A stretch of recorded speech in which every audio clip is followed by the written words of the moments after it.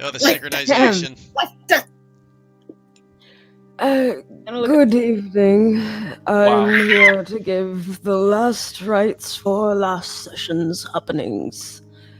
Come this morning, your party awoke bright and early, ready to face the hardships of the day after the unfortunate events of the night. Nadine ended up stopping by to drop off a number of supplies, provide some information she had gathered, then took your pet griffin off with her to watch over as you prepared for your plans. Heading off into the forest by the main temple, you managed to successfully track my location. The gate meant to keep you out from my place of hiding unfortunately did not serve its purpose due to the odd woman traveling with you. Strange. Continuing on, you made your way inside, deciding to send a scouting party ahead originally. Unfortunately, this led to Varric Knuckle plummeting into the first trap scattered throughout my place of hiding. Thankfully, you managed to keep him safe, and while I had hoped that might have turned you away, you decided to continue your pursuit further in. Despite the various other traps laid about, you pushed forward until you arrived at the room I was in. Making our way inside, we found ourselves face to face, not counting the elf girl who appeared to lose consciousness. Despite my best attempts to speak with you, it quickly shown that we would not be able to meet an agreement. As I turned to speak with Venelil, my life was ended by Verknackle with a single spell.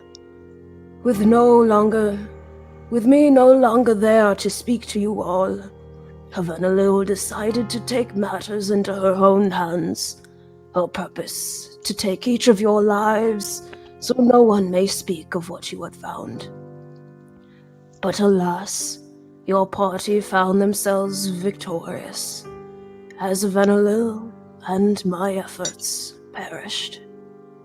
Upon her demise, a spectral figure of some sort appeared and took the ball of light that had left her body, before placing it into the body of the elven woman. In doing so, her wounds appeared to heal completely. And we now continue shortly after each of you decided to release the remaining victims.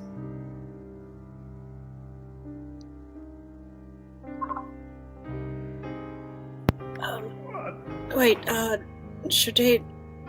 Did we tell them that they need to stay in place before we actually figure out how to disarm the rest of the traps? We did. Yeah. As they were running out, we told them, "Hey, don't hit those traps." It's one thing to tell them, but another to actually... Oh, that was Michael speaking, not Varric. Oh, okay. I thought you were asking. Yeah, I'm asking as Tenzing. You're just kind of looking around, just like, wait a minute. The voices in my head are back. The voices in my head are back! Ah! Also speak up, and it's just, I've been trying to find an area to where I could actually shut them off, but I couldn't seem to find it around the room. Maybe you will have more luck. Kind of looks around, still scanning for the walls, still very much battered. I could... Make an investigation check, Klaus. Can I help him? Sure. Advantage, Klaus. Thank you.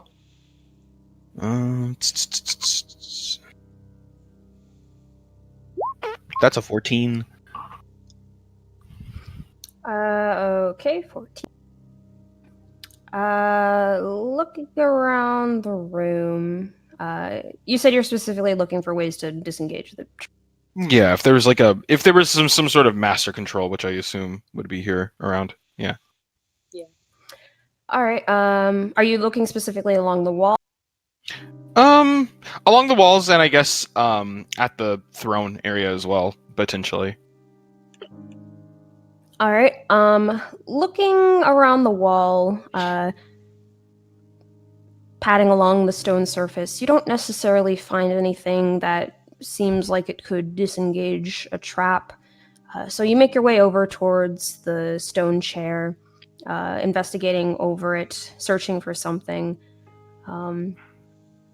Eventually, you do come across what looks to be a switch by the very bottom left leg of the throne chair.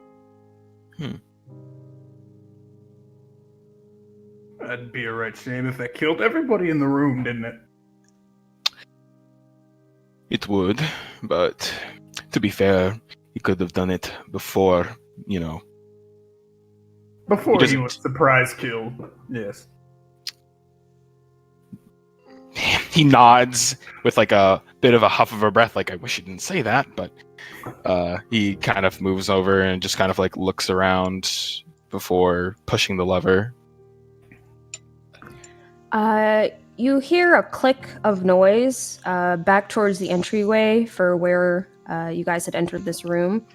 And upon looking, you see that the two stone doorways, which had the golden sort of arcane light shimmering on it, suddenly begins to start shifting, and instead takes on a more mix of blue, purplish, swirling colors upon the door frames. And it very much reminds you of the same sort of movement you had seen when you guys first arrived towards the island aboard the ship, and the large gate had been opened that teleported you towards the city. Beric, while this is happening, was using cloth and water to try to like tend to some of these people, to like kind of like clean them up a little bit and just see how they're generally holding up. I'll give you, or Grimson will walk up and hand you a health potion. Thanks. Thank you, Mr. Grimson. No problem. They can use it a bit more than us. Yes. Who am I working on, like, right now? Like, I say that the person you're tending to appears to be an adult woman. Her clothes are very ragged. She has long brown hair and brown eyes, and her face is dirty. There are a variety of wounds all over her person, and she's just sobbing into her hands. And you can hear her repeating under her breath, "Thank you, thank you, thank you, thank you." it's okay. You'll be safe. Promise you'll be safe. And Beric will look at the others and say, by the way, when we talk about this in the future... Beric, by the way, clearly been crying, just says to you all, we shouldn't mention the last thing we saw. That should stay with us. You know, I kind of gesture over to Six. That business should stay between us. What was that anyway? Y'all never didn't seen seem too anything. Go ahead. Sorry. No, Y'all go ahead. didn't seem too concerned about it. I've Well- never seen something like that before. Well, I look over to Tending and I'm like, we've encountered that before, but... And just kind of looking back at the people. There's more pressing matters to begin with. And I kind of look at the woman like, are you able to stand, or do you need more time? She gives a small nod of her head and shakily stands up. Beric will try to support her as much as possible and just say, need a moment to rest, we can help, keep tending to all of you. We still have the rest to tend to, so you might want to sit back down for a minute. Of course. We've been down here for so long. I know, and it'll only be a few moments longer, we'll make sure that you never have to see this place again. Yeah. Thank you. And Varric will look back to Grimsing and say, by the way, can you do me a favor? I can attempt. Can you sweep and gesture, and Varric is going to gesture to the rest of the debris of the which was once the goddess, and just say, "Do me a favor and sweep that into the bag. I don't think we want to just leave that about." Doesn't seem like the sort of thing we want to carry around with us either. It's kind of innocuous. It's just a pile of rubble now. It was just a statue earlier, too. Exactly. I understand your concern, but I'm more worried about someone stumbling in here and finding that. I'd rather find places to just scatter about so it can never be whole again. Like, sort of, Whole again. yes, I'm a bit. And Varric just kind of looks at it and is like, I don't know what exactly that was. If it was a god like it claimed, or if it was something lesser, or something just pure evil, but it came from a statue, and, well, stones can be mended, even ones in rubble like that, with enough time and patience could be put back together. I'd rather Some- not. Something tells me that, as far as it goes, that thing could have inhabited just about any statue that was given. It seems like it was more the work of the summoning circle than it was anything else. Still, I'd rather not leave anything to the chance at this point. Whenever we do, something awful happens. Just, if you're so convinced it's not stone, then taking it with us and just scattering it about the world isn't going to be something you should be worried about, unless you actually think there's something to it. I'll keep a few chunks of it in my pocket and the bag and get on the pie, but... Oh, the bag I mean, creates an extra dimensional space they should never even be touching. if anything, we have empty jars from the potions. Should be enough. Right. As Grimson goes to pick up a few of the rocks and put them in his pocket, he's also going to pick up his trap and his axes and shit like that. Yeah, Alright. Klaus will pick the blades that he had thrown into her and bring them back into their slots. All right. Look, so while we have this respite here, what's our plan of action now? I mean, we've done our business here. We just leave now, right? Well, I would prefer so. we just need to get these people to safety and make sure that they're taken care of. We'll get them to a safe spot, and you can let Penelope know where they are. But as far as talking to anyone else goes, leaving may be our best choice now. I apologize, but I still have business I must attend to here. Varric, don't take this the wrong way. As somebody who's normally not the brightest, that's the dumbest thing I've ever heard. Dumb or not, I still... We came to this island that outlaws violence. You specifically killed a man, a holy man of some renown, and we did so all under the orders, from what you told me, of a woman who was not supposed to have jurisdiction here.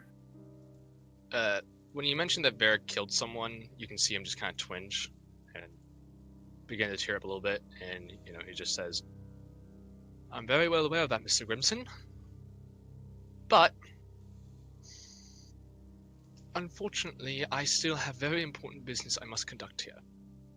You may leave if you so desire, but I must, for a moment, stay longer, if for nothing else, to make sure that what he did and was doing is known, and to make sure these people get to safety, and to make sure my father's legacy is secured.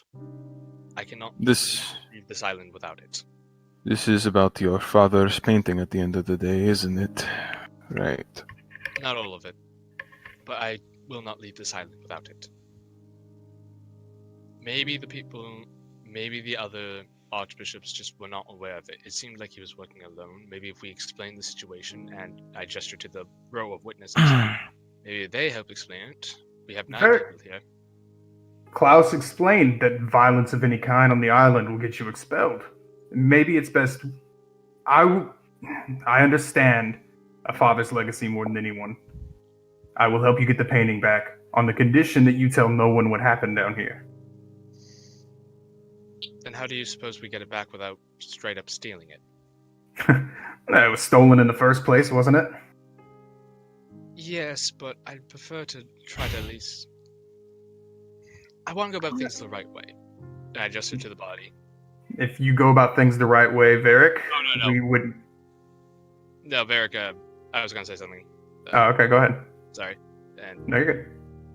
Varric will just say, I want you to do things the right way. Looks and just kind of like looks over her body and just says, "Not like that. I understand the gravity of which I have done. And I am expelled from the island. That is one thing. But I will make sure that painting is back, where it belongs.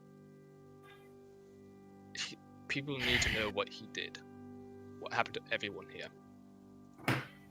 And do you think that by saying that it will get you your painting back? I think it's the right thing to do. Here's the thing, though. The secrets that were buried by that person, this archbishop, those were his. We already solved the problem at hand. What you're doing here at this point, frankly, I know I said that as far as it goes, exile will be brought upon us if we do something like, well, violence, and his eyes flicker over towards the body. But here's the thing. I don't know exactly how they go about that. We could get thrown off. We could get actually shipped out. Or something, frankly, much, much worse. I mean, I've read stories and books and whatnot. This isn't the only available space of existence here. No. By going through with this, you very well might endanger the others within this party. Then you guys can go. I will handle this business on my own if I must. Mr. Klaus, you may have read books, and so have I. I've read books on adventuring, and they were nothing like this, I can assure you. Reality is not the same as fiction. Then why are you sitting here acting like it is? Because I had to have faith that at least some people in this world aren't complete assholes. I had to have faith that the general people of this world are good. Alright? Grow up! The world is much different than the way that you will ever see it to be. I've experienced that myself. The world is a dark, cruel place filled with assholes, abusers, and many people much, much worse than them. There's even things that aren't people that are much, much worse than them. You need to get to the point where you can accept the fact that things will never be the way that you see them. These books? Horseshit. Experience is how you get actual things out of this world. And my experience? Well, go ahead. Throw away your life for some fucking painting that your father had, I don't know, sent you out to. What? You're doing it yourself? Chasing after this legacy of a man who isn't even here. All you're going to do is bring yourself and others into trouble. You did earlier when we entered this area. If you're going to continue to be stupid like this, go ahead. But don't expect help from the rest of us. You can expect help from me. Thank you, Mr. Grimson. Klaus, if you... Yep, go ahead. Tenzing stands up, or he's already standing. He just kind of walks over with a sigh. He kind of purposefully walks in front of Varric so that he can't really see the others, and in turn also blocking their view, and sits down, still not at eye level with him, but lower in the ground, and he looks at him with a really sullen look to his face. This is Varric. We're going to get your painting, and this is going to be fixed. But we can't do it on the second. There's going to be ways that we're going to be able to fix this, and everybody will know the horrors that will happen, but it can't happen right now. There's timing. there's always a way around. You remember the contract? I remember, and he kind of glances at Scar. You remember that argument that he and Scar had, about timing and the greater good, who to help first? Is it the small amount or is it the rest? And that question has come up again with... And he looks at the Archbishop, kind of glancing, and decides to quickly look back.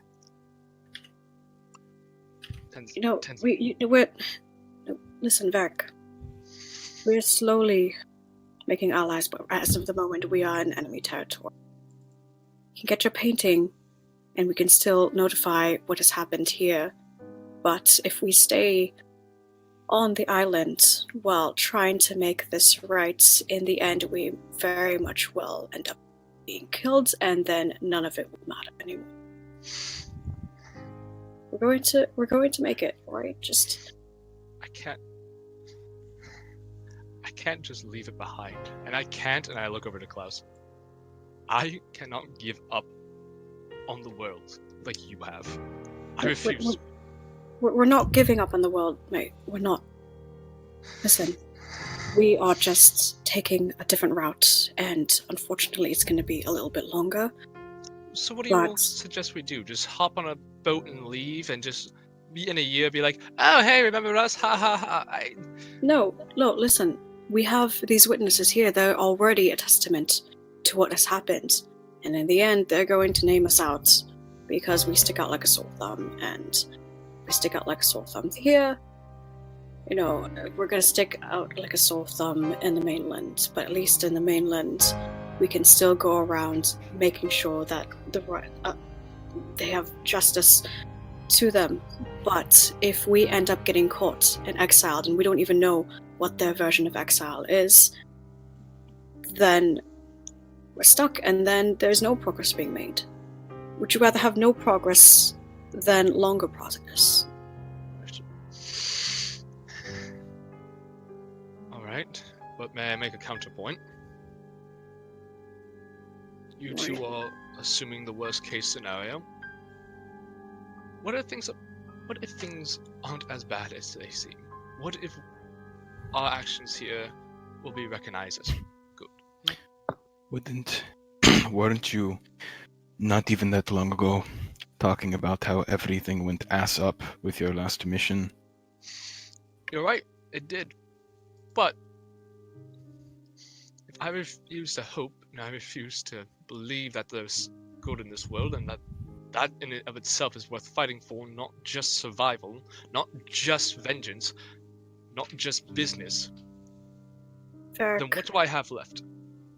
I am a painter, god damn it, and that means I capture the world, good and bad, and I have seen both, and I refuse to believe you when you say that the world is a fucked up place that doesn't have anything good in it. I refuse to believe that. You can sit there in a corner and sulk and whatever you want to do and believe that the world is against you, or you could stop and look around and see that yes, things are bad, yes, horrible things have happened. And I look over to the Archbishop, and we may not always do the best things, but by god damn it, I will not sit there and believe that there is no hope, that there is nothing. Look at yourself. Go ahead. We are... As a person who is literally in the middle of both of you, we have one who sees that the world in watered down is not great. And then there's you who tries to think the best of the world. And I've seen the middle ground, all right? We are not being completely pessimistic, but we're not being completely optimistic. We are being realistic here. Things will happen. There is still good in this world, and we will prove it. However, we cannot prove it if we are dead. Please, Varric. And you're assuming they're just going to kill us? They may not kill us. They may hold on to us. They could. There are many possibilities of what we could do, and we don't know. And that's the problem. Is then that let's find out. If you find out the hard way, then what? How are we supposed to help these people and let this island know of the awful things that have come if we're stuck in another jail cell? It's going to be Lionheart all over again, and then we will not be able to do anything. They're going to hold us. No matter what, in the end, we still technically committed a crime, whether that person was good or not. We committed a crime, and we've already made a lot of mess on this island just by being here. I've Keep in committed a mind- crime. No. I will deal with the consequences. By association, we all did. Remember, this island, this area that we thought was supposed to be this holy stick in the ass type of place. This is exactly the area where 12 people went missing and were tortured the entire time. Really, I don't care what your fucking worldview is. Right now, inside of this place, this fucked up dungeon, does this really look like the world that loves you? Or something like that? A world that really cares? No, it's not. But that's why I want to continue. That's why I want to keep going. But if we keep getting beaten down and down, and you can't, if I'm just. Why don't you paint this? You helping these people. Yes, I understand wholly why you'd want to make your father's legacy proud. But you said you're a painter, he's a painter, paint this. Paint heroes doing what needs to be done. You don't need your father's painting to do that. Your own legacy can make him proud. But he's not here anymore. Those paintings are all I have left, and I cannot leave them. Thought you lived in a world of hope, Varric. What do you mean? Thought you could hope he could see it. But it's not, the paintings aren't where he wanted them to be. He wanted them to be places where everyone could see it. Grimson's gonna get down, and he's gonna look Varric in the eye as much as he can, and he's gonna poke Varric in the chest and goes, "His paintings are here. Make him proud that way."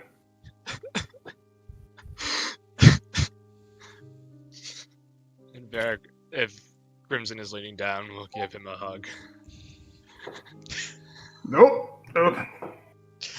No, they're there. And big old meaty hand pat on the back.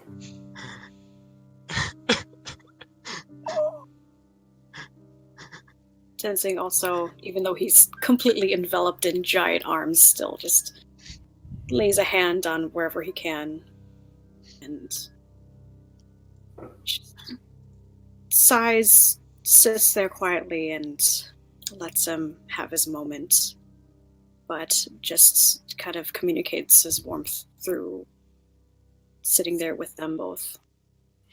Klaus will look at all three of them with an eye of confusion, kind of mixing with the irritation in his glance, but after staring at them for a bit of time, he turns around and looks off to the door, back where Six is still resting. At the very least, we should get her out of here. Right. Varric will pull away, and he'll look at the group and says, "Alright, tell you what. Why don't I make a compromise with you? We get these people to safety, and then we ask Penelope what she thinks of the whole situation. Get the locals' input, and then move from there. Does that sound fair?" It sounds like a plan. It's just start. She's in on this already, so. Right. If we wait here another couple hours, I can message her and give her the warning and see what she wants to do. But if you guys are ready to go, and I think we can hold off on actually going anywhere, trying to get in contact with her for. And I just look down at my watch and just be like say another 10 hours. We do that. Are you all sure about this? The sooner we leave, the better. I'd rather be prepared. Besides, I look down at myself, beaten, bloody, bruised, burned.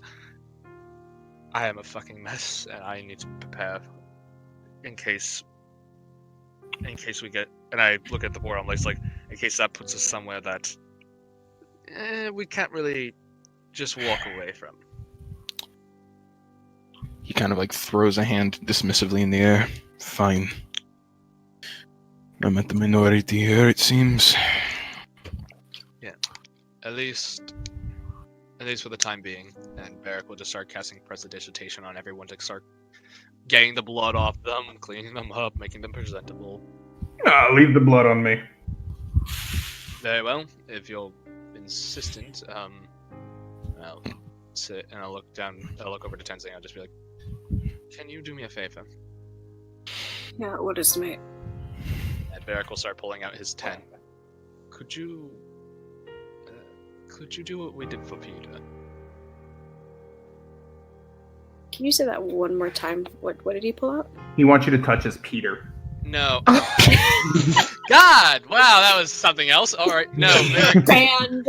Varric. Damn. All right, Dylan. I will give you that. Was a good one. No, Varric just looks at Tenzing pulling out his tent and just says, "Can you do what we did for Peter?"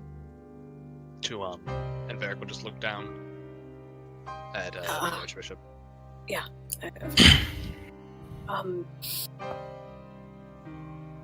Talk later, alright?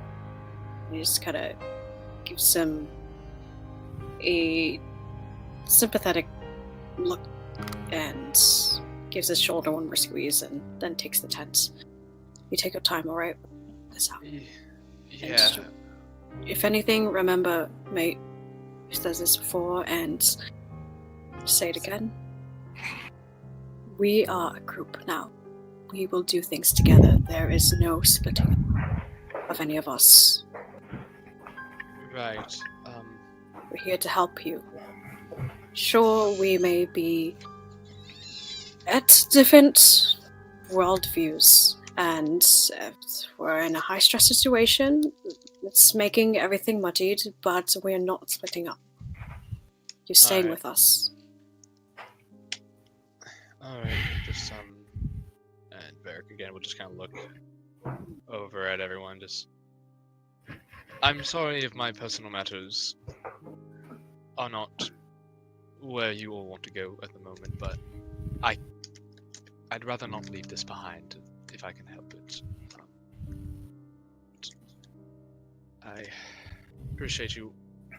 Most of you are willing to see that.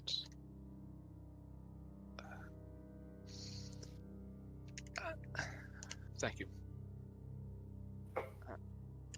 And while we're getting ready, Mr. Grimson, can I ask you something in private? I don't know where it would go, but sure. Just, I guess, over in the corner and just talk quietly. Yeah, okay. Meanwhile, Tenzing's gonna cover up the body, and then sigh and look over to Six and where those others are. Looks at Klaus and starts just walking over since the other two seem to be doing their own thing. Alright. Varric, Grimson, you make your way over towards the corner of the room, what you believe to be out of earshot from everyone.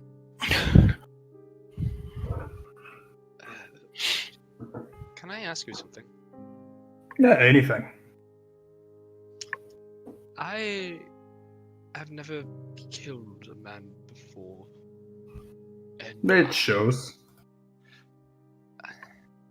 I have to ask.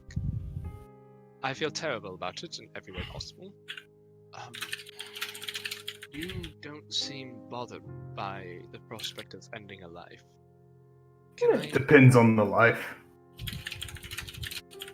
Can I ask you where you draw that line? I don't have a specific line in the snow. It's a case-by-case basis. I've killed few men in my time, all of whom deserved it.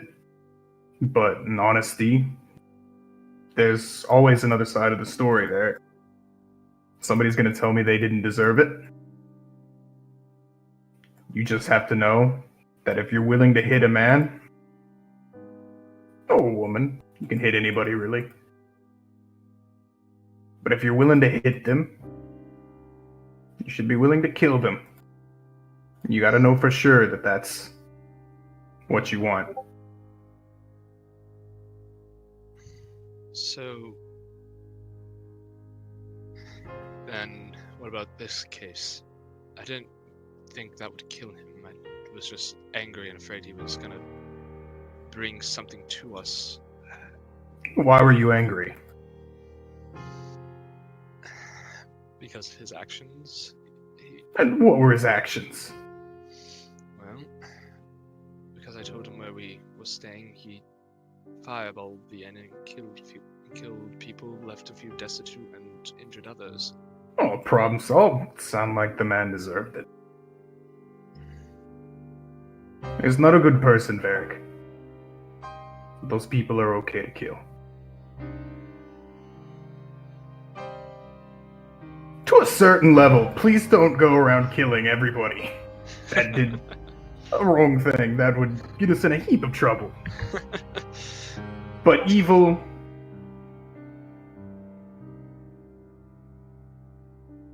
But evil what? Sorry, I was reading. Oh. But evil... Evil needs to be destroyed. The world's full of monsters. And the world needs to be full of people that fight monsters. Okay. Don't take this the wrong way. It's a man who deserved it. Here. And I'm gonna go in my bag, and I'm gonna pull an axe off of my belt. I'm gonna wipe the blood off of it, and he goes, "You're a monster hunter now." Varric will take the axe, and as soon as Grimson lets go of the weight, he just goes, "Oh, that's Hey, heavy." it's a little hand axe. It's not that heavy. Varric has a strength of 7 and is a small creature. Holy shit! Varric The is lo- this is probably a battle axe in his hands. He's like, "Thank you, Mr. The Grimson. longer you carry it, the lighter it gets. I hope you're right." The axe too. Oh, Ah, thank you, Mr. Grimson. I have to ask. Glass was saying the world was a terrible and horrible place. You seem to smile and enjoy life, yet you seem to, I don't know, carry a weight of your own. I feel as though you've seen, and I'm just guessing here, but you've seen terrible things in your time too. How do you deal with it? You push it way down. Push it down. You push it down. You use that, like I said, and I'll tap the axe I handed you, on monsters. Look, Klaus isn't wrong. He's a dick. But he's not wrong. You can say that again. I don't know. I just want to Look. know more hope. The world is a horrible, horrible, scary place. The best thing you can do to it is smile in its face.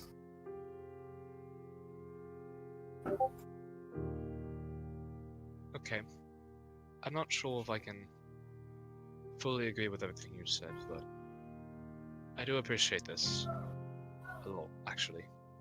And Varric will just kind of put the hand axe on his back, considering he probably can't carry it otherwise. Grimson will rip a piece of cloth and help you tie it so it stays on. Thank you. I'm going to... Thank you. I know it's probably not... You're probably thinking I'm not I'm being a little dramatic, but I appreciate your willingness to talk, and I appreciate the words you have said. I have some thinking to do, and I think I'm going to try to hold on to that hope that the world is better than it seems at times, but I will definitely think on what you said. I just don't want to give up and believe that the world is bad. Maybe we can make it better. And maybe it'll be a good place one day. What do you think? If you smile hard enough and fight long enough, possibly. Varric would just kind of give a smile and say, like this? Oh, God, you should use the healing. Your teeth have been fucked up.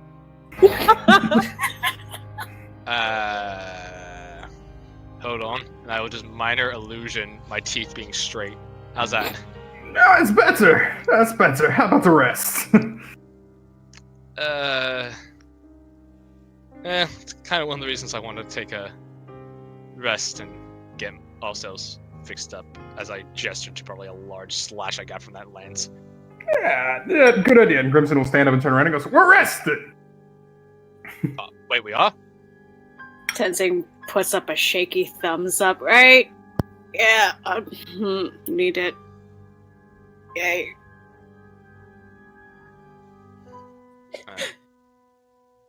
Alright, so... No, go ahead. No, you're good. Look. No, I'm not saying anything. I'm sorry. I was choking. I'm choking here. Varric will just give Mr. Grimson a thank you. I think you've earned your title of Monster Hunter today. Didn't do a lot. I could have done more. You kidding me? You dragged that thing down to the ground and got it into a position it needed to be for us to actually do anything with it. It was a glorified bear trap. I appreciate it. You kidding me? That thing nearly killed you trying to escape from your grasp. You made yourself the biggest target. You've done in battle. You're quite impressive. Grimson doesn't smile, but he goes, "Thank you, Varric." And he gets up and he goes and joins the rest of the party for a rest, hopefully, if that's what we're doing. Alright, are you guys gonna take a short rest? With nothing what hit back. die? Yeah, I have nothing left. Oh, you guys are so squishy. I've got like almost all my hit die. I got half didn't my use hit any die. of my hit die.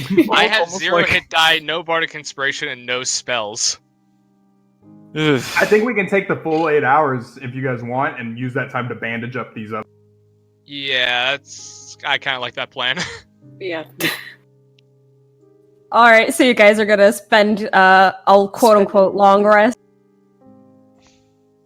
I mean, As long as it takes to get everybody healed up and yeah. able to travel and move. And Yeah, we're also using this time, like you said, to bandage up those who are injured so that they may be in a condition in which they can be transported.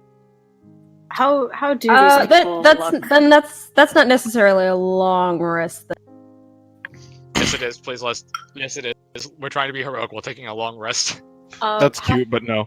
We're trying to heroically suck our thumbs and tell ourselves we'll be better. Nope, you gotta choose one or the other. What is the condition of that crowd of people? Those little handful. Like, do they look like they can last that long?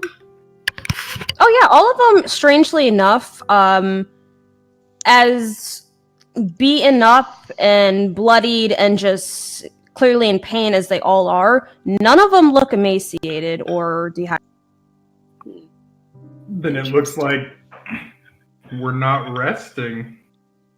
Because if all of them can travel, it'd be real dumb of us to stay down here. Yeah.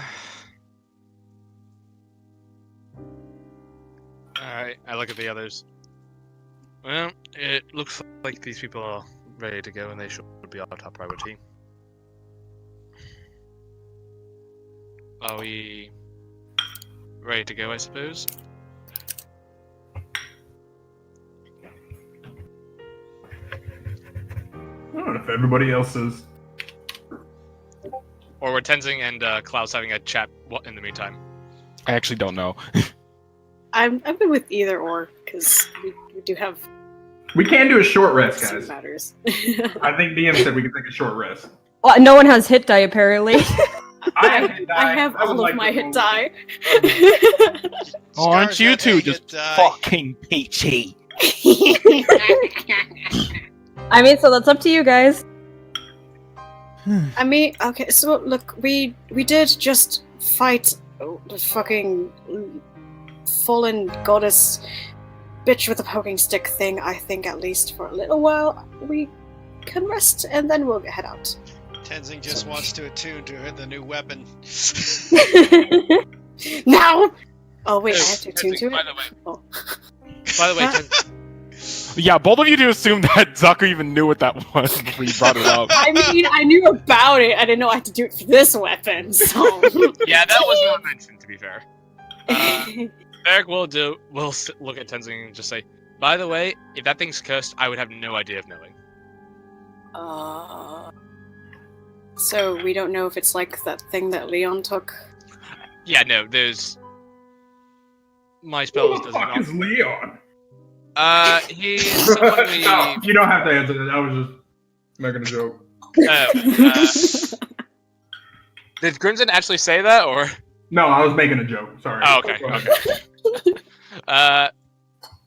no, Varric just goes, I can tell you what it does, not if it's cursed and what that curse is, though. I mean, I saw what it does. I'm 3 times over, plus some. So, I figured, if anything, it's better to not leave it lying around. And, well, given if no one recognizes it once we head outside, maybe it'd be helpful. You know, my great grandmother once carried around a cursed sword. It was haunted by some evil spirit that drowned in the ocean. She carried it around until it came for her in her sleep, and she wrestled it to death again. Did she win? The Greys always win. Just gives an just gives approving a look. tilt in his head and just kind of like that. Guess it checks out. I could see it. Obviously, you're really the only one here, besides maybe Mr. Grimson. I'm sorry, Grimson. That's gonna take a long time to get used to. But you seem like that's kind of, if anyone's gonna use that, you'll probably make the most use of it. And just, like I said, be aware of the risks. Yeah, I mean, if anyone else really, really wants it. I just gesture to myself and say, really?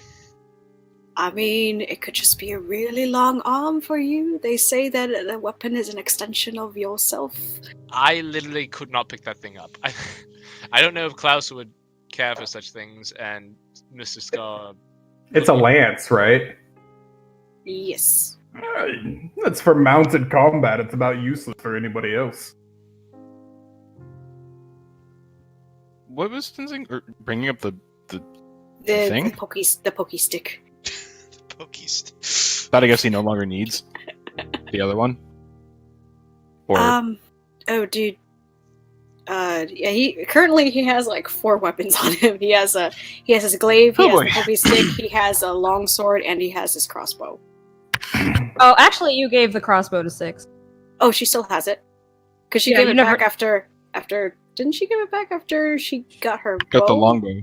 Because it's in my inventory. Oh, okay. Then yeah, I guess she must have. Are you fucking kidding me, Tenzing? We've been 5 feet from each other, and I couldn't hit that goddamn. Cost me a crossbow. Listen, Fair Listen, laughs at that. I was trying to do something that would take away powers, and then she downed me. So even if I wanted to use it, as soon as I did something, she fucking. And you can see he's clearly just like really pissed at the fact that he went down 3 times in a row. Anyways, you kept her down at a close enough range, and my glaive does better damage than the little things that sometimes don't even make it to aim. So we did it. We did it. I don't understand. Are we going to continue to sit down here, or are we moving on? I say we have a shorter rest, just so then we can all not be completely empty of whatever we lost. And he just kind of looks at Varric, and magic and such. If it works like that, I think. I would need to be asleep for that to get that back up. Either way, I would like to point out that the two of us asking for a rest are the ones that get hit in the face the most. Oh no, you're more than welcome. I'm just saying. If you're expecting, I'm just making sure the expectation is known that I will not be able to cast any more spells for the day. Just a short little cat nap, and Grimson will lean up against the wall and immediately fall. And Klaus? does this oh sorry, just like quick question, just does this snore just like echo through this giant stone room? Absolutely. Oh my god. Okay, just wanted to know. Just Varric will just start putting some cotton in his ears. Offer it to everyone. it declines it. He'll be fine. Do you know what we're saying? No, immediately after seeing that, he's just like, I'm not going to be able to meditate in that fucking atmosphere. Oh, by the way, Varric does not offer you cotton. Mean That's girls. Just want that to be known. Oh dear. All right, so the big boys get their rest, while the rest of you, I guess, will probably help out with the people, get them unchained. Yep. Yeah.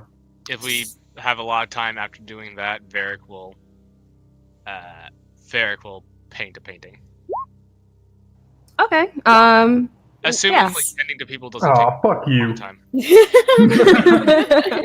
Make a- Wait. 11. Hold on. This is a short rest, so you do get 1 extra hit point. Damn. Not for Klaus, though, right? No, that's only for people who are using hit dice. Understandable. All right, make a performance check. Alright, and I will be painting a painting of the battle that has just transpired with Grimson in his bear form holding down the, quite frankly, Diva God, Edgelord God, whatever her name is, that I cannot think of at this Vatal moment. A Vatal. Thank you. With Tenzing behind him with a pokey stick ready to just sort of slash at it. Klaus throwing a dagger her way because let it not be said that I am not fair when it comes to my paintings. And then with Mr. Scar channeling healing magic to anyone who needs it. Doing an Umwagwadi fighty Tao in the background. Yeah, more or less. I'm glad that Pokey Stick is the official name now. Yep. Not your new pokey stick, your old pokey stick, the glaive. Oh, okay. Because you didn't have the. Otherwise, there'd be nice 2 pokey pokey stick. sticks. Nah.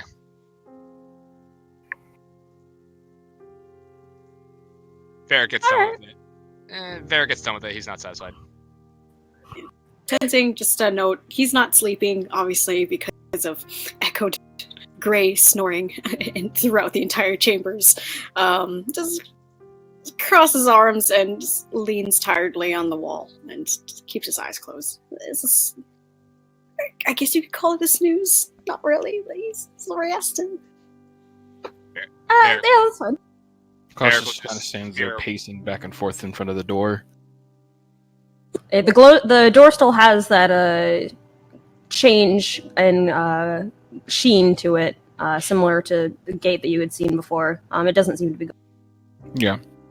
Varric, with your painting, you do manage to capture the battle that you had seen pretty decently. Of course, not one of your best works that you've done, but it still is impressive. And the fact that you were able to capture everyone's features pretty well, and the chaos that had amounted during. I'll be doing this again later. Yeah. Varric will probably just be like, first draft, not good. All right, and as you finish up your painting, I will say that's when the short rest ends. Damn, on the dot. Oh, all right. Ready to take on the world then. Yep. Well, that did help a lot, so... I noticed, you seem to be standing on your feet again. Yeah, I actually don't look like a newborn centaur, so I can actually walk again. It's great. Ew, gross. That just put an awful image in my head. You know what? First of all, fucking rude. Beautiful nature is great. You kidding me, Babies. baby?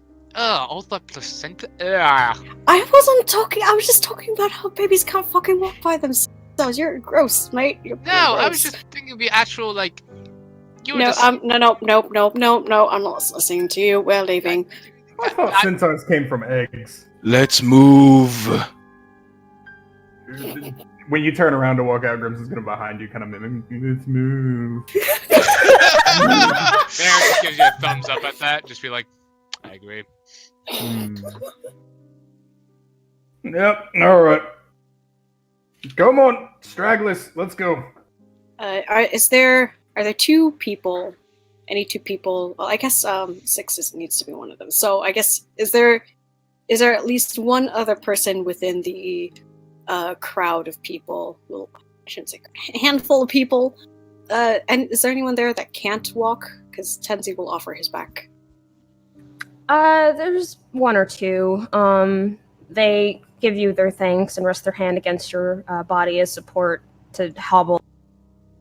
And if anyone, like, he'll be willing to carry like 3 people if he can. He'll walk a little slower, but these are Klaus can regular carry sized. 6 if need be.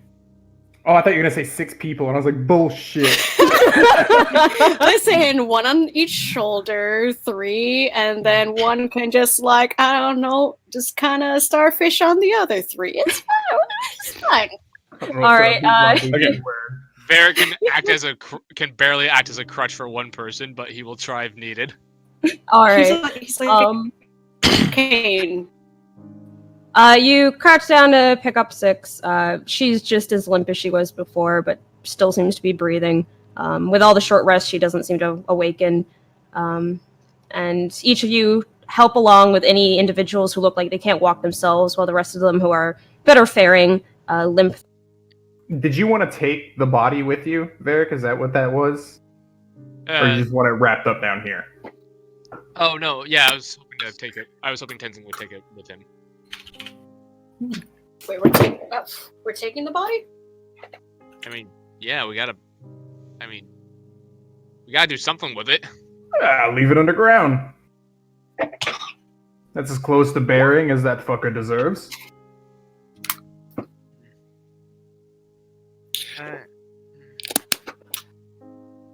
I suppose. Okay, You can't argue with us. You can't carry it. that's fair. Alright. Honestly, I'd rather not be walking around with another dead corpse with us who happens to be, you know, it's the same shit as before. Yeah. We were pushing our luck with having pizza on the road with us. I don't think this is going to be better. Yeah, you're probably right. Sorry. All right, Krampus, lead the way. He quietly keeps on moving forward. Speaking of... Are you guys... Alright, so you guys are leaving the doors as you had seen it, and just... I guess so. Like walking through the magical portal thing. Wait, so which way are you guys going? Are you going back the way that you came, or are you doing... Is there another way? We didn't find one. No, the portal opened up, remember? It's a portal? Yeah. Oh, it's a portal. It's the same color. Oh, that's what you meant by it's the same color as the game that we had. Oh, okay. Oh yeah, I misunderstood that as well. So we can see what's on the other side of that portal. The other one? Of the store? Yes. Looking, if you decide to step over and look at it, you do see on the other end, it seems to just be, to those without dark vision, it just seems dark, but to those who can see, it seems to be a very small, dark Dark what? room. Where are we? 1 second? We're still in Wait. the dungeon, but I think we're going through this portal. Oh, Also, okay. also, I just realized, am I the only one here with dark vision? No. What? I guess Tenzing will pipe up and say, "Where this lead? This doesn't look like the hallway we were just in." It's a small room, if I had to guess, and Varric will very cautiously step through. All right. You guys see Varric step in to this portal of sorts, which you assume is what it is, as he seems to slip through it without any issue. Those of you not able to see into the dark room, it seems like he just suddenly disappears. Varric, stepping into here and looking around the area, as it had appeared from the outside, it does appear to be a small sort of room, but looking around, you can see there seem to be some stone steps leading upwards a short distance. I'll just pop my head back into the room, and I will just say, "Give me a second. Mr. Grimson, can you see him there at all? Yeah, I can see. Would you like to accompany me, in case something happens?" Yeah, something always happens. Just- He'll step through and Alright. Alright, so Grimson and Varric are currently in there? Yeah, and it's just a small room. There's nothing in here, right? Just stone steps? Yep, it's just a completely empty marble room. The flooring and walls very much reminds you of the same flooring and walls that you saw within the main temple when you walked around there. oh, But- cool! At least the temple. But there is, other than the stone stairs, it is very just Just what? Klaus. You cut off. very empty. Klaus, you seem to be a level-headed individual.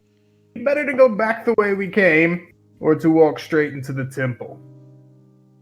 Well, if we walked into the temple, we'd be able to help get these people to aid immediately, and not force them to make a trek of a couple miles. Yeah, but then us as criminals would be in the temple. Where in the temple does it look like we would be coming from? If A it's near the- stairwell.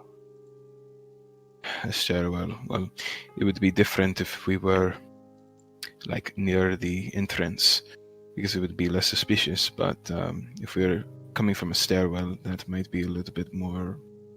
We wouldn't be as innocuous as we would be normally. Yeah, well, let me see Oh. if I can find a way out, and then I How will. How shimmy about up- this? Oh. Wait, before you go, I had an idea, and Varric will just put it back on his, those cloaks that made him look like clerics. Okay. The best disguises are often the ones you have to act to belong in. If I go up there and act natural and it does lead to the main temple, someone may not even recognize I don't belong. I was also just thinking that we could send the injured through the portal, and we could leave through the way that we came. Yeah, I was about to actually say that as well. Smart. All right, stragglers, this way to safety. But wait, shouldn't someone go with them to explain what happened? Like, Nobody's explaining what happened there. We're, That's- Remember we're, this. we're talking to Penelope for that. They'll have their own story. Given they're injured, so they're going to be investigated anyways. I It think is. they'll already say a lot. It is their own job. The priests there to deal with the sick. We don't have to explain anything. alright. They'll be alright. They're in the temple, and they're actually good people who will take care of them. As they're walking by, Grimson will grab one and kind of like from the shoulder and turn him around. And he goes, "You see that? Never mind. I'm not doing that. Nope." So what are you guys doing? We're sending them that way, and I think we're going back out the other way. Wait, so we're sure that this is actually the temple? Is there a door here in that room? Because it's dark. I wonder if I should at least poke our head up to make sure it's okay. Because we don't want to just send them out and then realize, oh shit, it's actually not the temple, but it's somewhere else that could lead them. It's dungeon level 2. God! I mean, who knows what's Here, why don't I just, and I'll put on the cloak and be like, I won't actually go out, I'm just gonna poke my head, just make make sure everything's all right. Is that okay? And if it closes behind you, We'll improvise. Well, we know what turned it on in the first place. Yeah, right? we'll be fine. Yeah, just give me a second, and Varric will quickly throw on the robe and just kind of go to the top of the stairs. All right. Making your way up the marble staircase, you do eventually reach an area where it seems that it just reaches a dead end of sorts, where the stairs kind of move up, and you see that they could go a little further, but something is blocking the way. Can I look around for a switch of any sort? Investigation check. Oh boy. Hey guys, this way may just be a dead end. 18. All right. Patting your hands along whatever this thing is that's blocking the rest of the way. Eventually, you find a little area where there's a bit of give into it.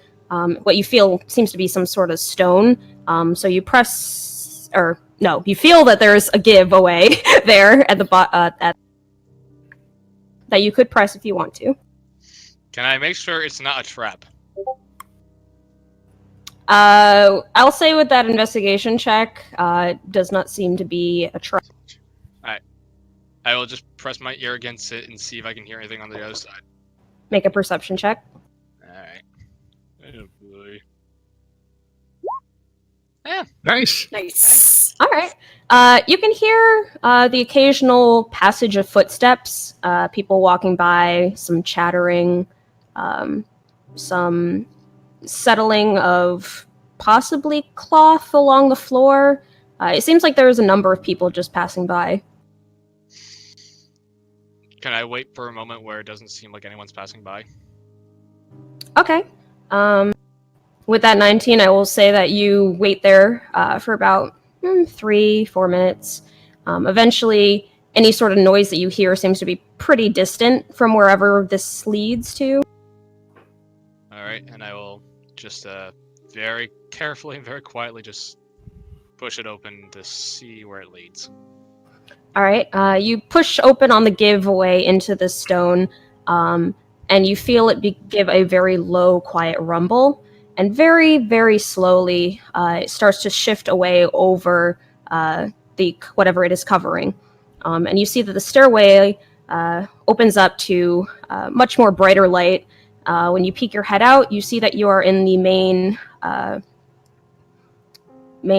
hall area of the main temple, and that one had moved above you was one of the statues. Out of curiosity, which statue?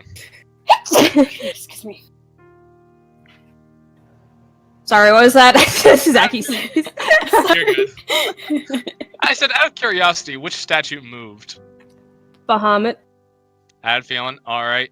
I will go, and just kind of, hurry my way quietly down the stairs and just kind of, go to everyone, that leads into the main chamber. If we're going the other way, we should probably leave now. And I just look at the other people, help us up there. Oh, it's settled then. Everybody good?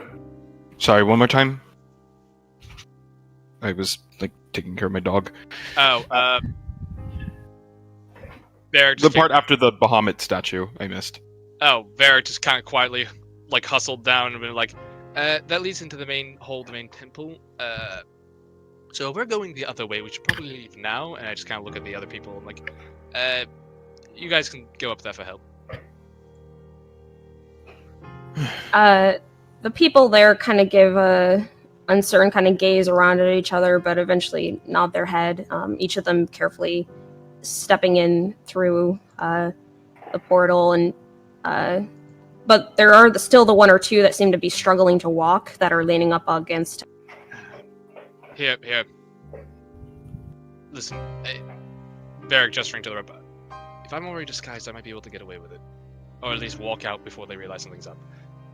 I think since we have walking people amongst, even though there's a couple of people who can't walk, there's a lot of people who can. They can help each other. I think they'll be great. Could they? I thought they were all barely, the ones who could walk were barely standing. Yeah, they're barely standing. Listen, we can... We can get They're the Then- worst condition. They need to get up there now. Perhaps if we were to send Scar, he kind of has the biggest bit of, and he kind of raises air quotes, jurisdiction in that area rather than yourself. Well, if Scar goes up with them, he can help one person, I can help the other, and we have the best. Like, I can lie and he can, be Scar. And exactly what are you trying to accomplish? Trying to get these people to safety is what I'm trying to accomplish. I'll sneak out and regroup with you. I promise I won't make a move before then. Maybe I'll. Do I stop you believe now. him? Make an insight check. Varric, GM layer, whether deception or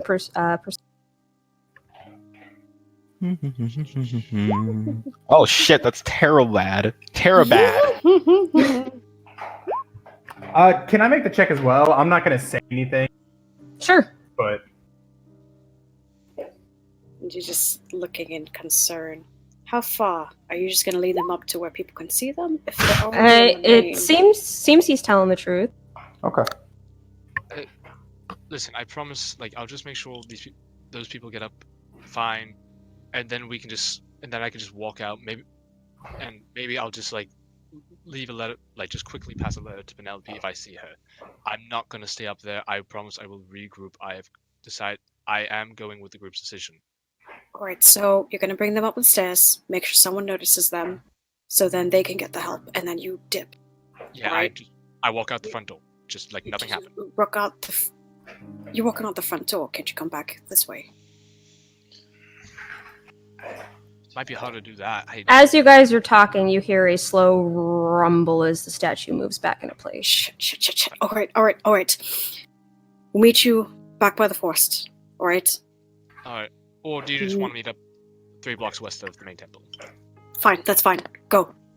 Be safe, alright? Be safe. Promise me. I promise I won't do anything stupid. Okay. Go. Alright, so Varric and Scar are leading the people up? Yep. Alright, it's simple enough to switch the switch again so the statue moves away once more. You hustle people up, and it is also at that moment that the rest of the party who is still out in the dungeon, you see the portal on the door return back to its...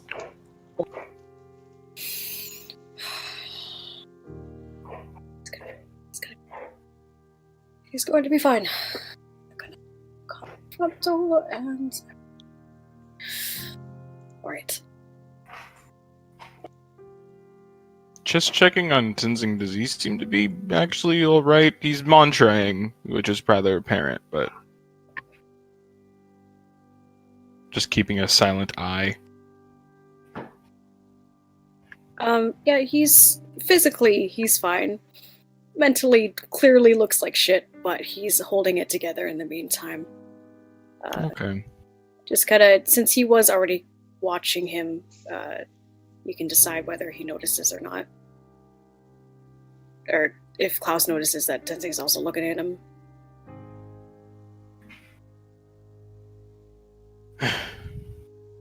He just kind of looks back forward before kind of repeating 3 blocks west, right? That's what he said. 3 blocks west. And, he's large, so never mind. Just, keeps an eye on him and just lets him know, just like, if you can't walk, you tell me, I can carry her, Actually, I can carry both of you. He just kind of very, not so subtly, eyes the way that he's walking, kind of nodding at his limp. Or if he has one. He does. And he just replies with, "We've been worse. I can push on."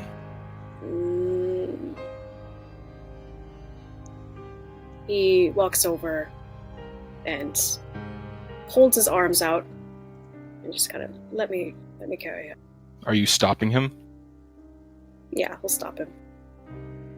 He can't move in front of him because he's large boy, but we'll just say, just let me carry him. I can get it, yeah. And at first, his eyes harden as he kind of almost glares reflexively but Keep staring anyways. his vision softens for a moment as he goes ahead and hands her over. Help me put her on my back. Make sure she doesn't. Right. And he'll move on over to the side to kind of not toss her over, but kind of like gently, as much as you can, put her on his back. Nods and says thanks and said, if it weren't for the air room, I'd probably force you on there too. Just saying. Right. Right, He so- looks busy internally. He's looking forward, but that's the only purpose, really, as he continues to walk on. He also just kind of keeps looking forward, doesn't say a whole lot on the way through. Right. Is feeling cramped. All right. See this face. Grimson, you're also with them, right? Yep, I would like to point out that we would like to walk slow, very slow, and on the way back look for any like switches or anything like that to turn off traps in case they weren't deactivated by the little lever thingy. Yeah. Okay. Making your way back, you already broke the statue there, so you know that's of no concern as you move your way along. Making your way back towards the room where it had filled with acid previously. Stepping in and looking around, it seems that whatever had been in there had drained out. So you continue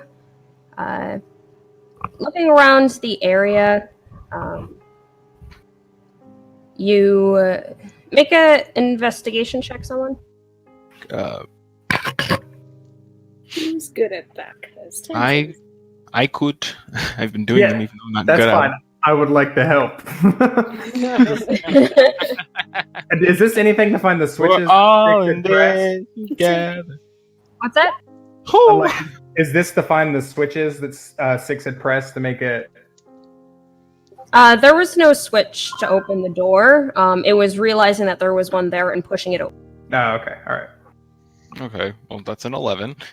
Not great, but Looking around the room, you again are able to locate the places where you know you shouldn't touch since last time acid poured out when you did. Checking around, heading towards the door that had originally opened up and trapped you in there. You're not able to push it in the opposite direction. So you kind of find yourselves just wandering and not really able to spot anything. Not even if we try really hard to push or pull it open. Yeah, I was about to say, Crimson, you want to try helping me bust on this door? See, Yeah. just since both of us rested, you look. Yeah, Looks like play- going through the Right. temple was a good idea after all. Yeah, no. Is there any way I can force it open? How are you going to do?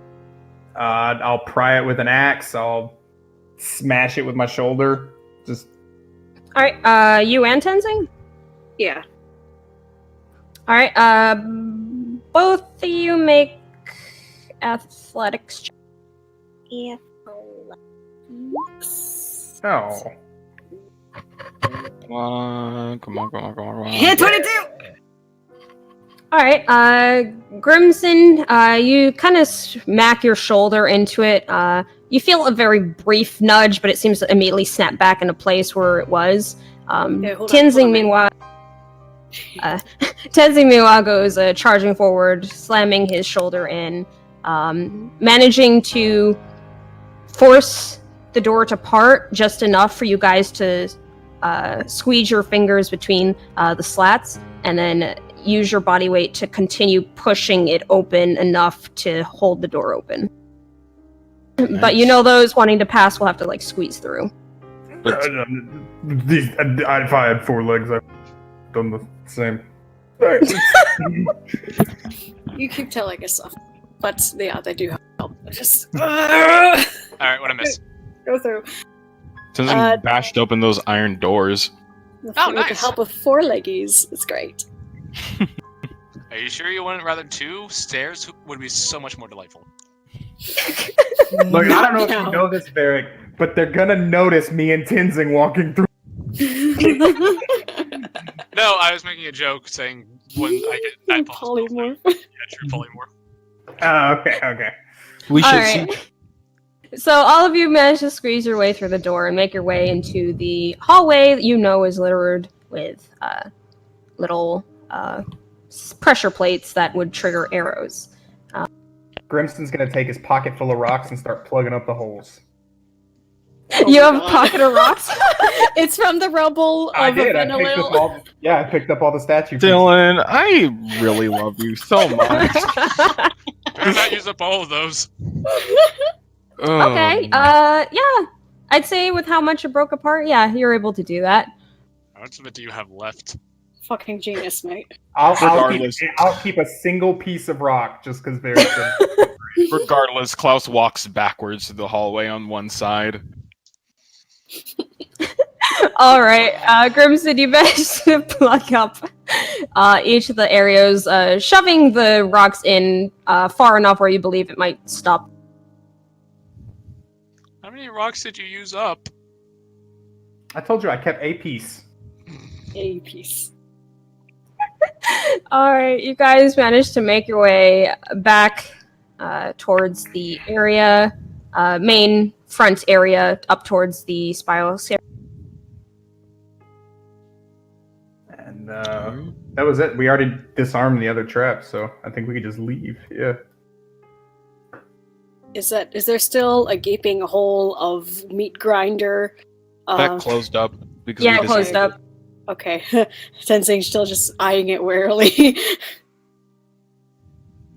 All right. All right, On so our you way all then. Yep. you all walk forward. Some of you more cautiously than others, like eyeing the flooring as you carefully move, but it doesn't seem to give out. Yeah, Klaus just like while sidling, well, not sidling, but staring past is just like, remember, it broke the mechanisms. It couldn't hurt you even if it tried. I know, just not great to look at. Just want to make sure. Right. But it's fine. It's fine. Oh my What god, I'm else? just looking at the chat right now.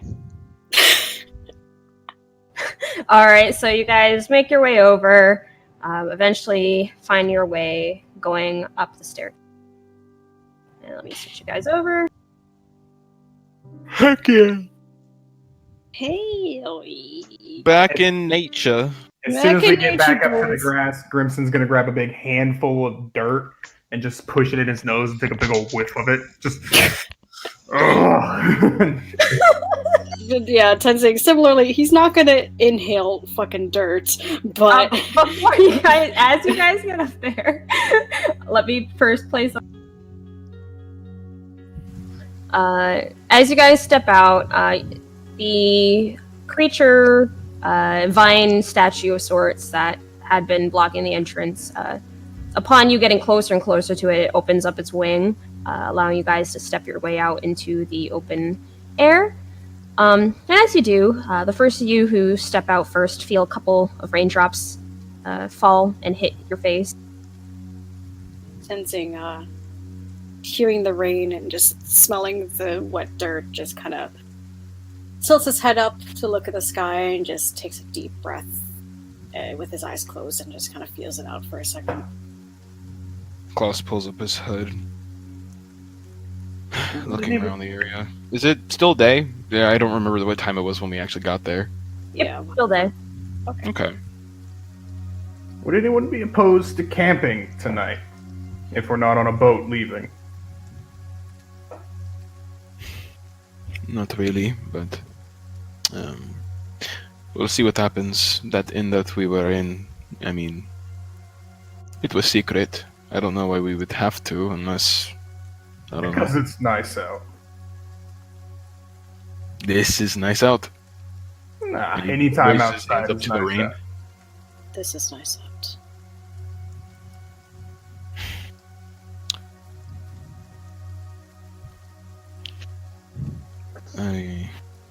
Zaku, can I request a doodle?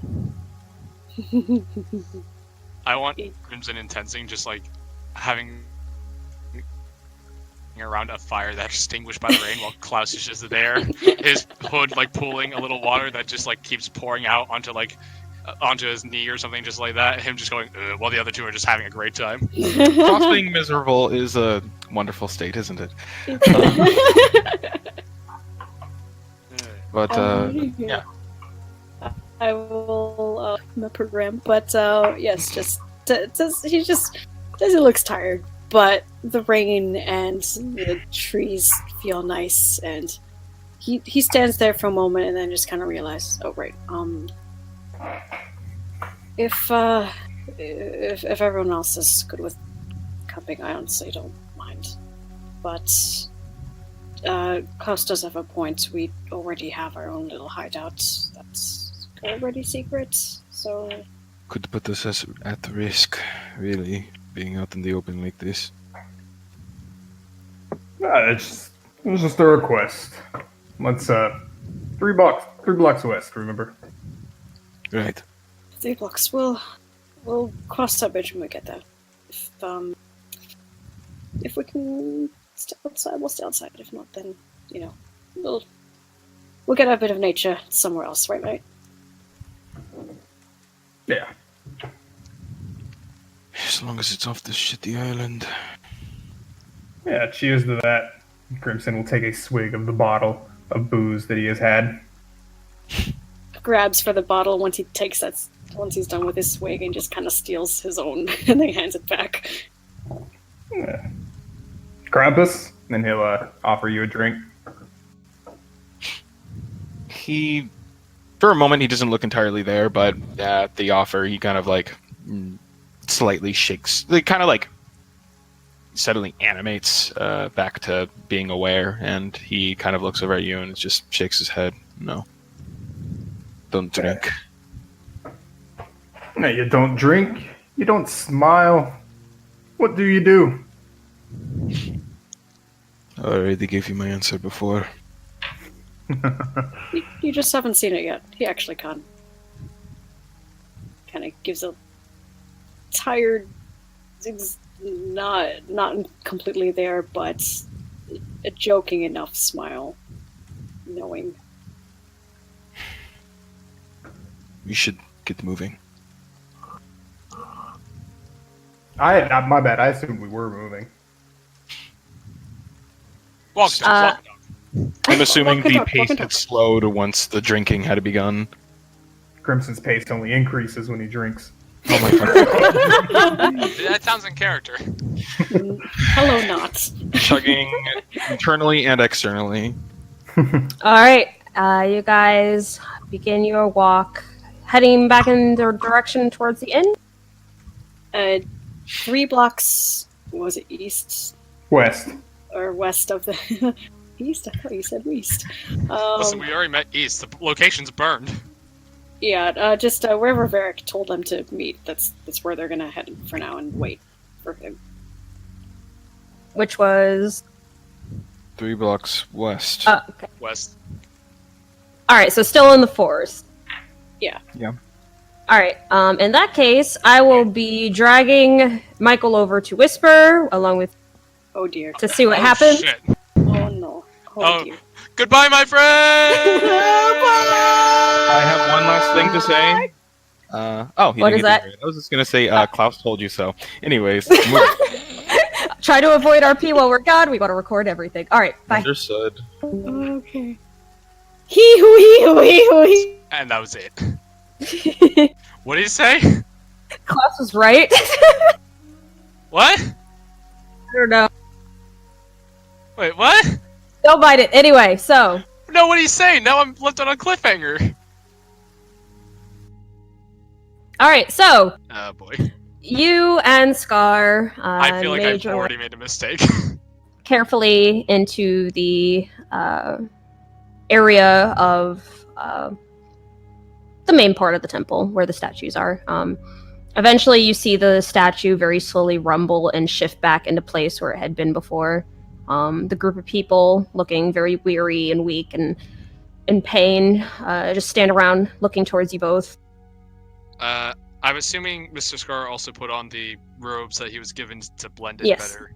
Okay, and I'll just very quickly and quietly try to hurry them along to Penelope's sort of like sick bay area.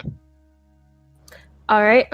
You push them along, heading in that direction. You do pass by a couple of other healers who seem to kind of stop in their steps, looking at you guys curiously, and then continuing on with what they were doing, not paying you very much. Wow, these guys suck! This is a very holy place, and there is only one way to get in, so they assume you are holy as well. We just are directing 9 people who are fucking torn to shreds. And they assume something bad happened. Alright, man, alright. I direct them to the Penelope sickbay. Is she there? Looking around, you don't spot her. You spot a couple of other healers who look up from what they're doing and immediately go. One of them immediately pipes up. It's just like, oh dear. Are these remnants from the fire incident? Quickly rushing over, just like, oh no, there are no burns. What happened? We found them like this. They seem a little distressed and concerned. We cannot really ascertain to what happened here. Where are the head healers around here? Where are they? I mean, a number of them are scattered throughout the main temple, busy. I am also one you may speak with. Here, come along. Shit. You see her gesture for the other healers in the room to take handle of these people, bring them back towards their beds to settle them in. The woman who's standing by you seems to be a middle-aged woman, short, black hair. She looks each of the faces over as the other healers come over to bring them over towards their beds, before she looks towards you with a strange look. It's just like, I recognize a number of these faces. What did you say happened again? We found them. We went to a walk in the forest, and we found them wandering about. They are distressed, injured. I have no idea. Make a deception check with disadvantage. Why disadvantage? That was not convincing. What? Just. Okay. Oh, why did it only do? Okay. Give me a second. Okay. She gives you a bit of an odd look. It's just like, well, all right. I'll make sure to inform my superiors about this. If you don't mind, could you wait in the main hall for someone to stop and speak with you about what exactly you came across? I need to quickly tend to these people. Some of them are looking very bad. Oh, of course. You see her quickly turn to bring some of those struggling to walk into beds. Varric will just kind of go out into the main hall. Assuming she didn't send someone to go fetch someone else, Varric will just kind of quickly peek around and see if he can find Penelope real quick. Just be like, You just peeking around that corner from where Penelope's little healing work area was? Yeah, just kind of taking a look around. Maybe like go down to the hall a little bit if I have to. All right. As you walk around, make a perception check. I was hoping you'd say investigate. 12. She's not hiding, right? Looking around, there's a number of different healers walking around. None of them seems to be Penelope. However, you do spot a man step out from the library. He recognizes Zeph. He seems to be Pull carrying... down hood more. He seems to be carrying some sort of wrapped item tucked underneath his arm, sipping on what appears to be tea in the other hand as he kind of looks around with this little furrow to his brow. And to better describe what it is he has tucked under his arm, it seems to be some sort of large paper that's been rolled up.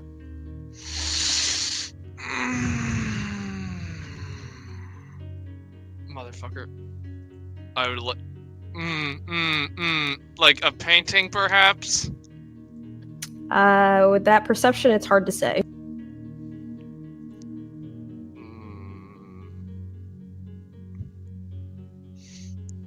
I will try to follow him and look just like very, very discreet, like, you know, like not hiding, like hiding in plain sight sort of shit, you know, like Assassin's Creed style, just like, you know, blending in. Roll a stealth check. Can I use my deception check instead? No, you were stealthing. Can I use my charisma modifier instead? Nope. Okay.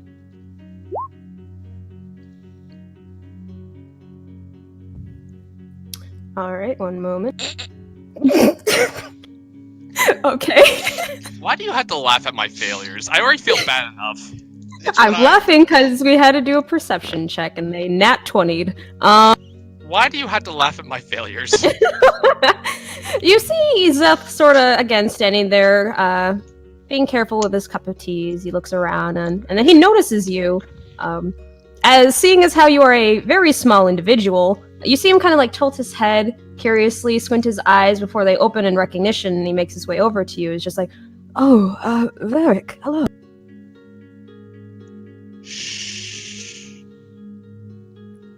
He gives you a questioning brow raise, and it's just like, okay, are you, happen to be busy at the moment? Kind of looking around a little bit. Is this quick? Yes, I can make it quick, if that's alright. Of course. So, strangely enough, the Archbishop, Fesmond, he stopped by here last night. It seemed to be in quite a bit of a hurry. He told me to wrap something up real quick, and told me that come morning, if I don't spot him, depending on if I spot him or you first, to give you this. And you see him reach for the rolled up item and hand it over to you. May I see it? Yep. Are you gonna open it? I'll take a peek. Alright, opening it up, taking a small peek, you definitely very much recognize it as your father's painting. But not only that, as you open it up, you've noticed a very small piece of paper slip out and hit the floor by your feet. Fuck. What is it? Picking it up, it reads... I will also copy and paste it to your DMs, but it says, "It seems you made it out. I'm sorry. At the very least, please, make sure each day is worthwhile. Be good to people. Signed, Archbishop Fez." Alright, as a player, I'm like thinking, oh, you dick, you made this even worse for me. Varric's like, Varric in his head is just going, what the fuck? Varric will fold up the piece of paper, put it next to the other one, and just say, thank you. No problem. I did find it a little strange since he seemed in such a hurry, and I don't know why he wanted me to hand it to him if I saw him, or hand it to you if I saw you, which is... I'm not going to question, of course, but, congratulations on getting your painting. Thank you, I appreciate that. Varric just kind of holding the painting, forgetting where he is for a second. Okay. Varric will put it back in its case. Thank you. Of course. I understand you're very much in a rush. I'll be sure to pass on your thanks to the Archbishop. Yes. Oh, actually, while you're here, actually, no, never mind. Yeah, I'll see you later. Thank you very much. I appreciate everything you've done. Of course. May the gods be with you. Of course, and you as well. He gives you a small smile. It makes the variety of scars on his face sort of crinkle up a bit, but the look is very soft. Eventually you see him sip his tea and turn, says, giving you a nod of good. Eric will just stand there for a second, kind of holding the painting in his hand. Again, flood of emotions this last 2 days. Just stand there for a second, and then kind of realize, oh shit, yeah, we probably shouldn't be here right now. He'll look over to Mr. Scar and say, I believe it's time we take our leave. Scar gives you a nod of agreement. And so the two of you make your way back out towards the entrance of the main. Yep, just to the entrance of the main temple and just walk on out like nothing's wrong. Alright, noticing the guards at the end, I will say that Scar removes his hood, walking along still with you. Gives them a nod, and they nod back, having recognized him, having gone out in and out of the temple a couple times now. And you guys find yourselves at the base of the stairway. Let's head south first and then take a corner alley to our destination. Alrighty, so you're gonna go head towards the direction to meet up with the party? Yeah, I'll head south first and then, kind of take the long way around. Alright, I will hop back to the party. Can I join you? Yes, everyone heads back. No, you gotta be by yourself, Michael. You're on the timeout. And your friend comes from there. Alright, I'm gonna... Wow! So... Hello? So I'm you dead. died. Roll new character. I really hope you guys like Peter Feldor. He's a Hexblade Warlock. Wonderful. Alrighty, so rest of the party. During this hour-long walk back in the direction that you had all agreed to meet, is there anything in particular that... Nothing in particular. Again, just Klaus's foot is wrapping out the floor, just kind of waiting, not half patiently. Actually, Alright. if anything, since it's decently quiet there, he's just going to kind of enter a state of meditation, balancing the point of his blade atop the back of his hand as he sits crisscross. Alright, and Tenzing will just, he'll keep an eye out. He's also kind of his own version of meditating, I guess, just relaxing, but also keeping an eye out for Varric, because it is raining, so it might be harder to hear him.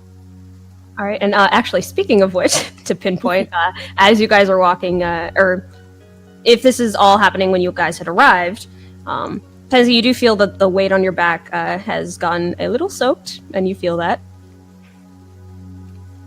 Oh god. Oh, shit. Hold on. Tenzing will go through his bag and find his... Is it a tarp? I know he has something for the rain for himself. Oh yeah, we all bought tarps and Yeah, we have raincoat. raincoats. Okay, yeah. He's gonna take out his raincoat, and he is going to look at the others and say, "Can you help me put this on her?" Yeah.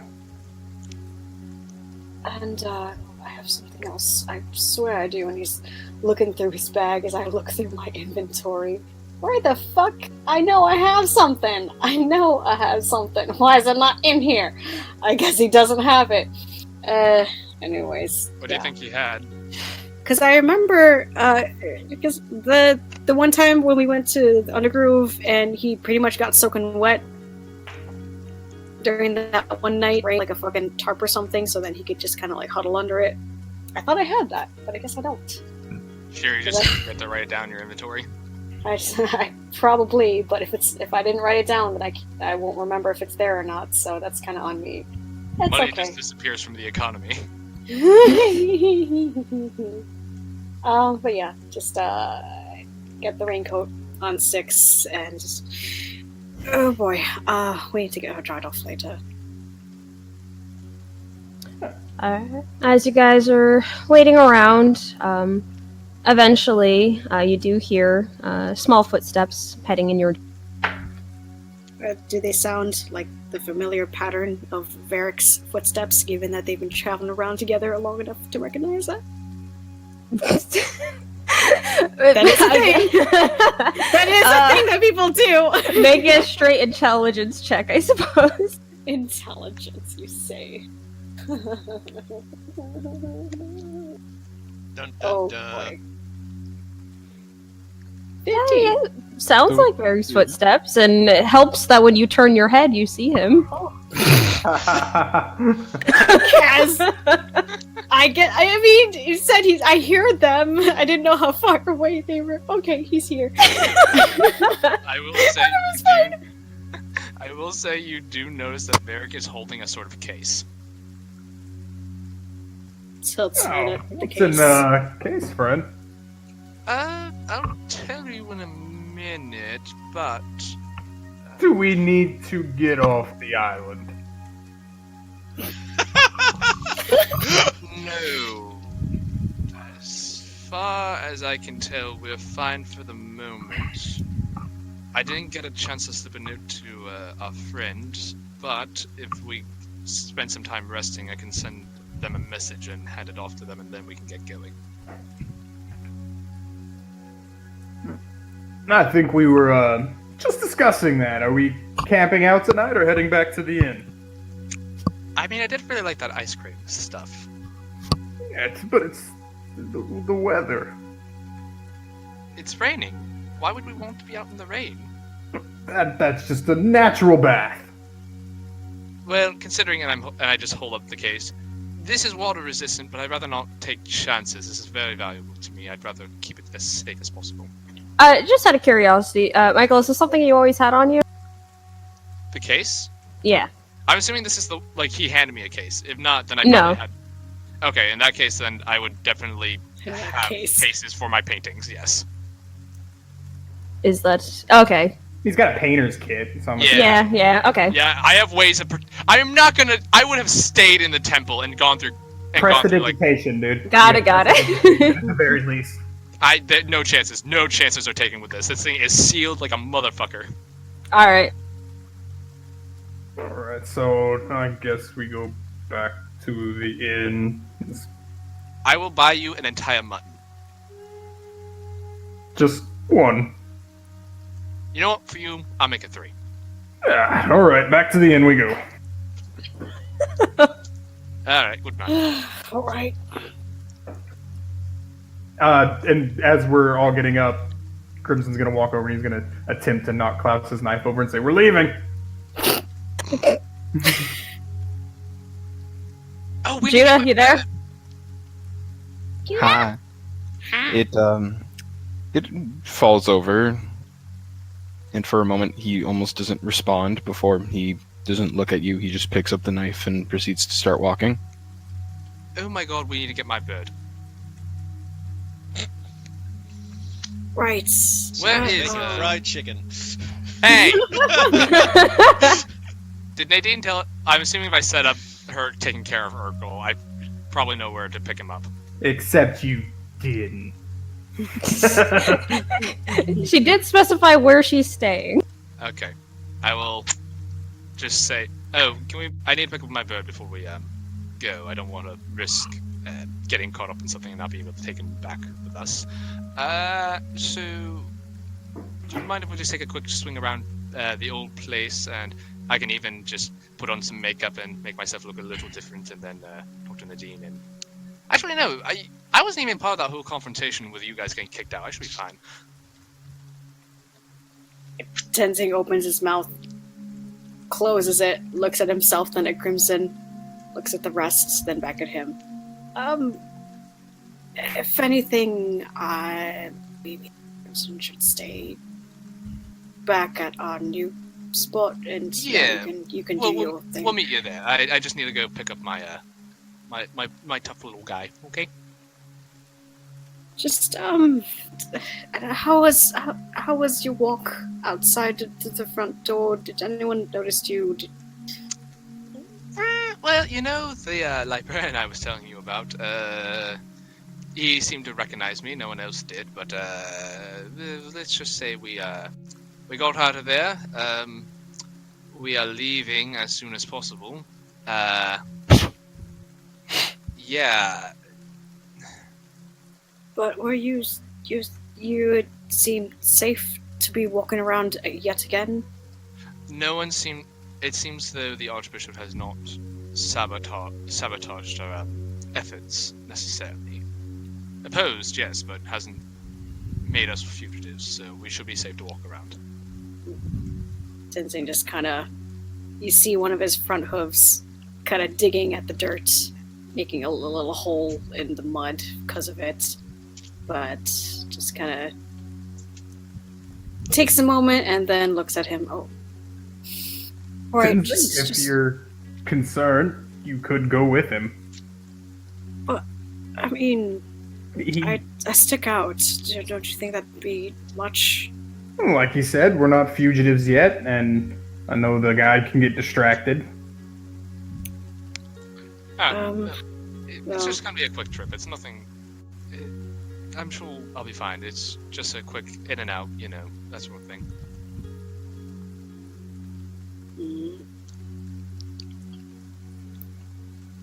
I'll go with you. All right. Thank you, my friend. I just I'd rather just be safe about it. So just I'll go with you.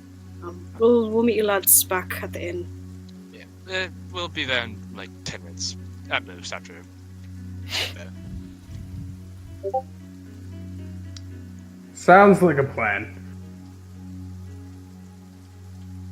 And I guess we all head off. Alrighty.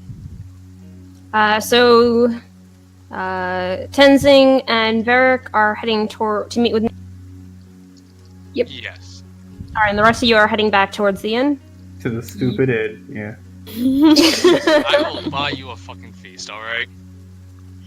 Just saying, it's nice out, guys. It's good camping weather. Varric, I'm gonna be honest, Varric would have toughed it out for you, but not with what he's carrying. That's too valuable for him. Yeah, no. Alright, yep, that's the plan. Alright, in that case, we will start off with those going off on their journey. Back into the Whisper Room, Tenzing, Varric. Time for tempo! Wishing by. Okay, so while they're doing that, I'm going to hop on my phone. I need to. How I'm you doing? I'm afraid because we got dragged into whispers. I just want to keep these things separate. Alright. Okay. It's fine. We are going Alright. to get fucking ambushed. Let me swap you over. Oh, God. 400 goblins appear. Varric just goes, no! I have strength!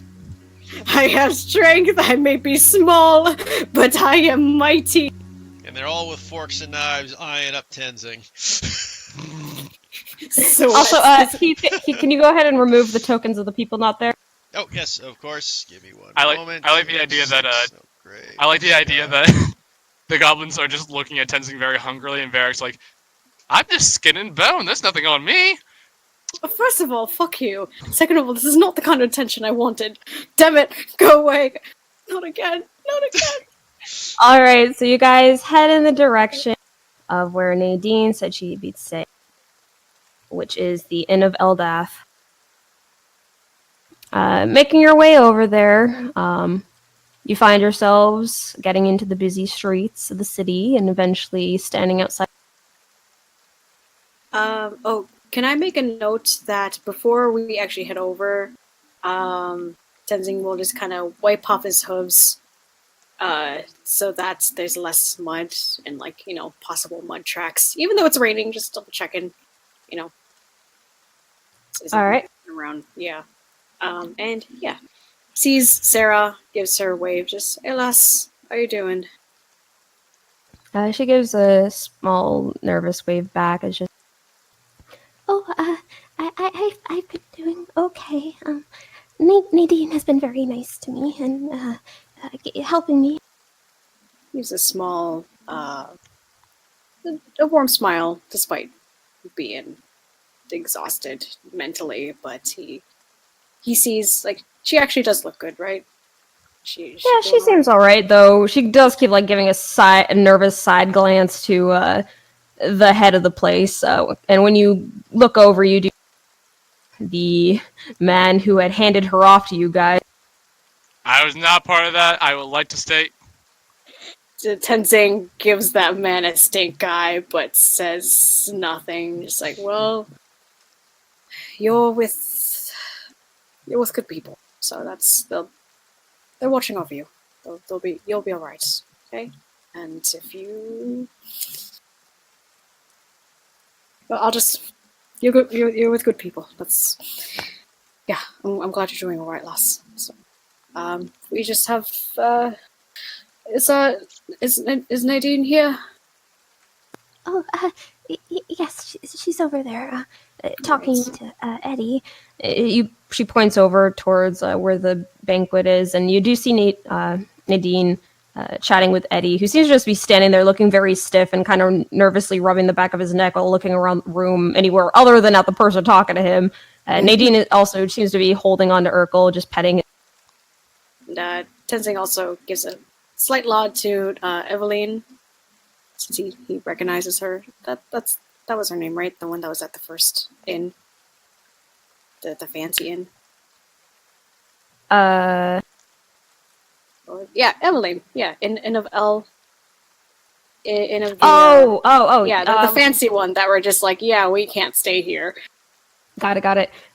She gives you a small smile and nod, and returns to eating. Okay. Yep. Varric approaches Nadine. Upon hearing your footsteps, you see her turn, and then apparently I have the most recognizable footsteps ever. No, you hear his footsteps approaching her. I know, I'm fucking with you. It's the accordion in your pocket. It keeps going off. She looks down, when she notices you, and glances back towards Eddie. She's like, "One moment, Eddie. I gotta talk to this. I gotta speak with that Varric." Yeah, of course, Nadine. No worries. I'll be here. Yep. Yep. Hello, Nadine. Hello there. Oh, he's been wonderful. I've been feeding him here and there, and not entirely sure his diet, but nothing too crazy. I usually just feed him little bits of dried meat and whatnot. He seems to like it. She leans down to hand him over to you. I'll just pick him up and just go, yeah, that little guy. Is he still tuckered out? Seems to be wide awake, happy, looking around, sort of excited. Oh, hey there, buddy. Aww. Papa has a long day, okay? Thank you very much for keeping an eye on him.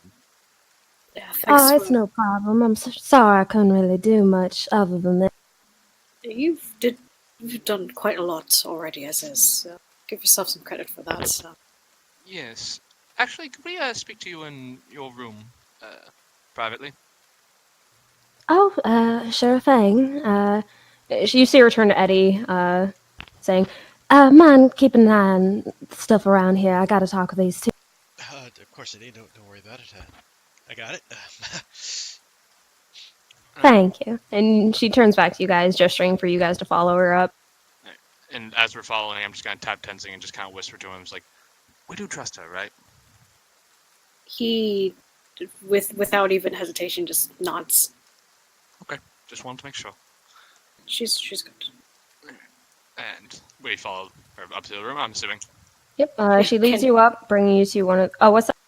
Can Tenzing go up?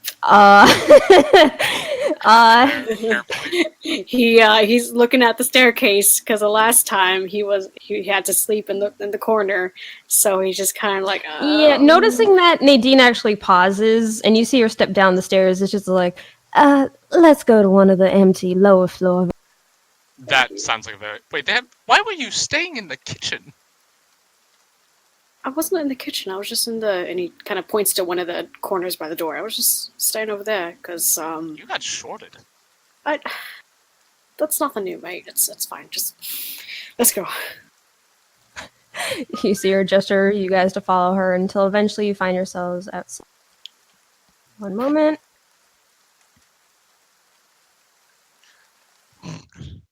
Dylan and Klaus are not going to be happy when they realize we are telling her everything. I mean, Klaus, I think we'll be fine. No, I meant the players. Oh. All right. Eventually, you guys find yourselves standing in one of the rooms. Nadine takes a seat on one of the very wide open windows. Tenzing looks at Varric because he's a little confused because they were just there to get Urkel, and looks at him just like, wait, what's going on? She helped us out a bunch, so I figured she had the right to know before we headed off. Given that, he is one of the people who was kind of opposing, telling anybody besides Penelope, he just said, it's... Well, what exactly are you planning? And just, he looks at Nadine with an apologetic look, just, sorry, can you give us 1 second, sorry. Sure thing. What are you planning to tell her? Well, I was just going to tell her that she was very helpful, and we were able to sort things out, and... Okay, and you're going to be vague about this, right? And he just kind of looks at him expectantly. Of course. I mean, it's no hard feelings, like, I understand, and, I do trust her, but at the same time, this is just for everyone's safety, including hers. Right. I just know that I... Okay, because I will cut you off if you start saying something, alright? Listen, I know, trust me, I know what I'm doing, I just want to say thank you, all that stuff. Alright, it's fair enough. I need to do the same. So. Turns back to Nadine, and lets Varric go first. Watches him. Well, first off, I want to say thank you for watching my little guy here. He is quite, and I start scratching him. He's quite important to me. I would also like to thank you for your help in terms of helping us find a place and for helping us get to where we need to go. Yeah, this is the first time for all of us really being on this island, and things are very different here, and it's been helpful having someone who's understanding as you have been. It's no problem at all. Again, I'm sorry I haven't been able to do more than this. Oh no, you've been very helpful. These robes have come quite in handy. But yes, thank you very much for everything you've done. I just want to let you know that you've been a big help, and that we'll be heading off soon. You see a momentary flicker of sadness in her expression before it's back to her gentle smile as she gives a nod of her head of understanding. Would you like me to send someone your way before we go? She kind of gives you a look at that. She's like, what do you mean? I give her a smile. Oh, Come on, you know what I'm getting at. You see her actually for once look a little flustered at that as you point. Tenzing smirks knowingly, just like, or if you want, either. Well, actually, as much as I'd say send him out on his own, I mean, I'd walked with you here for a simple task, just cause... Oh, BRB, right back. Oh, okay. Okay, we will pause. He who, stress, fear, worry, and also Okay, welcome back. Hi. Sorry about that. Someone just needs something real quick. What I miss? Nothing. We waited. Oh, thank you. I just breathing heavily.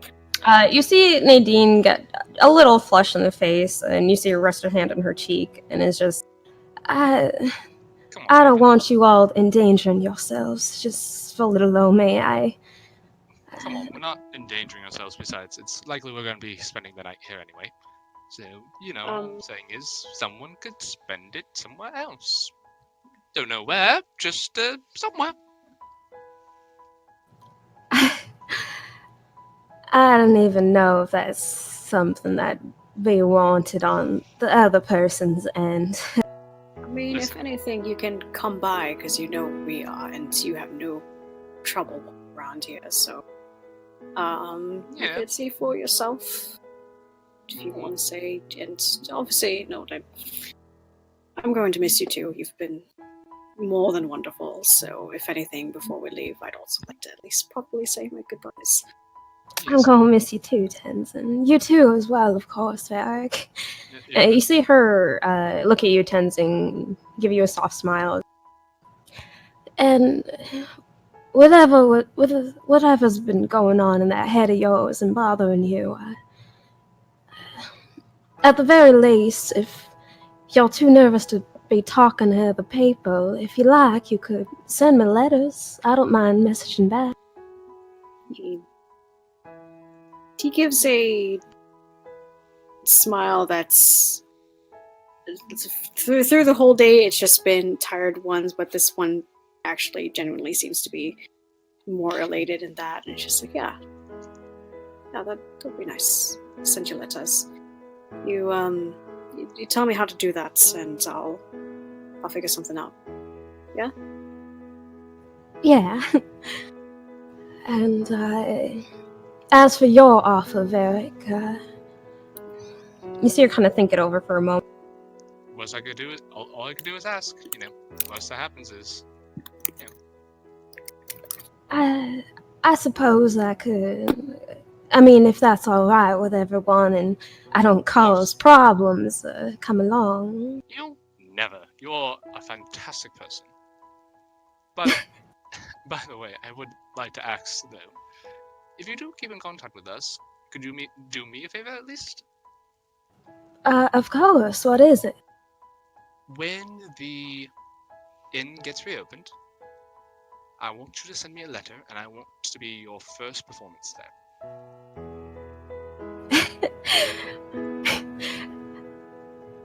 I can at least promise you second. I plan on playing a piece myself, and she gives you a little. We haven't seen you performed yet. She gives you a little wink, and she nods at you, Tenzing. Ah, yes, I'm a pianist myself. Really? Huh. Well, I'm checking my sheet because I can't remember what other instruments I know besides the accordion. You'll have to teach me sometime. Yeah, I hope to see it, whether it's sooner or later. That sounds lovely. Maybe you will. It's been my dream to maybe one day travel the world and perform for people. Well, I mean, we're gonna be. Oh, sorry, keep going. I was just gonna say, I can tell you from personal experience, it is always good to see smiles brought to people's faces by your actions. Yeah, like, you know, I myself am a bit of a traveler, and, well, if you ever want any advice on how to get about the roads and how to handle sticky situations, you can always feel free to ask for my experience and advice. Oh, yes, I know. Just gotta look for the great vernacle, don't I wouldn't say great, but... who are you kidding? Of course you are. Oh, you should have seen my father. That man could turn the saddest room into the biggest party. You know, Malil only recognizes the greatest of us, which is why I'm a follower of him myself, along with the rest of my friends. You are great, Varric. Do not ever undermine that. Thank you. Do you really mean that? Of course. Thanks. She wouldn't lie to you on that. Trust me, mate, you do light up the room. Even though a lot of shit's been happening, and kind of looks at Nadine, and even though things have been in all of our heads, really, we're making it work. I promise you, we're making it work. He looks at her with an assured expression, just to kind of answer her question, or like little inquiry from before. By the way, Miss Nadine, would you like to see something? You too, Well, what's that? Well, don't tell anyone quite yet that I have this. At least, I gestured to Nadine. At least, not quite yet. But This, and I start pulling something out of the case that I'm holding. This will be back soon at the, back in the Northern Empire's capital where it belongs. And I will show them the, painting. Western Skies, was it? If I remember correctly, the name? Huh. So that's what it was. Oh my. How does this compare to Varric's style? And Like, Varric has a similar style that's similar but not quite the same. But this is a vastly superior painting. Yeah, detail, like, it's like looking at an actual place on paper form, but even better than you imagine the real place must actually. honestly, mate, if I could stick my hand through it, I'm pretty sure I'd be touching that grass. That's amazing. This is the work of Bilber and Knuckle. This is the legacy I aim to protect. And He definitely has that magic factor, and I don't mean the actual magic. I mean, you knew what you were talking about. yeah, my father, and I'll start putting it back. My father was always able to see the best in the world, even when things were hard. Even my mother was telling me stories about when they were younger. They didn't come from money. They were, both hard-working folk in the Southern Empire, and my father was always a painter. Never always recognized, but my family used to be quite poor, and even my mother always told me, even when the worst came to bear, when the chips were down, Dad would just keep smiling. He'd always see the good in things. He'd always try to look on the bright side, always see the silver lining, always assume the best in people. He actually, before I was born, he actually once got held up on the road and robbed, and instead of being scared and panicking, he apparently asked the young man who was robbing him, what was wrong. He didn't see him simply as a bad guy, he saw him as a person under bad circumstances. He always put that into his artwork. He always saw the best. You know what I mean?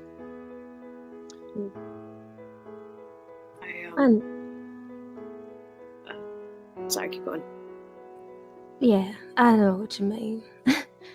And actually, probably don't want to leave your friends hanging too long. Shall we walk in?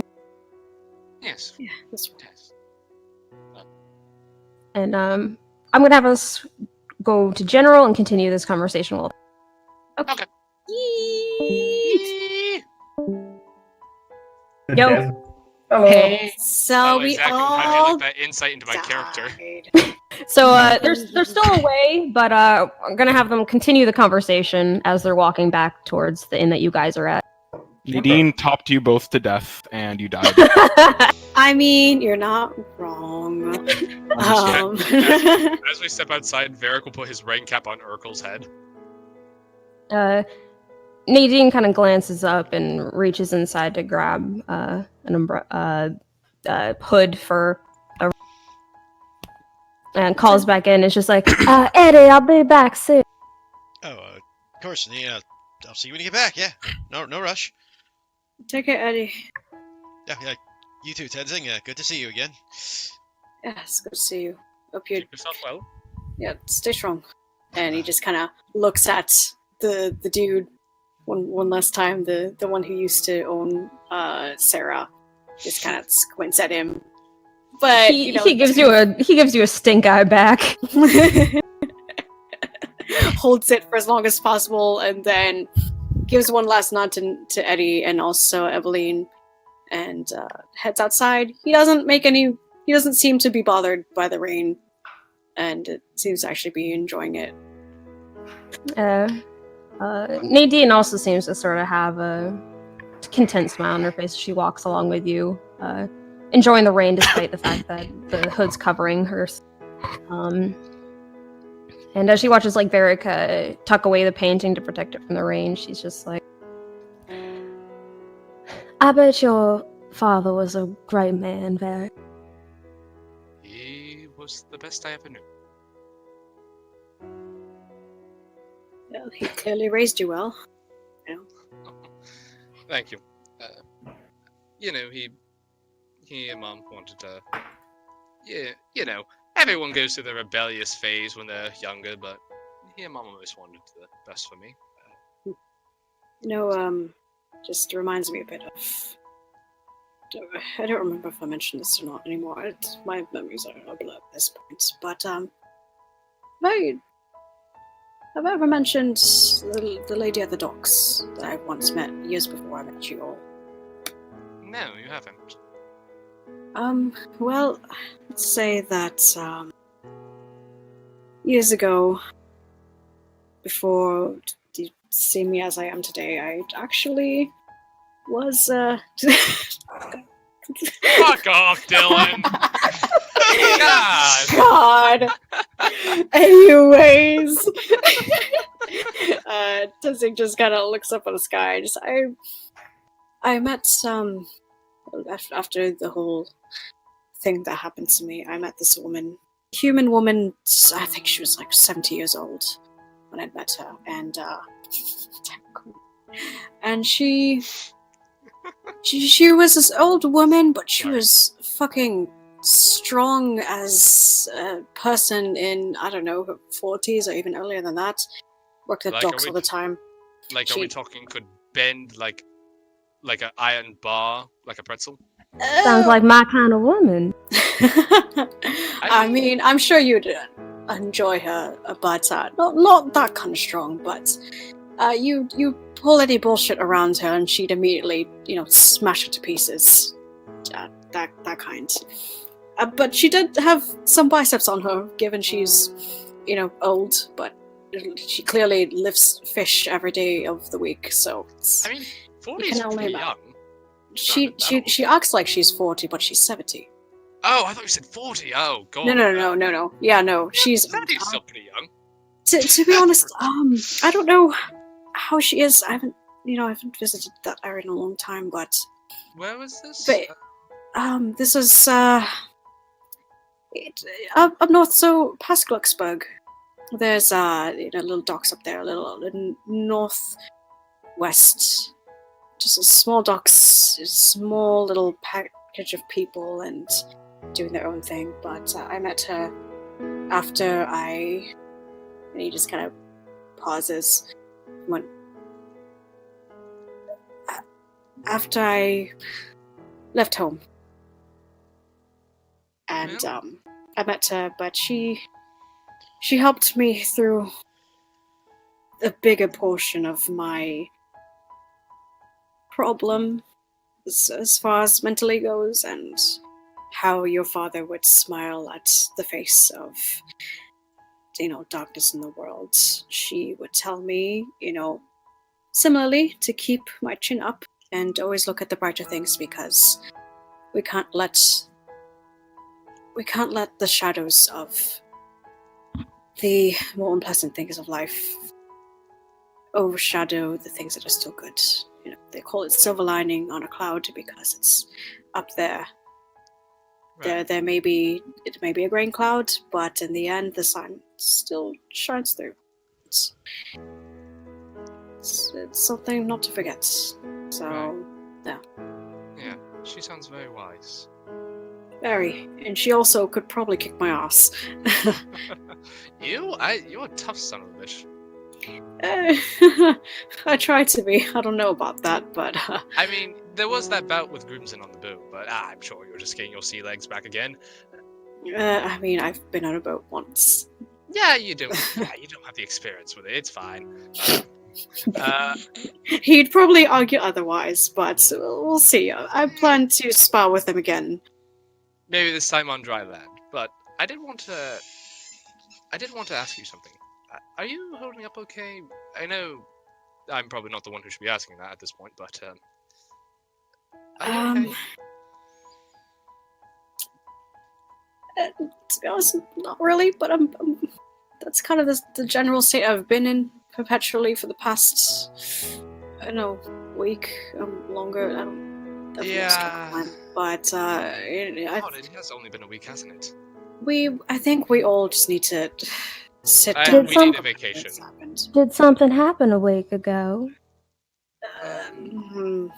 We had to say goodbye to a companion of ours. In an untimely. There's like a moment of uncertainty before kind of a dawning of recognition, and she gives you a solemn nod of her head. I'm sorry to hear. Thank you for your condolences. This was actually right before we met Grimson and Klaus there, but yeah, it was hell of a time. And I look over at Tenzing. He looks pretty torn, but is holding it together and just says, if anything, he was already suffering a lot in life, so at least now, hopefully, he's with his family and whoever else really he had left behind left behind, and puts up air quotes. It's a long story, but he's hopefully relaxing a little bit now. That's all I can say.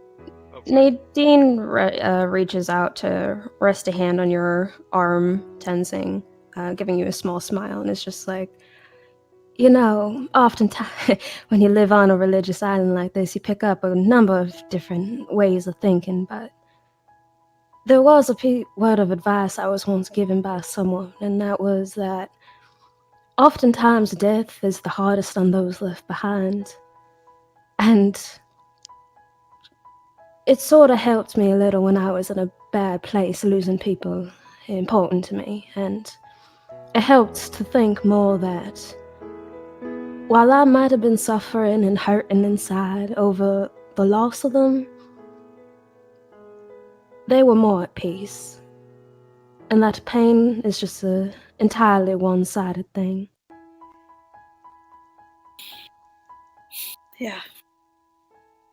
That's well, kind of what I'm holding on to. He puts a hand over hers and also gives it a squeeze and thanks her. It'll take time, but like you said, it seems, I guess it's in a way one-sided pain, so I'm assuming at least he doesn't have to worry about all the shenanigans that we're going through. So it'll be fine. Yeah, and Tenzing. I was thinking once we get back to the mainland, after we conclude this business, maybe we should take a week or so off. I know Six has an appointment coming up, and in all truth and honesty, you, me, Mr. Skull, and Six have been all going basically non-stop for the last 2.5 months here, going through some pretty terrible things.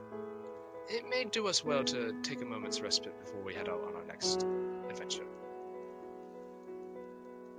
I don't know about a week, but I think it's a couple of days to be honest.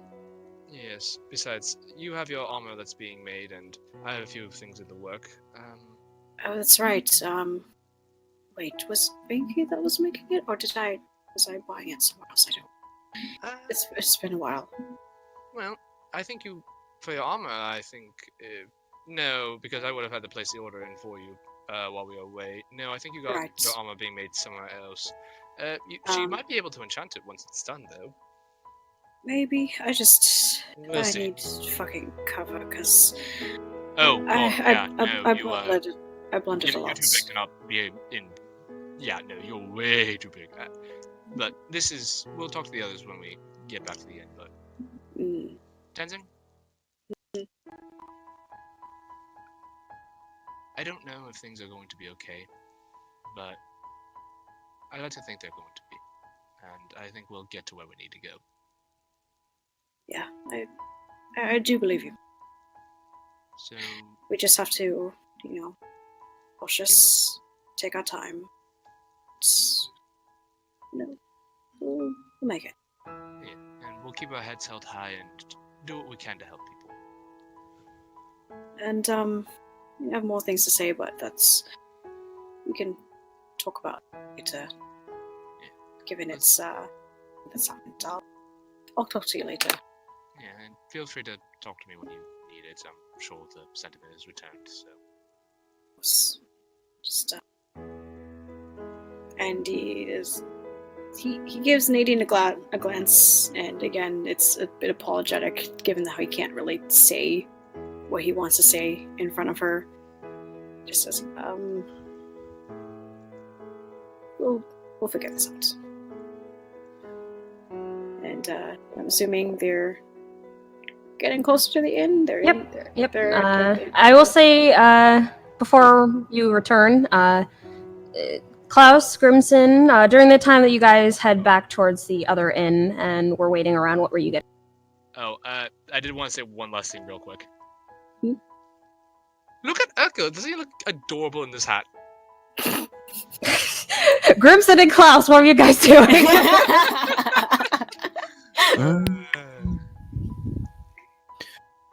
I guess most of the entire way there, Klaus kind of remained more or less silent until eventually, of course, they get there. He's completely and utterly drenched, but he kind of like dusts off the water, kind of like wringing out the hood and patting himself down, just trying to get any and all liquid off of him. Before he kind of looks over towards Bud and kind of motions for himself, kind of insinuating towels, if any kind. Grimson won't dry off. He'll just stay wet and smell like wet dog. But Have the charm. Something I don't want to talk to you about, Klaus. And that would be? Those blades you carry on you. Yeah. You're pretty good at throwing them, right? I suppose so, yeah. Would you... And you see Grimson, he's gonna kind of like twiddle his fingers a little bit, and he goes, "Could you show me some point?"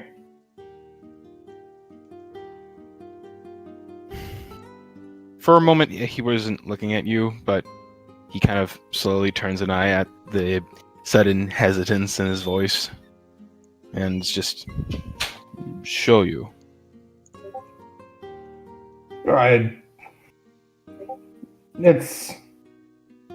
It's honorable to fight with a blade. Anything other than that is a bit cowardly, in my opinion, in my father's opinion. But your little knife tricks would be a decent workaround for the areas in which I'm lacking. For a moment, he kind of almost bites down on his own lip as he kind of like seems to recede from the conversation, but eventually he kind of speaks up again and is just, "I've seen the way you fight.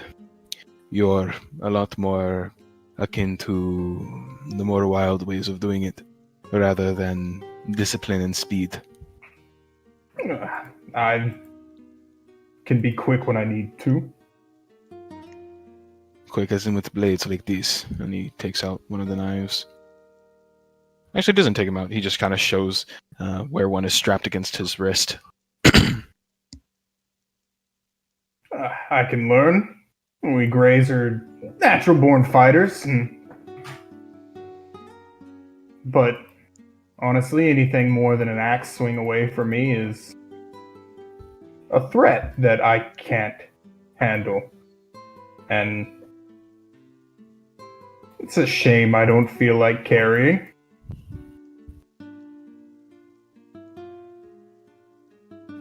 Hearing the things that Grimson says, for a moment, Klaus kind of looks down, kind of racking his brain.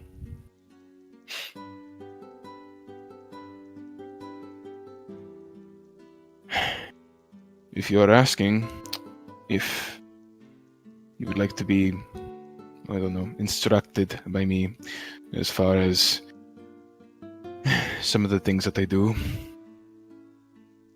I suppose so.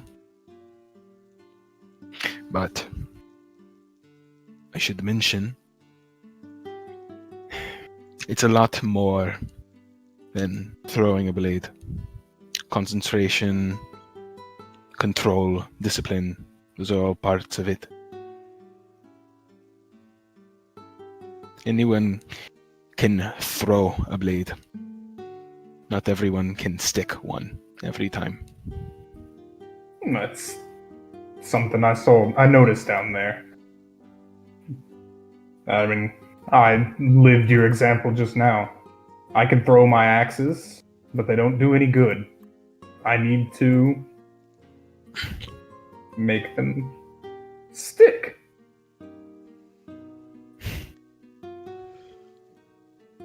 Alright then. I, generally speaking, maybe off of this island would be preferable. It doesn't have to be now. That would be ridiculous. Of course. uh, But as far as it goes, every morning, 5 to 6 a.m., if you're around, I can give you pointers. 5 to 6 a.m. Yes, exactly. In fact, I'm being lenient. Typically, I wake up at 5.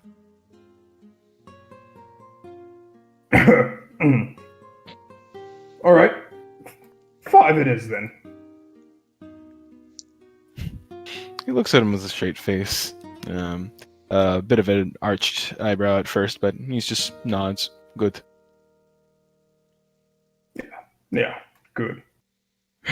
Until then... What time is it now? It should have only been an hour or two that passed, right? Or not even then, I don't think. Yeah, it's still morning time. Morning time? Okay. It feels like so much more. Okay. If that's the case, then Klaus kind of sits there silently for a moment. He can feel things kind of going on, stirring up within him, as he psychs out for a moment, bringing himself back in, and looks back at Crimson. I'm going to be in my room. If anybody asks for me, I'll be there. Yep. I'll let him know.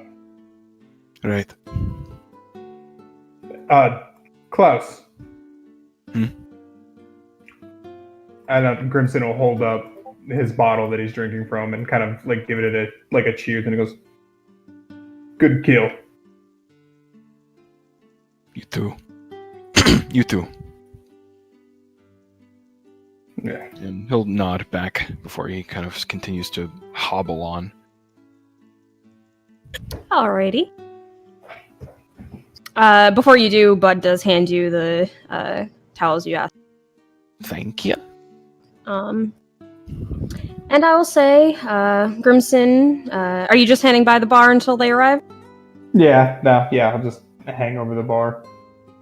I'll go ahead and subtract several gold from my inventory just for the drinks that I'll be using. Okay.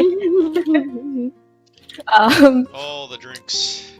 So many. Alright, you spend a decent amount of time drinking on your lonesome till eventually you hear the entryway open, and in comes Varric, followed by Tenzing, and then Nadine. Ah, look what the cat dragged in. How's Urkel? I just show him with his little rain cap on. He is doing well. Cute as ever. Isn't he?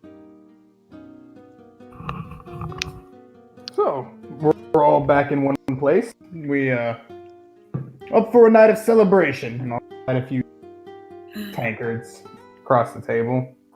Or the bar. Sorts, I suppose. Quick thing, where's Klaus? Yeah, I was just about to ask the same thing. I came over to say goodbye to the lot of you since I heard this. You might all be leaving.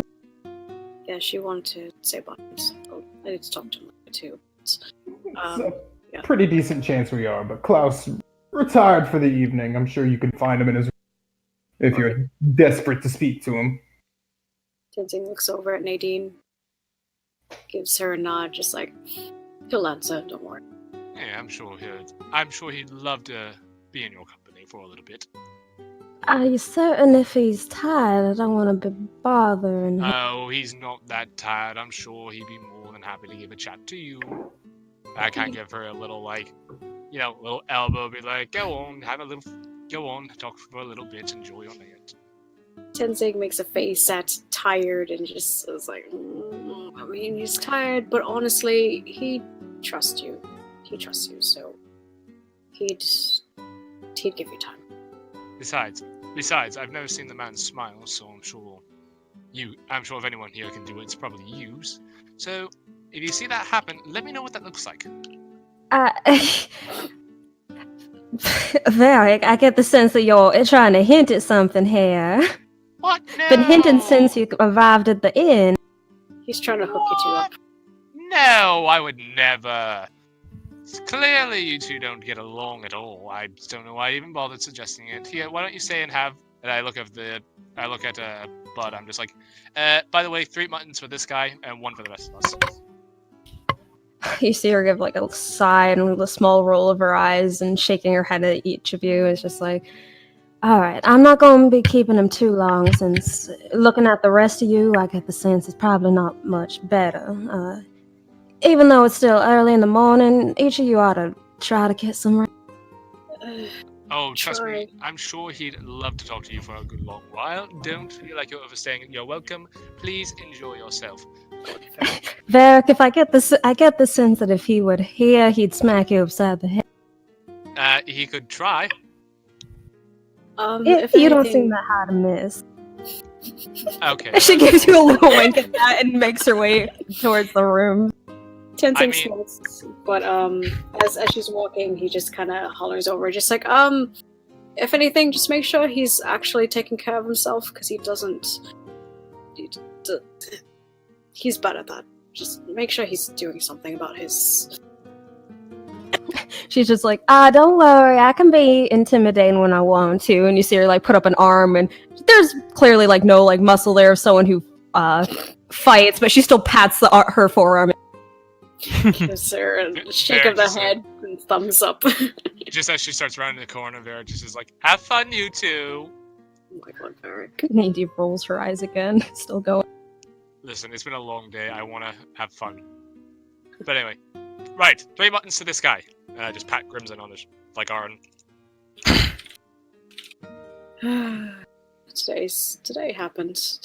Today was a day, yes. Today. Obviously, we'll have a lot to discuss, but... Yeah, I do... Well, I did want to talk to you both, but, I mean, if you're not afraid, I understand this. Well, it's happened. I mean, we're here, might as well, as Vera takes a tankard and just takes a good gulp of it. And he just kind of picks at the food, if it's in front. By the way, Sixes is like, we put her in a room, right? She's not sitting at the bar weekend at Bernie style, right? I mean, she was untensing this whole time, She so... was untensing this whole time. Yeah, how is she looking? Is she actually, like, injured, or... Looking... Are you, like, just glancing at her? Yeah, peeking under the hood, obviously she's on his back, so can't really tell. I mean, appearance-wise, she seems fine. You do find it, like, a little kind of weird that how, like, with the whole time her being on your back, she didn't stir a single... Is she breathing? What a time to check. Listen, a lot has happened, okay? No, remember, Varric already checked when, back in the, thing. Yeah. I mean, just double checking, because, I mean, She looks like she's sleeping, but she also has not moved at all. Does she actually? Wait, I do have an idea of how we can wake her up. Huh? First off, and Varric grabs a glass. Varric. It was a big day. You let the lass sleep. Fair enough. She had cold rain on her already if you're trying to sober her up that way, if you're gonna dump things on her. Look, how about we talk about what Tenzing needs to talk about, and I'll slap down another gold for a room, and we take this upstairs where she can get some rest as well. Fair enough. Downstairs. Yeah, alright. Downstairs. But while we have this opportunity, there's something I've wanted to try for the very longest time. Which is... All I really need is a bowl of warm water and a small table next to it. Alright. There were nightstands in those rooms, right? Yeah. Oh my god, I'm kidding. You haven't heard that before? No? What? Oh my god. No? It's simple. You keep the warm water next to your bed. That way, in case wolves come into your room while you're sleeping, you can splash them in the face with the hot water. No. So it's a common prank that is pulled, where basically when someone's sleeping, you put a warm bowl, a lukewarm bowl of water, a little something nice, and you stick their hand in it, very carefully, so you don't wake them up, and supposedly that makes them pee themselves. We had very different childhoods. Clearly. You're going to... I was kidding. I thought you guys would have heard that before. I forgot I'm looking at a mountain man and a person who never left an island before this. Yeah, lad, I was about to say, we'd never fucking left a certain... Yep.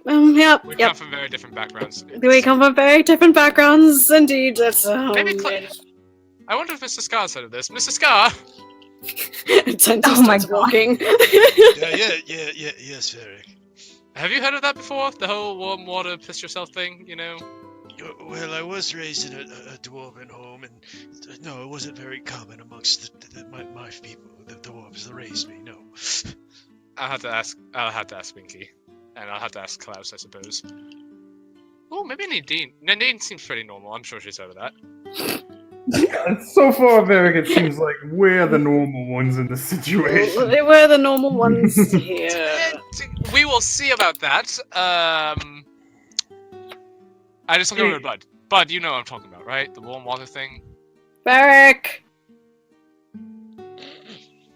Fine. I've done heard of that. Ah! Alright, validation. Alright, moving on.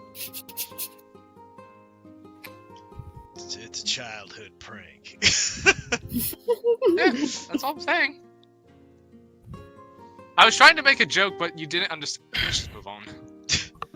Explaining a joke doesn't make it any better, mate.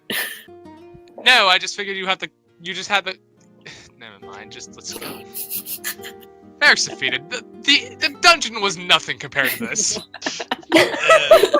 Pats his head. Bud just looks over at the sad, dejected Varric and just pushes you a bowl of ice cream. Takes bowl, says thank you. It's alright, my friend. Alright, let's go.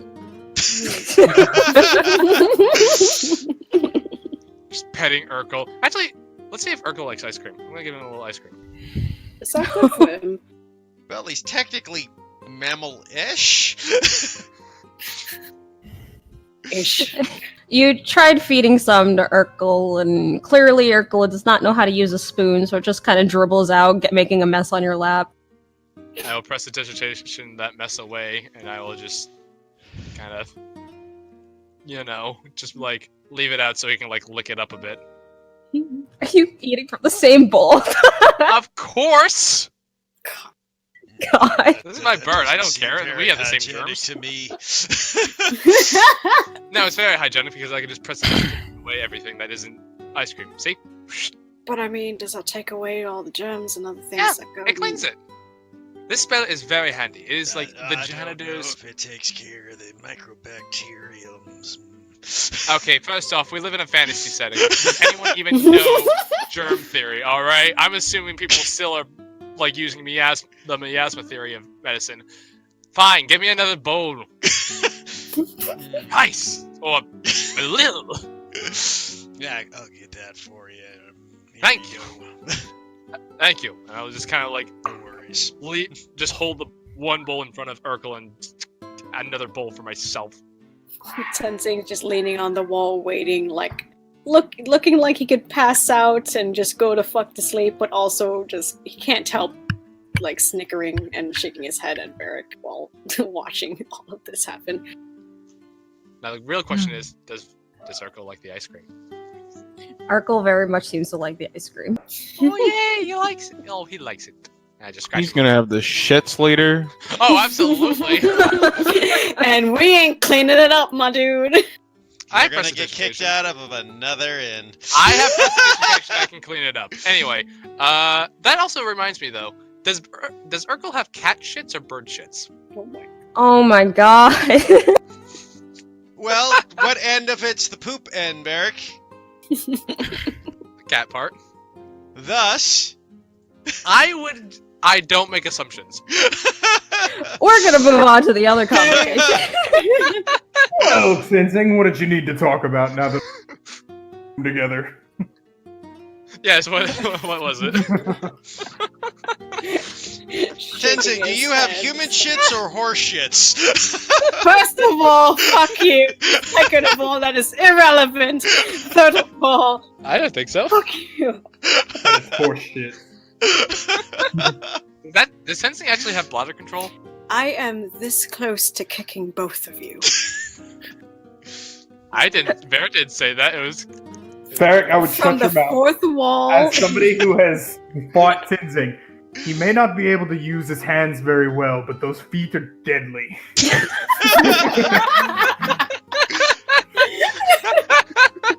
Oh, we're just ripping on Tensing right now. So we get in the room.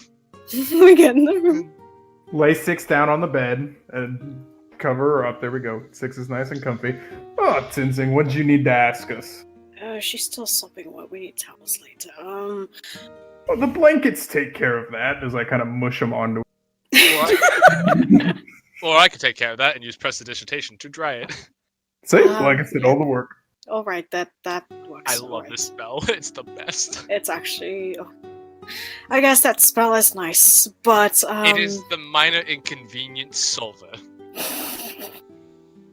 Anyways, Tenzing will sit down. He'll sit next to Six on bed and just, kind of brush away whatever hair is on her face and make sure that she's sleeping comfortably. And then, chin on hand, elbow on the mattress, just kind of like, well, actually, both of you wanted to check on you because been through a lot, and no, it looks like Crimson. We did say we were going to talk later, possibly. And Varric, has it happened? Sorry for kind of putting you on the spot. It's okay. I'm trying to get by until I can deal with it properly, but I do apologize for sort of breaking down there. I mean, it's considering you really are. This is your first big First kill. first kill. I mean, I've been through that before. I'm sure others have as well. But I kind of wanted to expand on that. Just you were worried about the failures that came from emotions and being a hypocrite and such. And given this is a big moment for you, just speaking from experience here, if you're so caught up on whatever faults you may have had and the things you've done, things you were going to say to do and ended up doing, just if you're gonna think like that, just learn from it.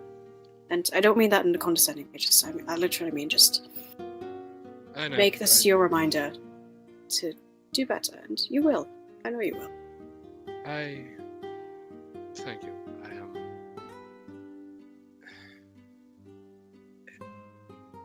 I got, I know I got emotional there, and I know we kind of had to make a last-minute decision there, and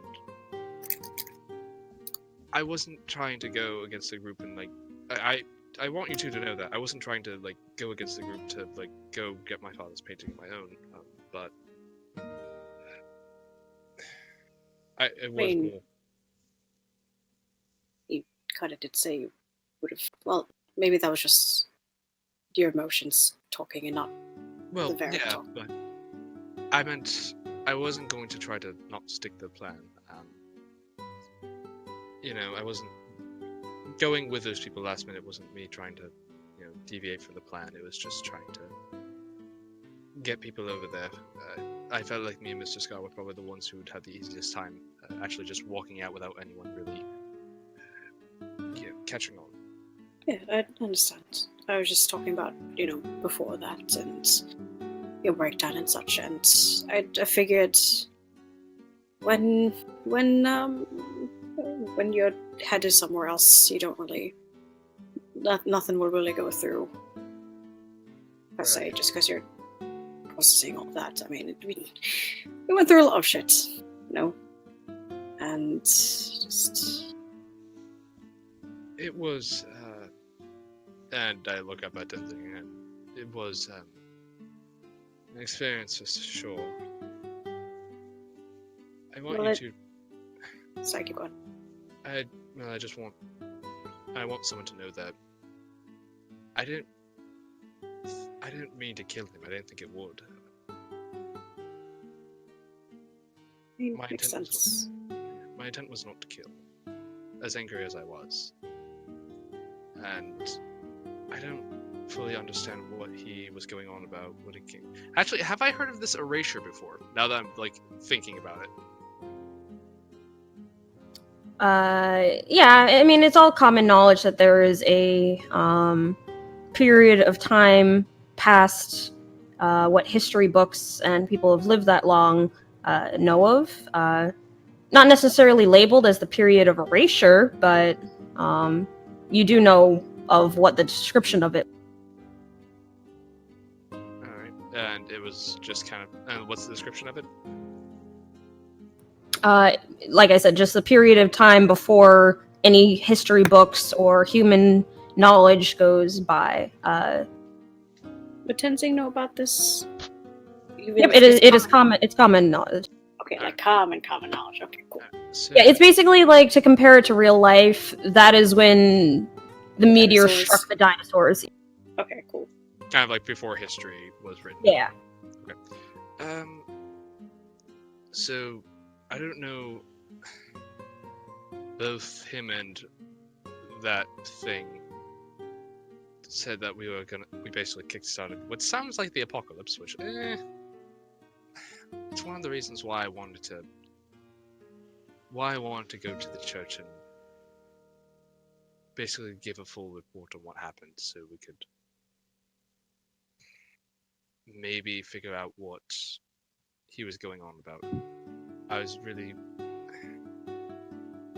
I really wanted to go through his things, look through his notes, get access to the forbidden section of knowledge to see if we can figure out what the hell he even found in the first place. Fortunately, just with... I mean, in any other circumstance, I probably would agree, but... well, you know... we don't have that luxury. Right. Well, like I said, once I get some rest, I'll send a message out to Penelope so we can meet up somewhere and I can explain what happened to her. So she has an idea of what the hell actually happened, and we can see what she thinks. If she thinks it's a good idea to move forward, and talk to officials at the church, it might be a good idea. And if she says, oh yeah, you should probably leave, then you should probably leave without hesitation. But I look up at them, I'm like, I do apologize again if I was being reckless earlier, wanting to go to the church and whatnot. It was a moment of guilt for me. Some call it reckless, some call it passion. We're past that moment. It's no worries. Thank you. So, by the way, Mr. Grimson, sorry, Grimson. God, this is gonna be tricky. But Grimson. Yeah. Do you think your father will be proud to hear this story of yours? How you slew people that claim to be a god? That's... maybe. It's hard to tell. If you like, I can teach you how to tell a good story. Like, it's kind of what I do. Don't take this the wrong way, Varric, but my father absolutely hate to hear a story from you. Okay. I figured I offer. It's like Buck at the, No, I get it. I get it. Well, if you ever want lessons on stuff like that, No, there's it's hard to tell if my father would be proud of me helping to do this, or if he'd be disappointed that I didn't do it myself. What is all of this about your father and your legacy, and are you trying to, become the number one of the world? What's so pressing that he needs you to be under such pressure? Is this what you were nervous about from before? Yeah, quite so. My family, all the way back as they can remember, pride themselves on being glorious warriors. And the gray blood is passed down, parent to child. But it's a bit different in my case. Normally, the Greys have one child, and their blood is passed down to that child. But I have a twin brother who I must compete with for the honor of being the next Grey. So the whole older, younger sibling dynamic, where one has all the expectations and the other one has to somehow beat those even higher expectations. The difference is we were both set at 0 expectations. Or we both have 0 experience, and my father expects us to return from our adventures, one of us the better man. I mean, it's so just, I've been back home, I've, there've been families with similar dynamics, and obviously not the same as yours, but,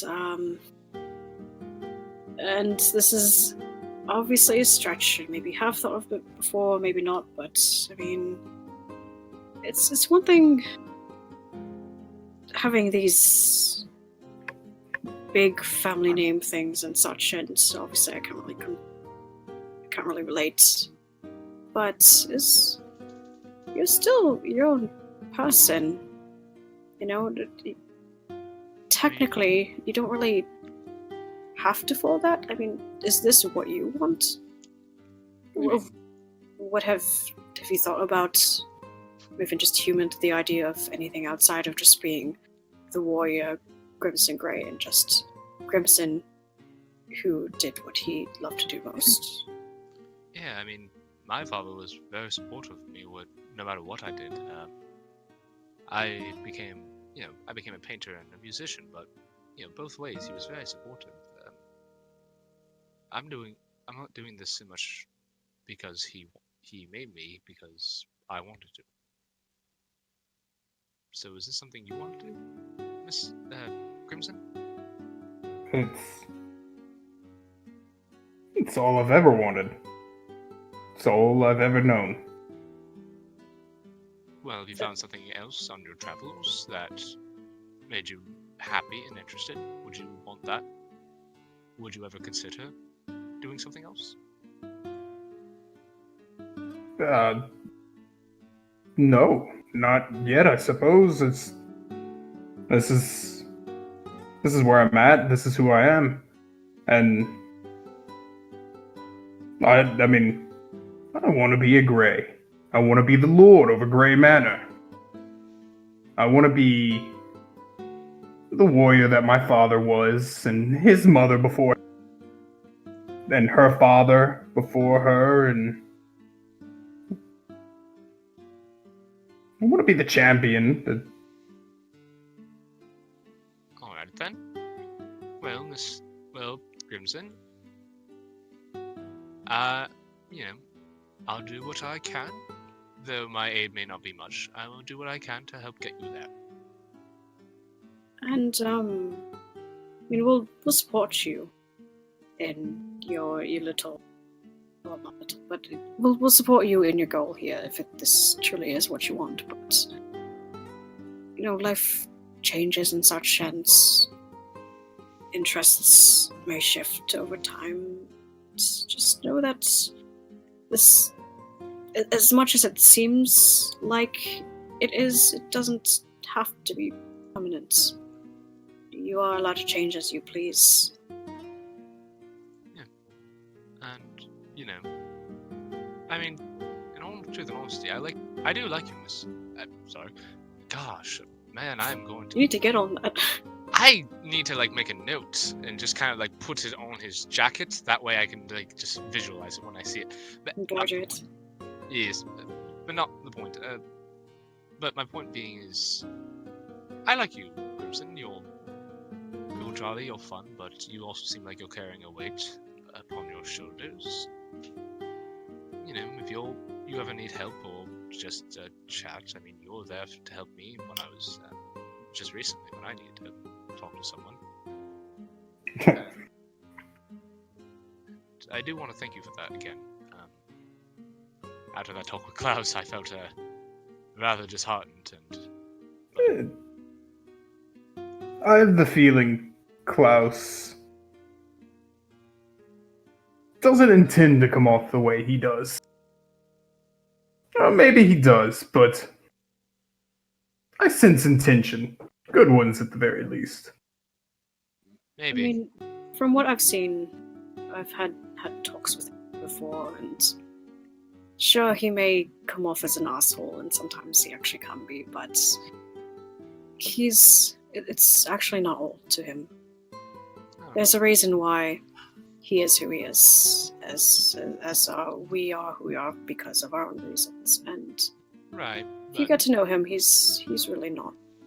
Well, I had a talk with him the other day, which was good, and I was starting to, get a better impression of him. But I don't know, after the day, he just seemed so hell bent on getting me to, give up on the world. I don't know. It's not so much give up.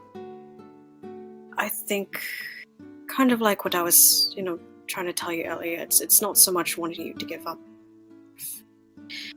His way of living is different, but it's more of hoping to open up your perspective because, in the end, life can be hard, but that doesn't mean you have to give up on the world. Just understand the... Because, like I said, there's the optimism, and then there's the pessimism, and then there's reality. And right. At least I believe that reality is just a mix of both of those things. You don't have to go one or the other. As far as I'm concerned and how I've lived so far, I've seen it. There is still good. There's also a lot of bad.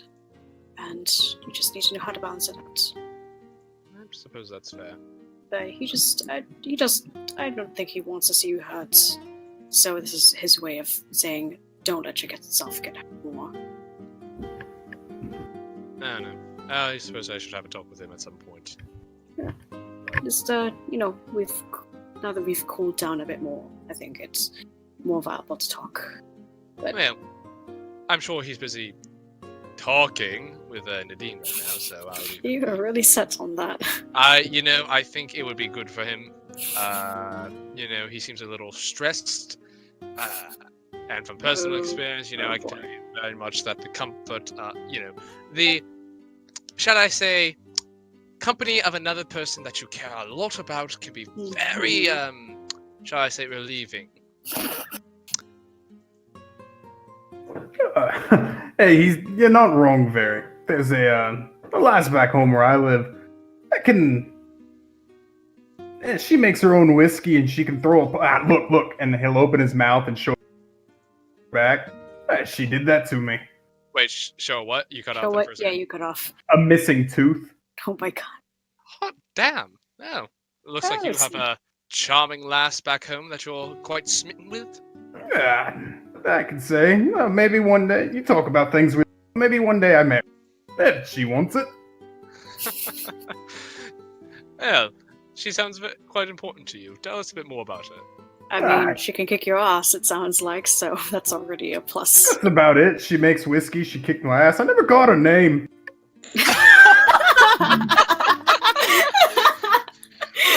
Mr. Grimson, That's cackling. that's fairly important when going before you try to marry someone. It's important to know their name and get to know them a bit more than their fundamental, their exterior. You know what I mean? Impressions are more important than names, Varric. But No, I get that. Trust me, I get that. I But think in general, it's just an importance, if you want to get any further, maybe ask your name later, maybe, ask her name, see what kind of like get an idea of what she likes. Maybe get her like knowing you, probably get her like a fresh kill. Maybe make her a nice coat out of a fresh kill or something like that.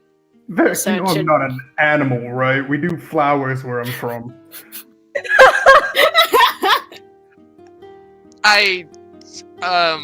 I'll teach you how to make a flower crown. How about that? Yep, that's great. Yep.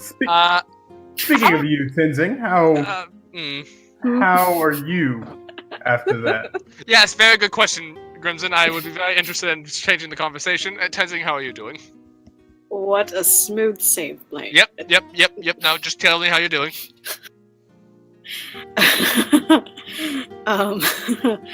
Well, I'm glad I talk with you, mates, first of all, because I'm actually laughing again a little bit, so thanks for that.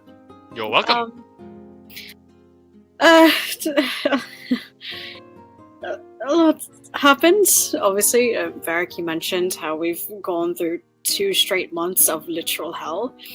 Yep. Grimson, you're not aware of everything we've done, but to give a general recap of how we all met and such. Let's see. We all met at Glucksburg, all just looking for general work. Somehow we decided, it's easier to do things in a group than to do things separately, so we took seemingly the hardest mission on the board, thinking it was just a missing persons deal and we'd find them and we'd be done and paid. And some other deliveries and stuff in between. Turns out it was serial murders. Yep. They were very fucked up ones at that. Oh yeah. Varric will just start like going through his sketches that he took and paintings that he took of the whole event and just like presenting them as Tenzing's going through the story. Just be like, yep, there was this thing, as he just shows the motherfucker who like chased him out of a fucking inn. Also, just to kind of save time a bit, I'm going to have Heath record in here, and I'm going to drag Judah over to Whisper and record. Okie dokie. So you guys can have as long as you like with your conversation. Nice. But I wanted to hear this so I can make fun of him. Good night. That's why I'm moving him. I'm a legend. Good night, motherfucker. Bye-bye! I hope he knows I tried to set him up. Well, keep going, guys. I'll edit this into a video later. Okie dokie. Wait. Tenzing. Are we not going to be able to hear what he said, like in a recording? No, Nikki will transfer it to me and I'll get it all edited. Okay, Yeah, good. it'll be put together. Okay, Look, good. Tenzing, Actually, I'm speaking not. of which, hold up. No, you're good. Alrighty, so Let's get it. eventually Nadine makes her way over to the door, and Klaus on his end will hear a. For a moment, he was in like this, I'd say, like half state of awakeness, as he kind of just laid there, despondently staring, kind of in the own stormy clouds inside of his own brain. Before eventually, upon hearing that, he waits, staring at the door. Eventually, there's another single knock followed by. Hello, Klaus. Are you in there? If you're sleeping, I don't want to bother you. His eyebrows furrow for a moment as he recognizes the voice, and it's just like, okay. Time to reanimate. And very carefully, he gets up onto his feet, the floorboards creaking, indicating that he's indeed present. But before anything else happens, he was sleeping with, or not sleeping, but he was laying down with only the top half of his armor removed, so he kind of, well, quote unquote armor, but you get what I mean. He puts the top garment back on, and does a quick stretch, feeling his back and bones and everything just seize up in pain as he tries to get acclimated to toughness again. And he walks over to the door and opens it, peeking before opening it up fully, and just like I guess seeing her first. What does she look like? She's dressed in the raincoat. It's white, but you can see the typical like fur of her dress underneath it. That goes from like that's like off both the shoulders and goes across the chest. Yeah. But upon opening the door, she kind of shrugs out of the raincoat now, so as not to drip any water anywhere, really. Yeah. And she looks him over for a moment, and then back up at his face with a small furrow to her brow, is just like, Oh boy. Now see, I told them that you needed your rest, but they were very insistent.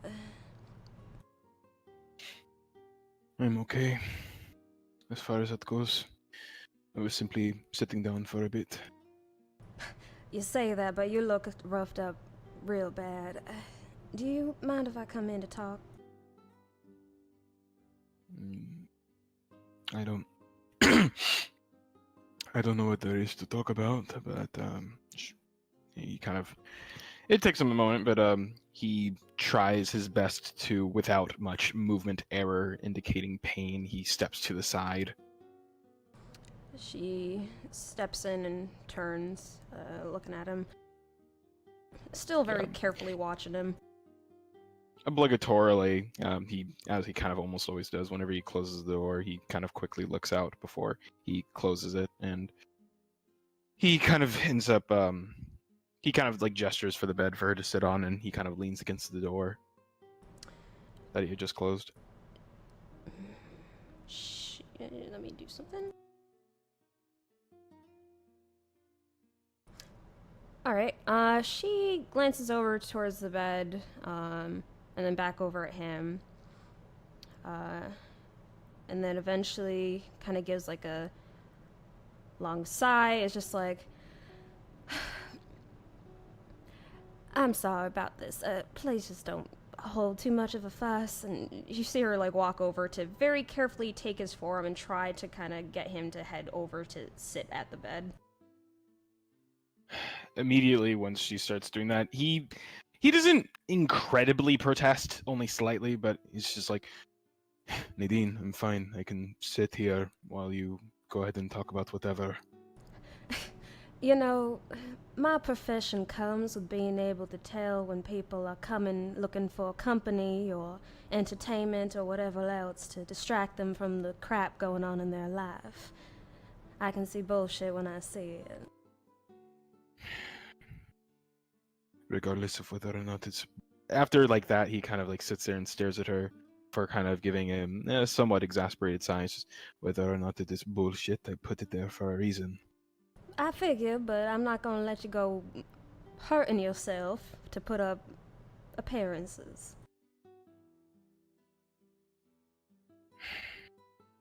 Isn't that what everyone does? A number of people, yes, but not everyone. Not from what I've seen, but... That gets a moment pause from her as she kind of glances like she's about to take a seat as well, but then pauses, understanding how tense he sometimes gets when she does stuff like that. So instead she stands where she is and comfortably just crosses her arms while looking at him. Is there something going on?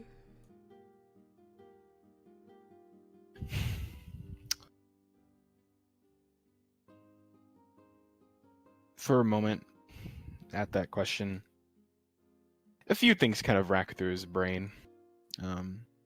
Namely, the argument that was held with Varric, the battle, the times where he nearly threw away his life without really even recognizing that that's something that he was doing. But despite all of the internal hypocrisy he feels, he looks straight at her and is just, well, and in an almost a wry place, not a smile, but a small quirk to his lip forms. Have you ever seen someone not be a little bit shaken up after taking down what we just did? I think it's a small curious tilt to her head at that. I wasn't exactly told the details. Your friends didn't seem all that inclined to inform me on what exactly happened. If you don't mind my asking.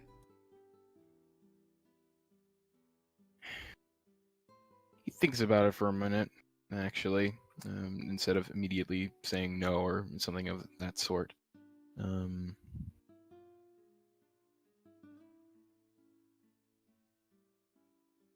afraid that telling you just isn't worth the risk of the information that we found.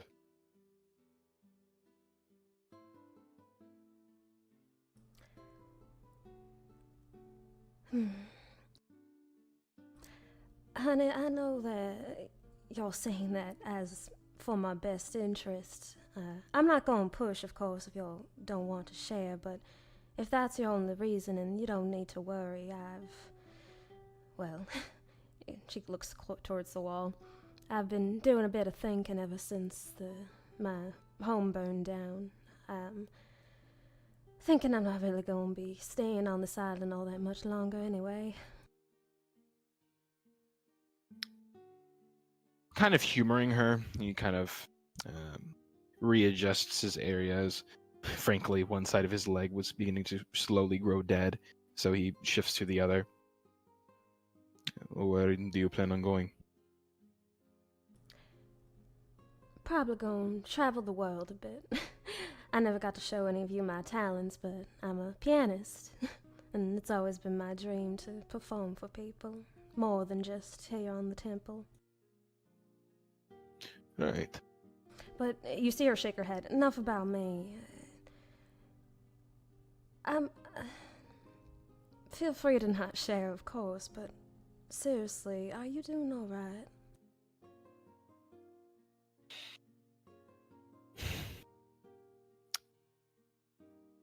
Kind of takes him a moment. He could immediately deject, be aggressive, anything of that sort. In fact, I feel like a part of him almost wants to, but at that question,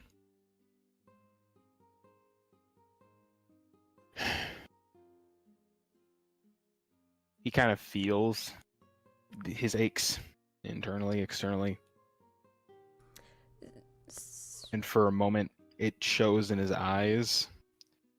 The hard look disappears. She actually, upon seeing that, again, making sure to still give that bit of space, but she does sort of crouch down a bit and reaches out to just rest a hand very lightly on one of his knees, making sure to avoid any sort of bad wounds that look to be there. Looking at him with a very mix of patience but worry.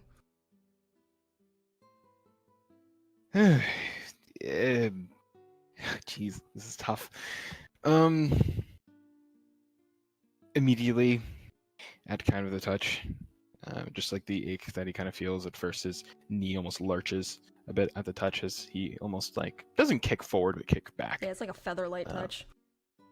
Yeah, like again, it's kind of like the whole reflex test that doctors would do. Like even if it's light, it's just like, it's the electricity, really. I think in my mind, but kind of at that, he kind of winces, more kind of like cringing at his own movement rather than the pain, but kind of returning his leg more or less to the back area. He just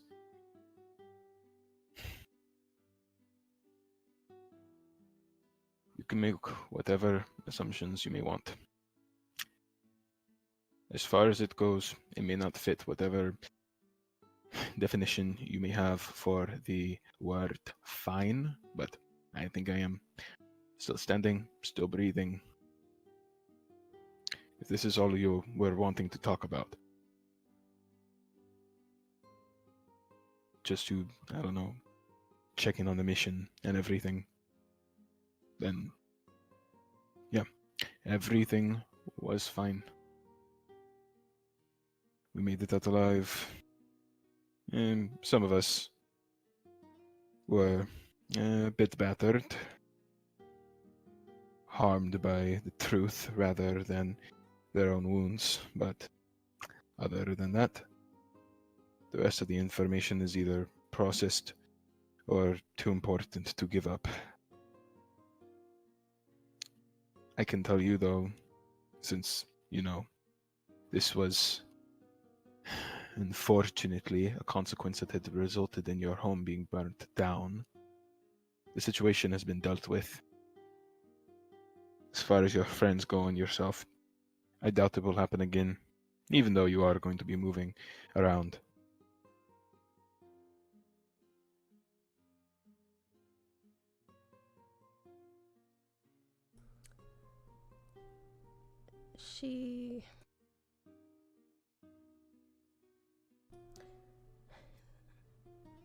There's a moment of very clear mixture of sympathy, but also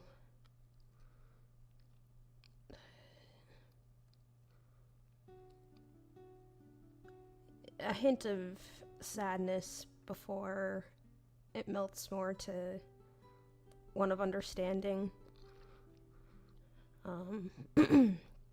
And she gives sort of a small sigh, nodding her head once again and standing up.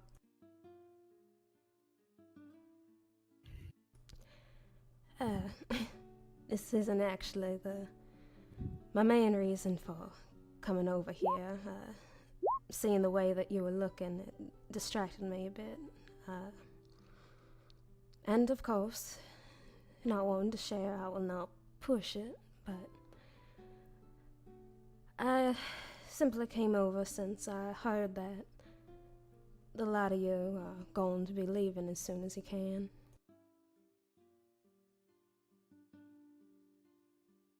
He silently nods at that. His eyes on her, but not quite into her eyes, kind of off slightly to the side. Yeah, we are.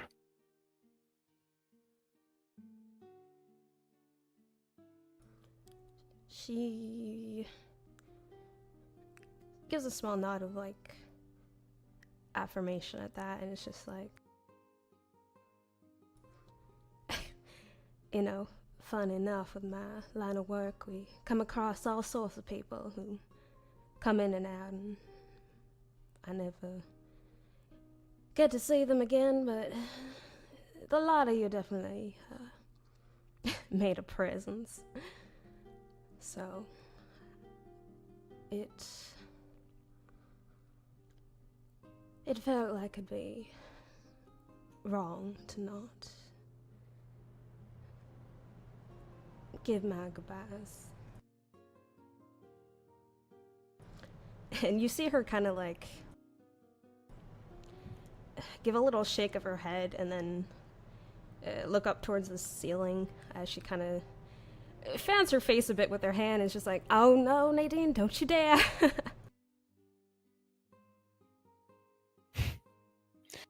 At that, he kind of looks back at her, actually kind of more or less making eye contact. This goodbye thing isn't exactly a skill of yours, is it? Not exactly one I had to use before, no. I understand with my line of work, people are going to come and go, but the lot of you went, and I'm fond of the lot of you, yourself included, of course. And she again just has this like slightly frustrated look on her face. It's just like, I swear I'm much better at this.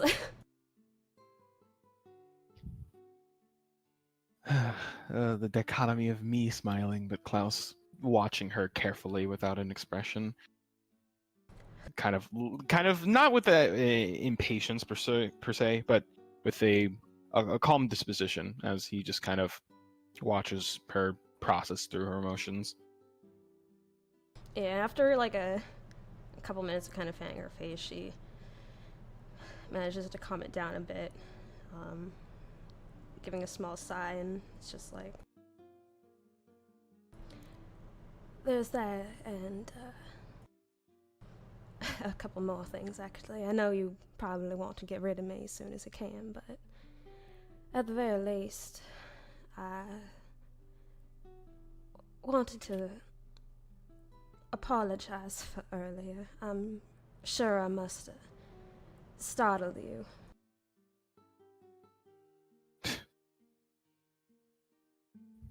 He kind of like at that, it's like a scoff of dry but not necessarily humor as he kind of like thinks about it, and it's no problem. Emotions, everything was high. And, I mean, people have done much stranger things inside of such a situation. You say that, though, but it ain't really matter how sweet I might be on you. That's doing it as quickly and suddenly as I did might have been a bit much.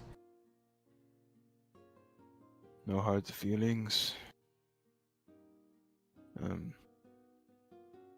He's saying this, and normally, the way he speaks is laconic. It is very typically short, unless he has something specific he wants to say, but you can assume that the shortness of his speech comes more from awkwardness rather than simply not having much to say as he normally does. As he's just like, yeah, that was a thing. We don't have to talk about it. After a bit of silence, though, unless she says something, he kind of thinks about the journeys that she says she's going to be on, and well, this continent, country, the old empires thing, it's not very big. Someone used to say that whenever there is a meeting, a parting is sure to follow. Whether a parting be forever or merely a short time, it's up to you. it's up to fate. Everything happens for a reason, so I don't see this as... I don't think that you should see this as the last time you'll see the rest of us. You're a performer, and I mean, I don't know. I can make assumptions that you might be very good at what you do. So, chances are, I don't know, you'll get big or something. And given my party is a little bit short on funds, who knows? Maybe we'll be, I don't know, hired as your bodyguards or something. There's a momentary look of surprise on her face before she turns her full attention his way again, like kind of searching his expression for a moment, and then the incredibly gentle smile comes to her expression again. I really hope so. And at the very least, I'm glad to see that. Well, I won't push more than that.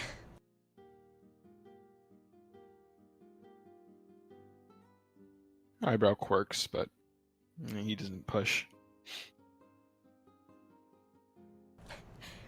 Though I do gotta ask, perhaps it is just me being optimistic, but at the very least, if the lot of you do come to see that I'm performing somewhere, might I be able to get you to try to stop by?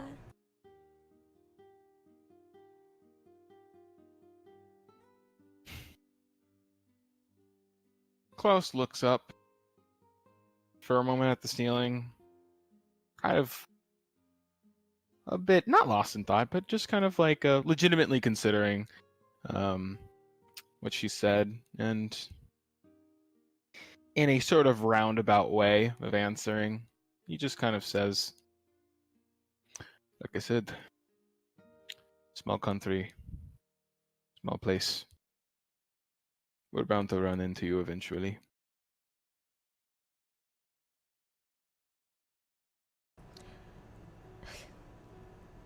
And, might I be a little selfish and maybe make a small request? Feel free to turn it down, of course. For a moment, he like gives a small sigh through the nose, and that would be... Are you much of a writer, Klaus?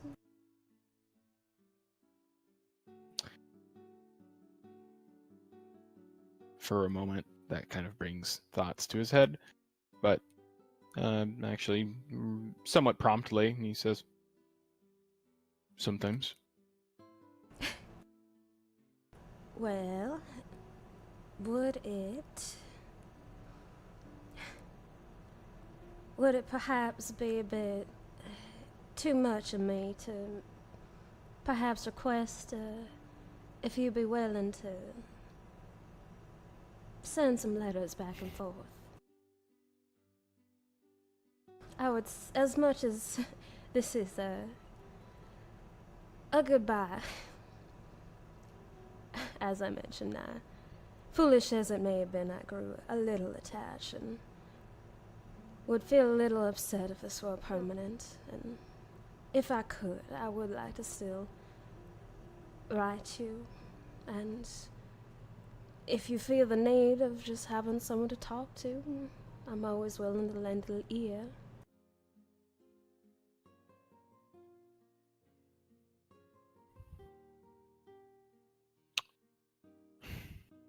He kind of like sits there kind of staring a bit at the floor, but eventually his eyes meet with hers as his expression from before, it was very much pained, like, yeah, again, he had just stood up after a moment of inactivity that locks up your joints and it just fucks up everything, but after a moment he reaches a point of half pain, half relaxation on the wall as his eyes turn lax for a small bit, and he kind of looks over at her, and then with almost a half roll of the eye, he's just,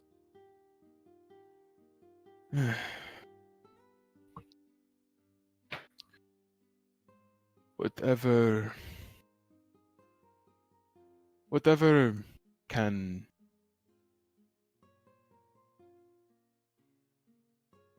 things to come through. So, in the event that something particularly interesting happens, I could detail some things about it.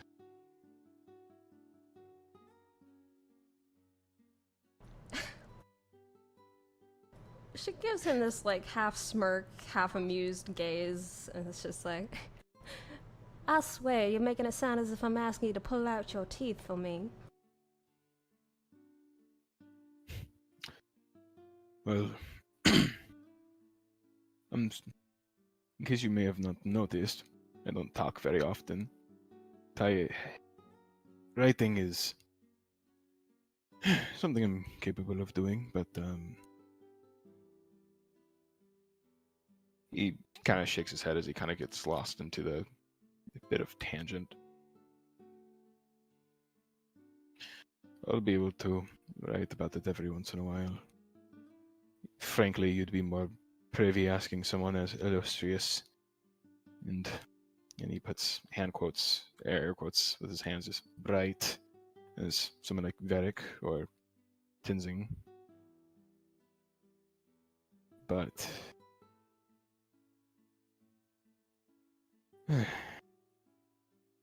just don't expect too much, I suppose.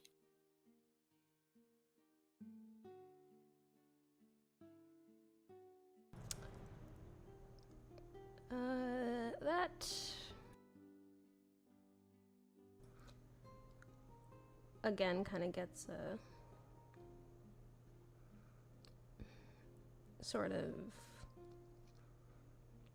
her smile turns to one that's like a little more somber. She sort of looks off to the side again, and it's just like,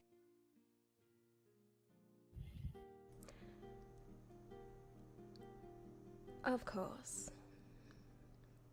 But, you know, Klaus, with whatever happened with what y'all got up to, I hope you come across something nice again that puts you in the spirits of when you first arrived at the Malil.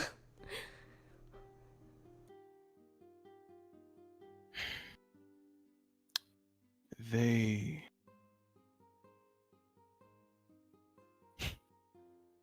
I admit, as far as things go, I admit, there's one thing I can tell you. I'm more than ready to get off of this fucking island. But not just because of what I've seen from myself, my own personal experiences. I'm speaking more so from what I've seen it do to the rest of them as well. I think getting off of the island will be better for the lot of them, because he kind of like thinks about it for a bit. I do believe Varric maybe have told you, but he particularly took it worst, I think, out of the rest of us, and while I'm sure he's as chipper as he always is after any type of bad thing happens, he most definitely, out of I think the rest of us, is one of those who need to get off the fucking place the most. I swear, give him a day or two and he'll go fucking crazy. that actually gets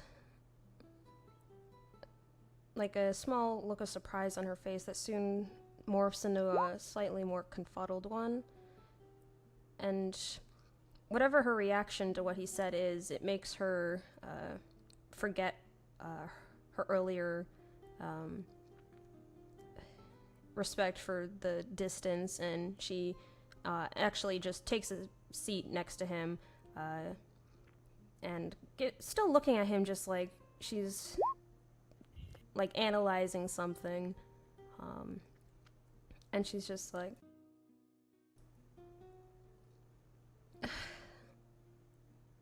you know, Klaus, I ain't gonna tell you that you shouldn't be worrying about your companions or not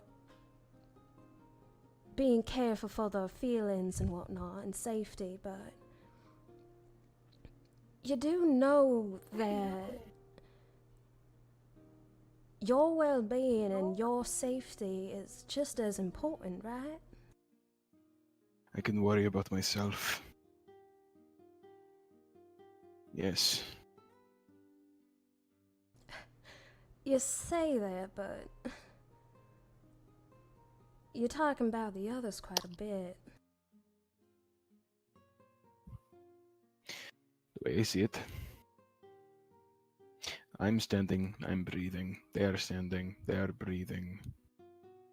The only one who deserves any type of special attention would be Six, who is not doing the former, but fortunately is still doing the latter.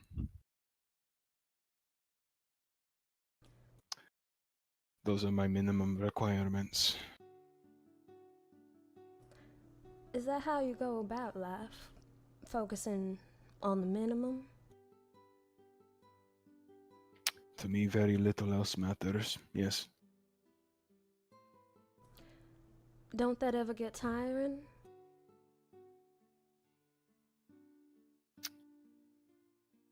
Well, surviving isn't supposed to be something that's enjoyable. It's something that should be done, regardless of how you feel about it. I'm sure for the others who are more so used to living, like Varric, this has been an absolute hell, but again, another laugh, but with no humor behind it, kind of comes from him. Yeah. He's taking this the absolute hardest. But this is...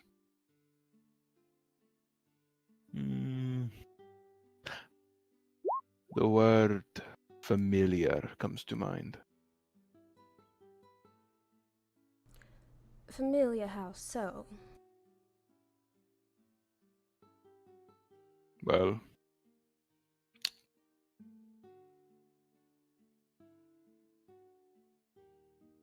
he thinks about it for a moment. and actually while he's kind of distracted talking, she's keeping her attention on him, but for a moment kind of her hands go off to the side to fiddle with her bag, and she pulls out a small container. It again looks similar to the one that had the stuff for the burns inside, but this one it's a different color.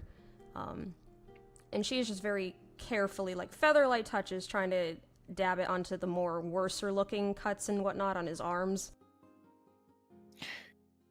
I will say that at first, when she does that, very quickly, his hand almost seizes for his blade on his right. His left kind of reaches for his right wrist as he's about to pull one out, but seeing that it is not anything other than that, the tenseness from his body leaves as he almost looks back towards the empty space in front of him as if that didn't even happen.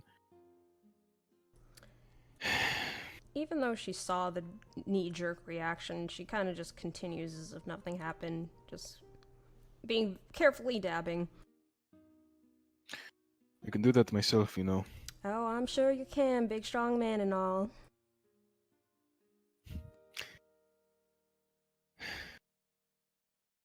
He kind of like throws a hand up, kind of in a more or less a kind of way of defeat. But oh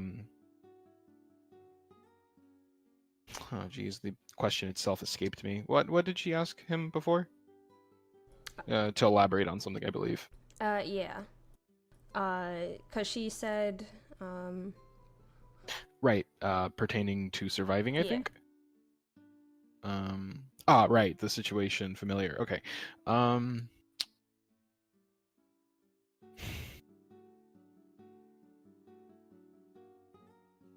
Well, blood isn't the first time that I've ever dealt with it near death. It's not the first time. I don't know why I have to tell you this. And he kind of like lets his arms out by his sides, and you can see the slashes from extremities to more closer to vital areas on his body. still very carefully dabbing, letting him talk. Okay. But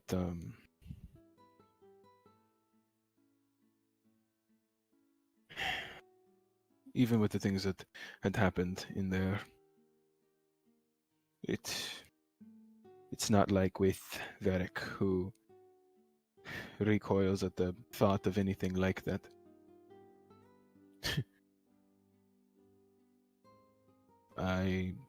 It's just, I'm used to things like this by now, so I'm not as heavily affected. Aches and pains and other things. It's just white noise. Nothing to pay attention to unless it's actively killing me. Again, dabbing her fingers in the container and then continuing to tend to the worst of it.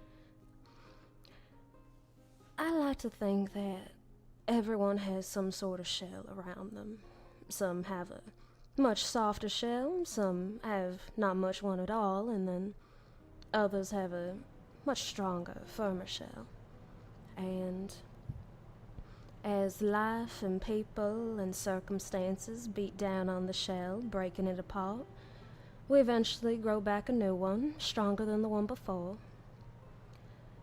And as it happens again and again, over and over, we keep building stronger and stronger shells. Eventually, we are always going to come across something that will beat down the one we thought was stronger than the previous. Everything can get beaten down at some point, and when it is only you there to pick it all up and tape it back on, hoping that it's stronger this time like you did all the previous times, it's difficult.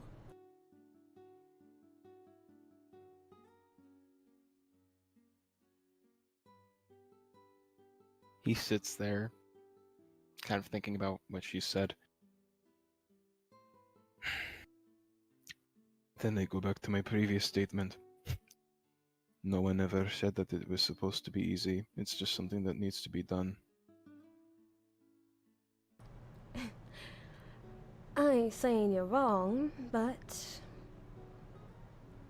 doing it alone and doing it with the help of others are two entirely different things.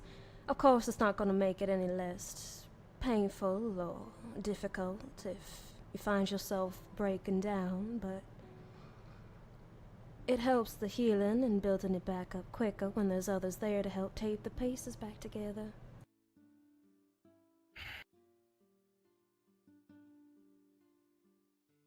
For almost a bit absent-mindedly, as she says that almost immediately after she finishes that, he just kind of says, "And why would anyone do that? When they could be busy minding their own." Because that's what humanity is. We worry when we shouldn't, we stress over others when we should be more worried about ourselves. It's... Stupid. I suppose you could call it that, yes, but it's fulfilling in a way. It's... And as she's dabbing at one particular scratch again, she kind of looks at it and looks at the way that the medicine settles into his skin. A sort of half-amused smile, more at herself, appearing on her expression. We do it because, well, despite our best efforts, we can't help but care.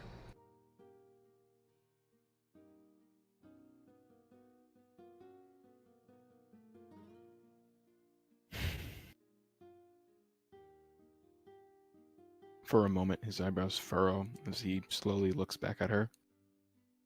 And what is that supposed to mean? It means that's all the reasoning some of us need. And, Glances away from the cut to look at him. just knowing that the other person is healthy, safe, healthy is all that we want, or is what makes us feel all those things.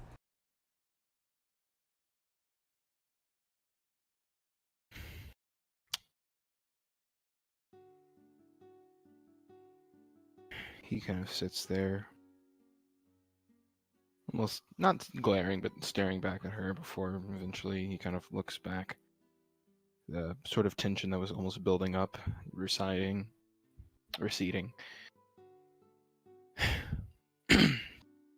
Well, I'm sure, maybe. I mean, I can't contradict my own philosophies. Everything happens for a reason, and I'm sure that whatever, yeah, whether real or fake altruistic reason as to why people do the way that they do, it works for some people, but, well, just not too long ago, you had someone hurt, something very, very important to you. I'm sure you understand the dangers of others. I don't need to explain myself even right now, but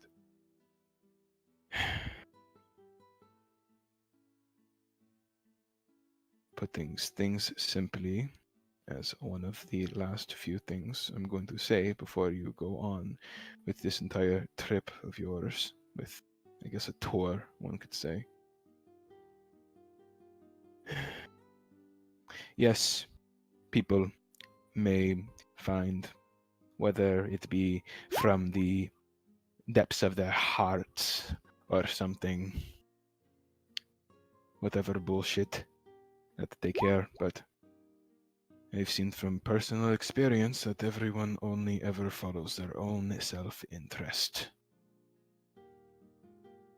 People lie in order for others to not be hurt, but in reality, they are protecting themselves from having to see the other ones hurt. People lie, people cheat, people steal. Everything that anybody else does. I'd say that there is a distinction between life and survival. But really, no matter what it is, at the end of the day, we're all looking out for ourselves. Some people are just not great at being honest with themselves at that. I say screw it to the entire altruistic ideal of it all. If you're going to do anything for anybody, might as well scratch your own back while you do it. She gives a thoughtful hum at that, pausing what she's doing to carefully rest her hand on his shoulder and said, And who's to say that you can't do both? Immediately at that,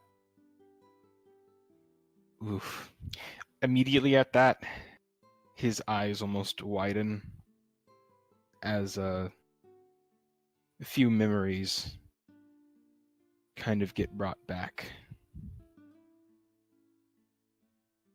Before, rather abruptly, he kind of stands up, looking over at Nadine with this weird concoction of fear, sadness, but more poignantly on his face, anger. Thank you for the medicine, but I think you should go.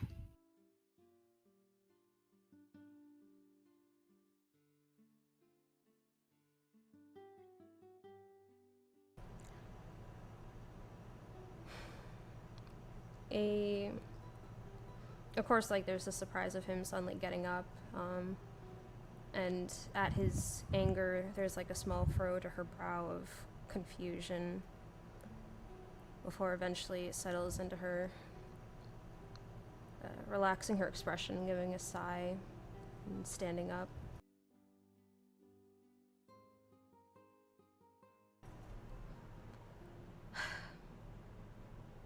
All right. But she looks at him. There's a look of firmness to her eyes as she stares at him. Moving, she goes to cap the medicine and set it on top of the wooden stand, and it's just like, and then turns to him again, arching a brow. I, of course, can't go forcing my way of thinking onto no one, and I don't plan to.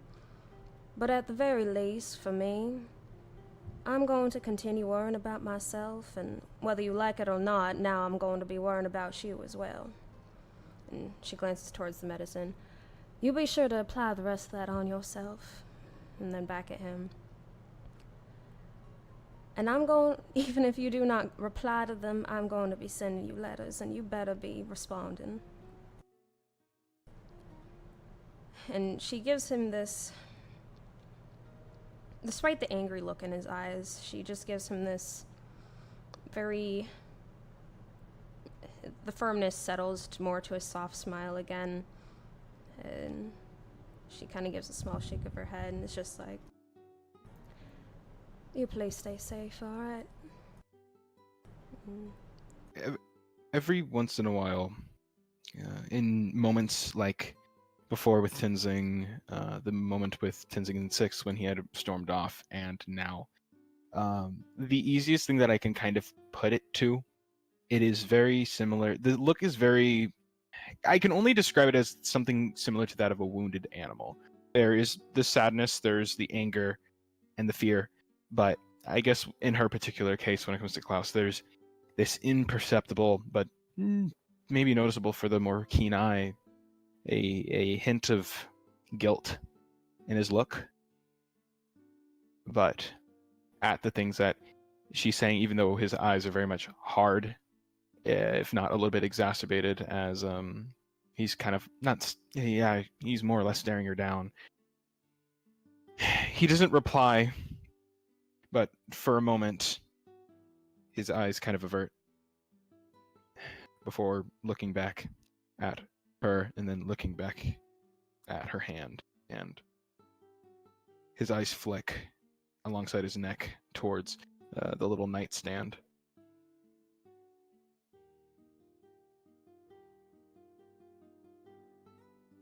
As his breathing is frankly heavy, but I almost want to say that it's a cross-up between sudden, kind of a bit of an attack that he feels on his mind, but also standing up so suddenly with his kind of broken up body did not do very well for him, I don't think.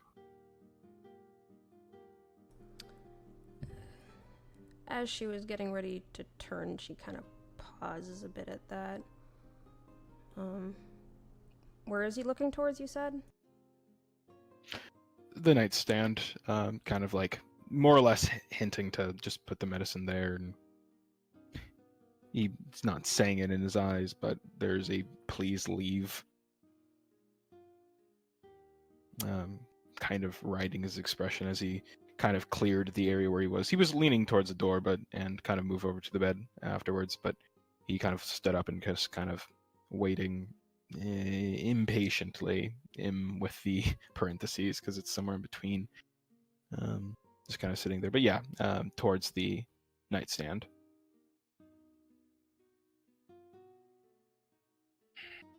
as now, after that, he kind of averts his eyes again and tries to internally regain his composure.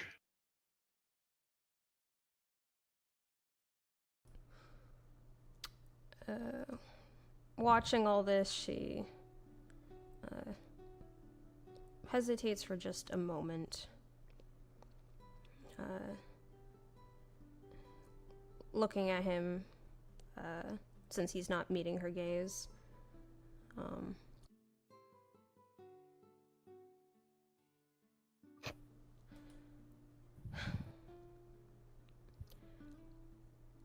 You be sure to get some good sleep, alright, honey?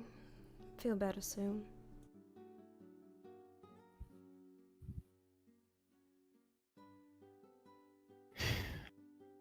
He just releases a sigh as he moves for the door to kind of open it for her.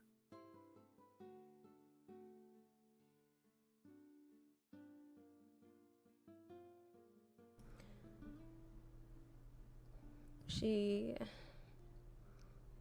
gives a slightly exasperate look, small roll of her eyes, and then again another nodding of understanding. Heading over, and while passing by, she, like, very, very briefly, brings her hand up to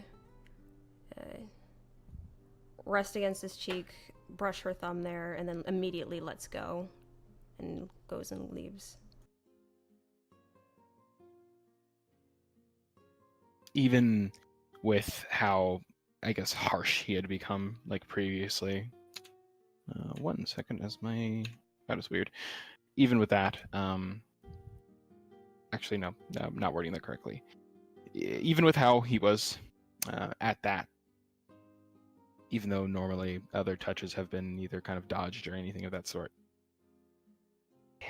as if an invisible force was keeping him, she manages to get away with the touch as his hands kind of wrap against his thigh, that are kind of like laying at his sides, and before bringing them back up to his chest and folding them.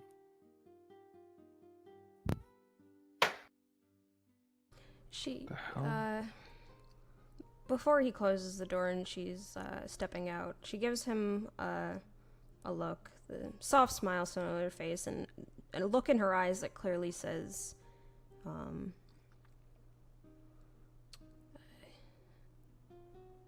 like, how do I even describe it? Like, there's no hard feelings on my end, it's okay. And then turning her head away and walking.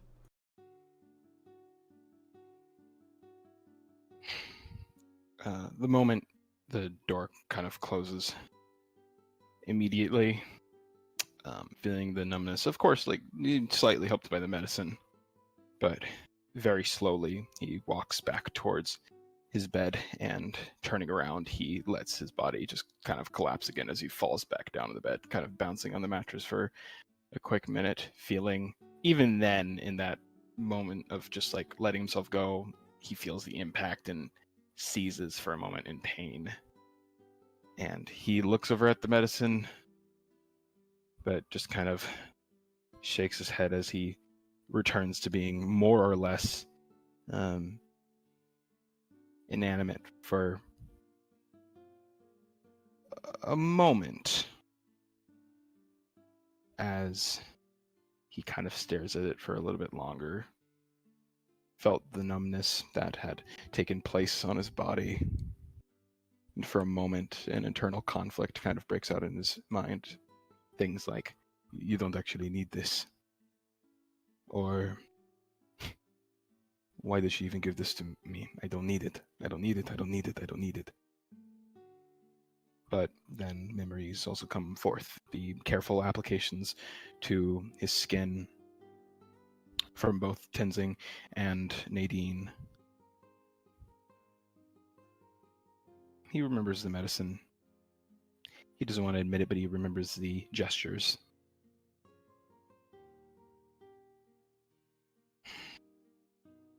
and painstakingly he reaches over for his nightstand and taking off the bit of a cap at the top, and he takes 3 fingers to kind of scrub some out before he reaches around on his right shoulder blade with his left hand and applies it carefully in an area that particularly hurt, as basically since he had left there, his right arm had just been twitching more or less, somewhat uncontrollably, and he feels his nerves soothe as he just gives this sigh of both pain and relief.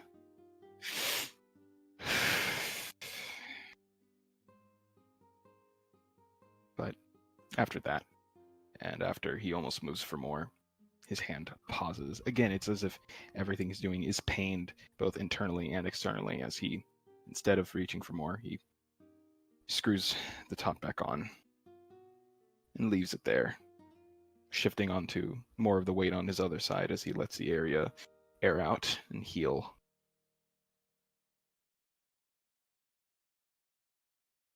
And I think that's it. Alrighty. While that is happening, out in the hallway, before she goes to meet with the others, she gets up to something for a short bit, and then she will leave to meet with the others. And we will swap over. Okay. Jeez. That's gonna be fun to talk about later. Oh, man. Alright, off we go. Thank you. No problem. Oh, wait. Actually, you're gonna have to drag me because my thing's being Sure weird. thing, I don't sure know thing. why. Okay, I just stopped and started, so we have a cutoff point. Go. Okay.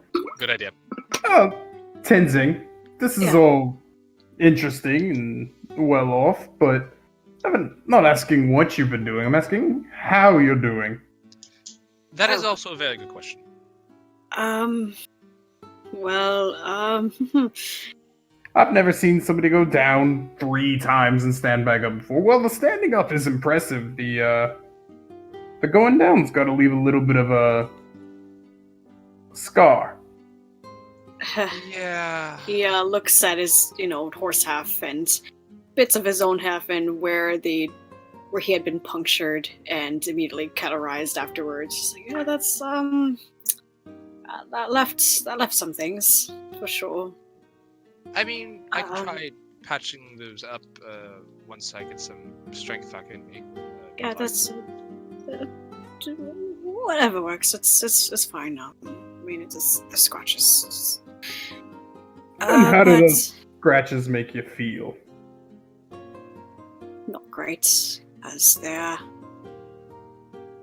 similar, Crimson, of how you're feeling about the battle. I mean, you did fucking amazing. Oh wait, does he even know about this? Is this meta?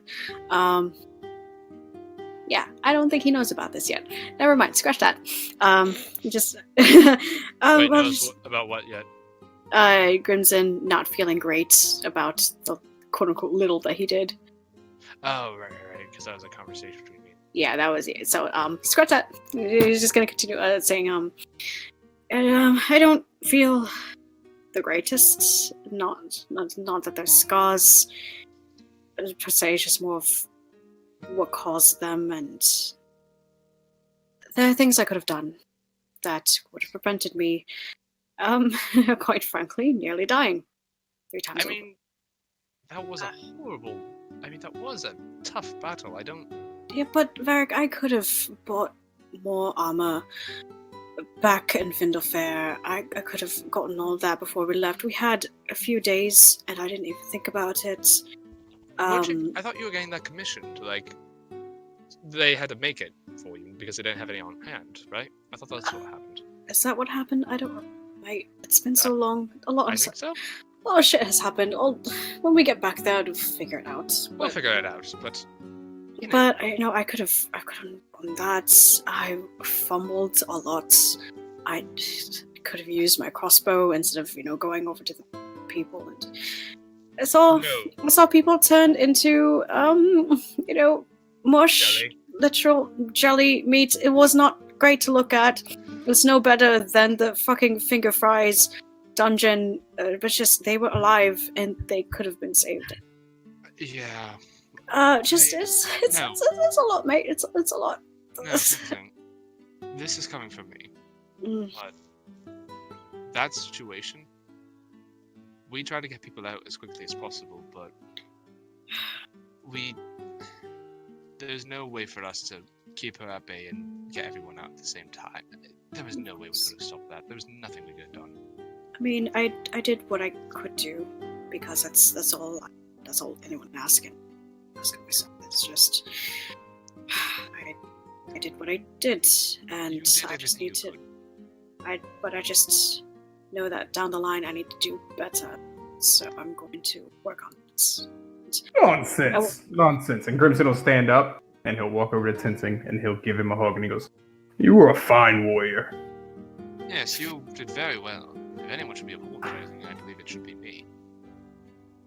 Tenzing is surprised by the hug, but gives a little smirk and leans his head in and gives them a full embrace in return. I just want you to know it's warm AF. Yeah, I can feel it, mate. I'm ready to pass out right fucking here. I could cool that down for you if you'd like. Is that a thing you could do?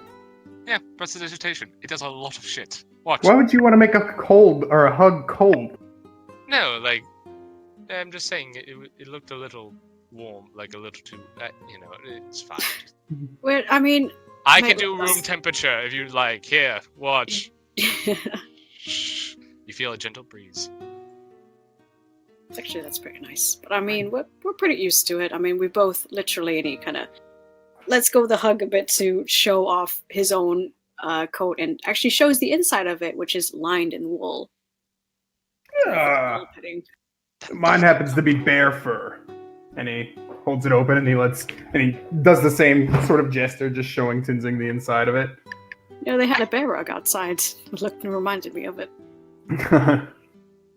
Yeah, how did you feel about that, by the way, the bear rug? Yeah. I mean, you're giving your bear self in always in one. Huh? I'm not going to expand on that. Never mind. Ignore me. Grey Manor is covered in bear rugs, bear pelts, bear furniture. Oh, well in that case, I would like to give you a gift. Can I see the bag of holding? You're not going to take my pie, are you? I will not take your pie. Or the candy that you have left. Alright. And Varric will go into the bag of holding and pull out this pristine polar bear pelt. Ah, where did you get that? Where the hell did you get that? I don't remember. What? Let's just say I have my sources. Anyway, here. Did you kill it? Yes. Roll that insight. Also, Tenzing doesn't have to roll. He can smell the bullshit. He can smell the bullshit. Varric is the master of deception. Oh, yeah, except when you nat 1, which is so appropriate. Yep. Yes. Mm-hmm. I totally killed it. Wow, I'm so impressed, mate. Well, then you should wear it. And Grimson will grab it and he will tie it in a way that Varric can wear it. No. So he collapses onto the ground. There you go, wear it with pride. Between the axe and the bear cloak, we're making a fine Oh, that's right. You know, I remembered. Now that Varric, I just noticed you have an axe, and Grimson, you have an axe. And then Tenzing, realizing that he has 5, he has 5 weapons on him, takes out his own hand axe, ignoring the searing pain. Look at this, we're all axe buddies. Oh.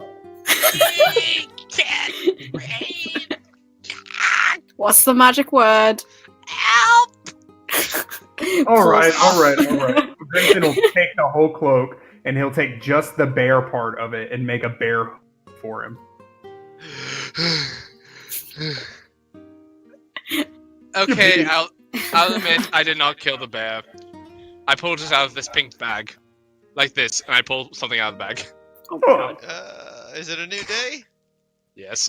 You're gonna want to wait for Nikki for that, because she'll want to see the results. Oh yeah. This is where we get fireballed. Let me put this in the notes. Varric pulled shit out of the pink bag. Nikki will want to be here for that, because so many things can happen. Well, we'll just pretend he does it afterwards. Yeah. Well, if none of us killed it, then it's quite dishonorable to wear it. Not yank I the do little have hat off something your head. that you might like. I apologize. Here. Oh, that looks cute on you, mate. It's a little hat. You look like a wolf now. Oh.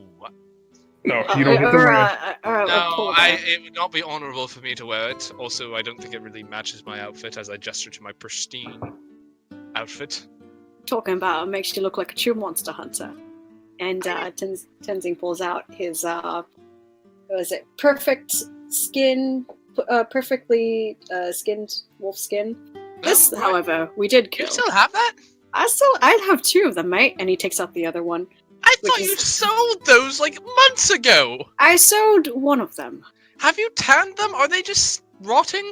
They tanned them, mate, all overnight. We've had this conversation before. Tenzing did take. Okay. You still have those? I'm not a fucking Kovacs who walks around with a dead face in his bag. I tanned this. Fair, but still. I thought you sold those ages ago. I sold one of them. Oh. And I tried to barter off the other ones, but that didn't really work. But, I mean, this is... I kept them just because if we need, emergency blankets or whatever, if emergency money, if such happens, so... That's not a bad idea. That's a pretty good idea, actually. Yeah. Yes. But I mean, Grimson, if you want one of these as well. I didn't earn them. I can't take them. Actually, Grimson, would you like to see the last terrible beast we slew? Why not? Alright, and I will pull out a painting, and Tenzing, you would recognize this as the battle we had with that horrible, multi-body monstrosity. He looks the other way because sorry, mate. I'm not gonna look at that. Not looking. Fair enough. Which one of you brought this down? It was a group effort. Actually, group effort, and then someone had the last kill. Unfortunately, sorry, Varric. Yeah, I'm fine. I'm perfectly fine. No, but it was our fallen comrade who got the last shot on that beast. It's actually kind of funny when I think about it, because he ran all the way through the entire dungeon, which we had gone through already, and a little cavern area that we've been through, and he ran all the way just to have the last shot. It's actually pretty badass. Yeah, he was able to use... he was assisted by spirits who would be able to scout the place out for us, and he could sort of act through them in a way, but in the end he came by in person to help out at the last moment. Tenzing does a finger gun with this. Actually, when Tenzing does the finger gun, I will minor illusion a little Eldritch Blast. Oh my god. Freaks out for a second because like, oh god. This is why we banned it. Never mind, this is why we banned it. Tenzing, go magical. I'm magical. Try again. Alright. Points at the wall away from them. Right. Ready. Do it. And pew. I will. This time they'll just be bubbles. Sweet. Pops out the bubbles. One of those seems a bit more useful than the other one. Yes, you might need to work on your form. Spells are very particular in how they work. Oh yes, all these spell slot talks and whatnot. Well, actually, after watching the lot of you do all these magic-y things and healing and such, I've actually kind of considered maybe looking into that. Just looks useful. Your fighting style is similar to mine. I can teach you a few tricks too. Huh. That's right. You do a bit of both, actually. Right? Yeah, a little this, little that, but yeah, I can perform a few tricks, so to say. Huh. It is quite impressive the things you can do. You took that bolt of lightning like a champion. You really did. Funny It terrified me, but that I learned. My father used to make me stand on the very precipice of the mountain in light and thunderstorms. oh no. Holy shit!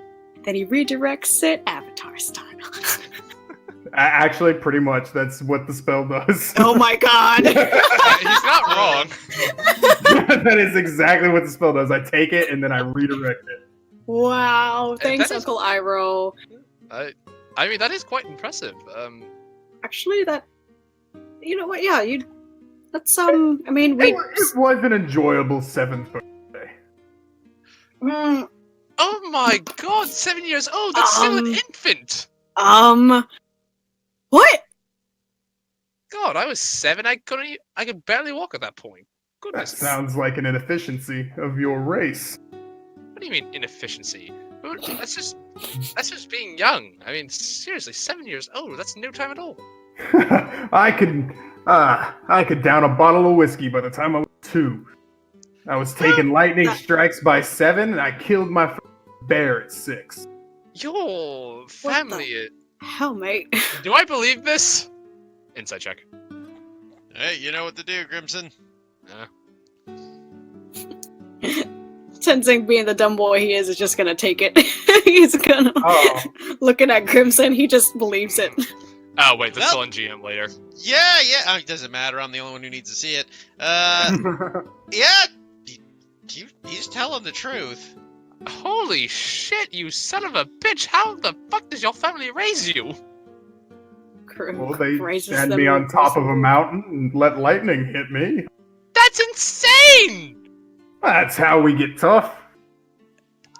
How are you not dead? Oh, well, my mother would bathe me in wine so that my skin would toughen. Is that a thing? Is that a thing? That's actually a real thing, yes. That's what the Spartans did to their children. They bathed them in wine. Yeah. I wonder if someone we know does the same. I see. When I was like 7, I was still learning how to walk. Well, I was just running around herding sheep at best, but I mean. Yeah. Oh, that's right. That's right. I forget your races don't. Yeah, you guys age As soon a lot as- faster. As soon as we get out, we're already walking. Oh my god, really? I mean, look at, like, for example, deer and such, you know, they get out, they wobble a bit, and then off they go. And as much as I get the shit for being compared to horses, unfortunately, it is similar. As soon as they come out, they're also walking immediately. Wait, don't horses lick the placenta off their young? Listen, we're not horses, exactly. Fuck off. Listen, that was me being legitimately curious. You're the one who reads the books, you can figure that out yourself.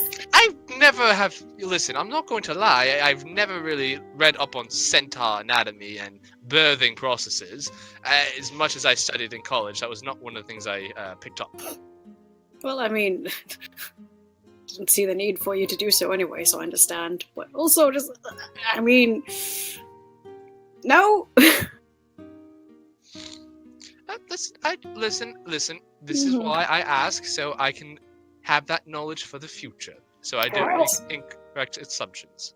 Vic, maybe you could answer a question for me. But if you spend the first 7 years of your life crawling, and you're probably much smaller than you are now, yeah. How is your kind not eaten by birds before you get... Because my people are, first off, my people are quite well equipped to be, shall we say, well acquainted with that of animals, at least that of the smaller variety. I'm not talking about sparrows. Sparrows aren't going to eat children, but like a hawk. Gripson, you acting as if, like, Varric grew up in the plains, in the open fields, and a magpie was gonna take a fetus. Right. I would not fuck with a magpie. I've fought with them before. Well, yeah, they're awful. They come in like, little formations. What's a sometimes by magpie? themselves. It's a bird. Oh. But anyway, no, well, first off, my people are fairly well equipped to handle naturey things. Not to mention, we have a few tricks up our sleeve as our own, as I will just minor illusion, just like a little, just like a rock to kind of cover me, to give me cover. See? We have all sorts of little tricks up our sleeves. Like I said, I am small, but my words carry far. What is this, whatever spell you've been using? Literally, he just makes fun of the enemy, and then suddenly they're hurting physically. Oh, yeah, I could, like, you know that saying, like, sticks and stones may break my bones, but words would never hurt me? My words can hurt me. Yeah, I've noticed. You can also make them laugh. Fall to the ground, and you can't... Oh, well, that's just because I'm funny. There's no magic there. Mm-hmm. Sure, mate, sure. I mean, sometimes yes, but also, No, I mean, listen. Mr. Grimson, sorry. Gosh, darn it, I am so sorry. Like, in all truth and honesty, that is me as a player doing that, not that is much as a problem for me as is for Varric. Crimson, it's just, I do have a question for you, though. I might have an answer. You seem to be very prideful as a warrior. What do you think of those who use the arcane rather than a, solid blade? Honestly, I was taught the blade's the most honorable way to fight, but there's no wrong way to hunt a prey. Alright, just sort of a tools at your disposal sort of thing. Yeah, as long as you're willing to hunt and fight, Do you think we'll have to fight again? I'd hope so. Probably. Alright. But I do want to say thank you, you two. You've definitely made me feel a bit better. Oh, Grimson, I don't think I've shown you this. Would you like to see my father's legacy? I'd be happy to. Alright, and I just want to make this clear. Please don't touch it. I know it looks amazing, but it is very much... Please do not touch. Yeah, I was pretty close to touching it. I really wanted to, but I didn't, because I know. Yeah, so... Just making sure that everything's on, just... Please say to me you will not touch this painting. I won't touch the painting. Alright, thank you. Just, I need to hear that. This is very delicate and valuable things to me. Tenzing does a Will Smith pose as Varric really reveals. Varric will pull out his painting. And you see this beautiful mountain range unfold before you at the crack of dawn, where the mountains themselves kind of have this blue hue against this like sort of orange pink like backdrop as the sun begins to rise just above the mountain ranges. And you see like a sort of fog kind of like at the base of each of these mountains, and just a little bit of snow on top of each of them, with just this beautiful clear sky in the background. And it is a very immaculate and very fantastic painting.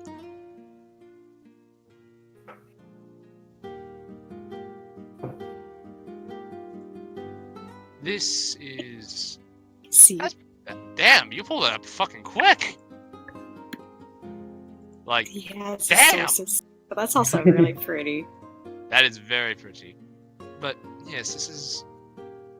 Somebody just wrote the word C on there, though. I know, that's what I said first. See, this is like, it's not done, but pretend it's there. The way I was looking at it, I thought it was fog, because he said there was fog at the bottom. I did not realize that somebody just didn't finish that. They were As just an like, artist myself, I can fucking relate.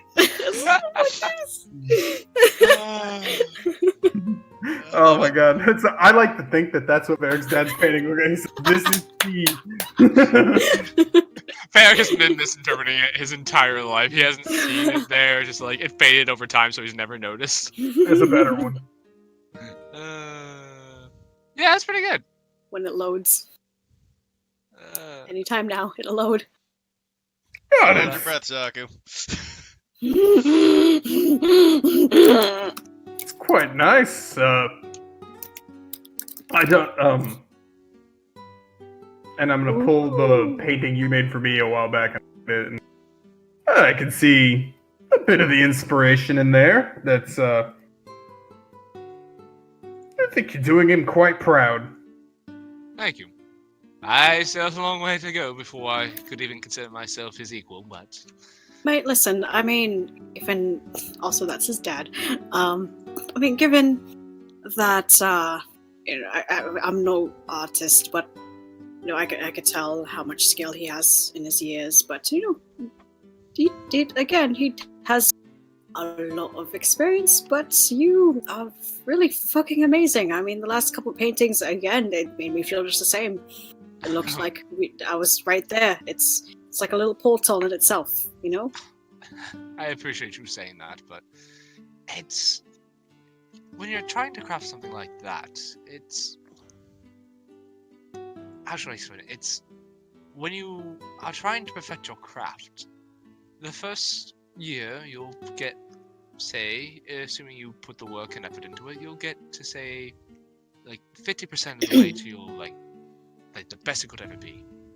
You put in another year and you get, say, 15% better. Put in another year, 7% better, and another, and so on and so forth. And it's really, you spend a lifetime working to get that last, like, fraction of a percent. And that's what makes the difference. It's that last fraction. So I could be, like, say, 90% of the way as well as my father does, but it's that last 10% that makes all the difference. That takes a lifetime to get to. The final touches to make it perfect. Yes. And I find that's quite true with everything. Same with music, same with, you know, poetry, dance, song, just any way of expression. Like, I know a smith spends a lifetime crafting their masterpiece. I'm sure if Scar were here, he'd agree. And I'm sure you, Grims and Tenzing, probably understand as warriors that, you know, what makes the difference between, say, a man who's never been defeated and a man who's, you know, still learning is just that little bit, that little extra little bit. I mean, sort of. Fighting can be a bit different. It can come down to a lucky swing in that case. I suppose you're right, but in that case, but you still get the point I'm trying to make. Yeah, I mean, in the end, we are still crafting ourselves, I suppose. You know, when I was first starting off, I certainly didn't make a whole lot of. My swings weren't always that great. When you were first starting off. Fuck off! I'm getting a rematch. No, I'm gonna pull out that painting that Vera gave me again of me kicking your ass. First off, I'm gonna fucking burn that. Just you wait, Derek. I'm gonna rummage through your bag and I'm going to burn it. I'm going to ask Scar personally to make a bonfire for me. You do not destroy my work. I put every bit. Listen, I put a little bit of myself into everything I do. All right, including those paintings. You wouldn't want to destroy a little bit of me, would you? It's just a little bit off your back. It's not the worst. Now, listen, I already lost enough off my back today. I'd like to have that painting stay. Also, speaking of, looks at Crimson. I'd be honored once you become the Grey if you would hang that up in your manor. Not this one, but anything else. Oh no, this one absolutely. I want this. No, first fuck thing that. when they walk in. We are getting a rematch. Loading. Oh my god! Are you finding these things? Damn, Dylan is fucking quick on the He's draw. on a fucking roll. Anyway, but Yeah, if the manor becomes mine, when the manor becomes mine, I'll put it right above the fireplace. I would be honored. I support you, mate. I just wish it was another painting, so we'll see about that. You'll have more down the line, because this guy is always sketching something. Oh, Yeah. absolutely. How Listen, many sketches can you make of me kicking Tenzing's ass? Not a lot if they don't happen. I mean, considering his morphology and yours, I can think of a lot of really interesting positions you two could be in. Like, he could be, like, buckling down on his front legs while you hold an axe above him, fiercely and whatnot. I like that. We could have you literally kicking him in the balls. No. Tenzing goes over to... Oh my god! We could also say... Oh, I know, like, you in your bear form could be, like, picking him up by, like, his horseback and just be, like, sort of, like, holding him up like you're about to, like, break him over your knee and just be, like, what? And just asking him, like, what will break first? Your spirit or your back?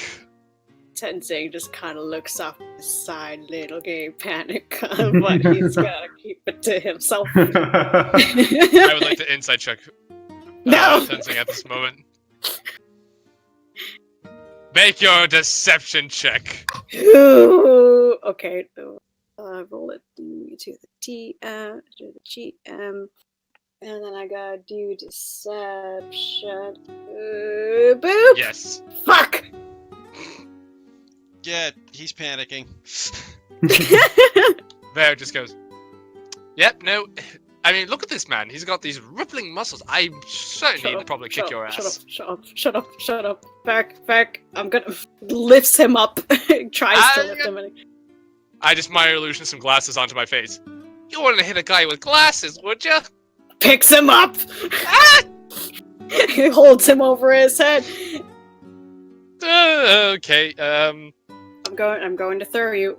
Hey, Grimson, you want to play catch? Toss the little guy here. Throws him. Athletics check.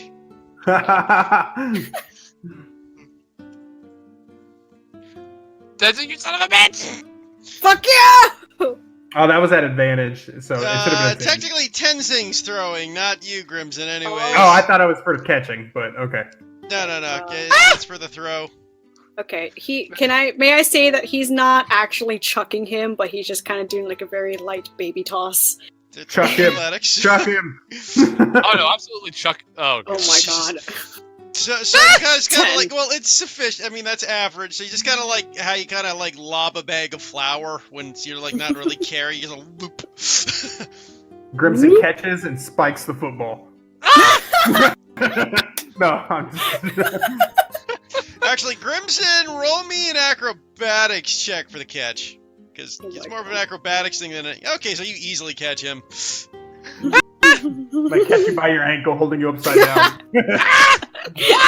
Chris Hemsworth holding his child by the ankle. Why? There you go. You're not gonna mess with me anymore, are you? I mean, he's holding me right now. I can mess with you all I want. And from this angle, ooh, that could be interesting. What if he were laying like on his horseback while you just kind of like had a boot on his stomach? What if? How about this? And Varric, I might be willing to commission you for this. Oh god. Me wearing a horse cloak. Ooh, I like it. Do you want that in your your shifted form or your regular form? Yeah, just a bear and a horse hood. Like just an actual bear or you bear? Me bear. Okay, I can see it. For that, now are you looking for like a really nice, finely done painting, or are you looking just for a horse?